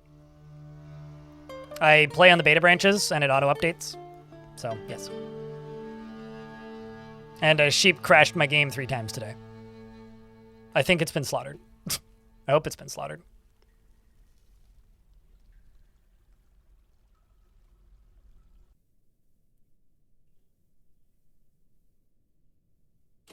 Oh, probably. I just need the feeling or the need to hit. I have streamed like 50 hours of it. It's kind of funny though how that happens. Is like, I'll stream a game a bunch, and 90% of my viewer base will just immediately tune out when I stream it a bunch, and then suddenly everybody will decide that that game's cool and they want to play it when I'm mostly done with Path Back. Like at this point, I'm mostly done. Like I've seen enough of that game, and I play it for like 40 minutes here and there just to like do the occasional run, but I'm not actively like sitting down and playing it anymore, and I haven't for a while. But I kind of played it the other day because the itch struck, and it was okay. But like, now that I'm kind of done with it, people want to see it. It's like, well, I don't know what you want from me then. Really.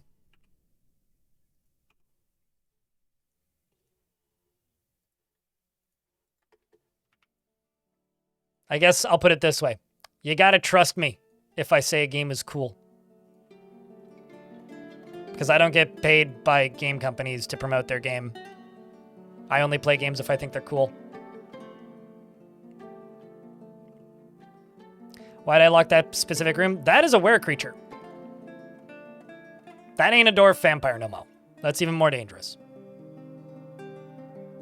It's a were dwarf. It's now a were lizard.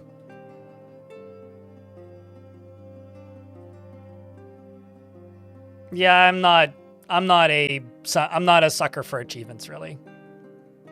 Certain types of games, yeah. Some other games,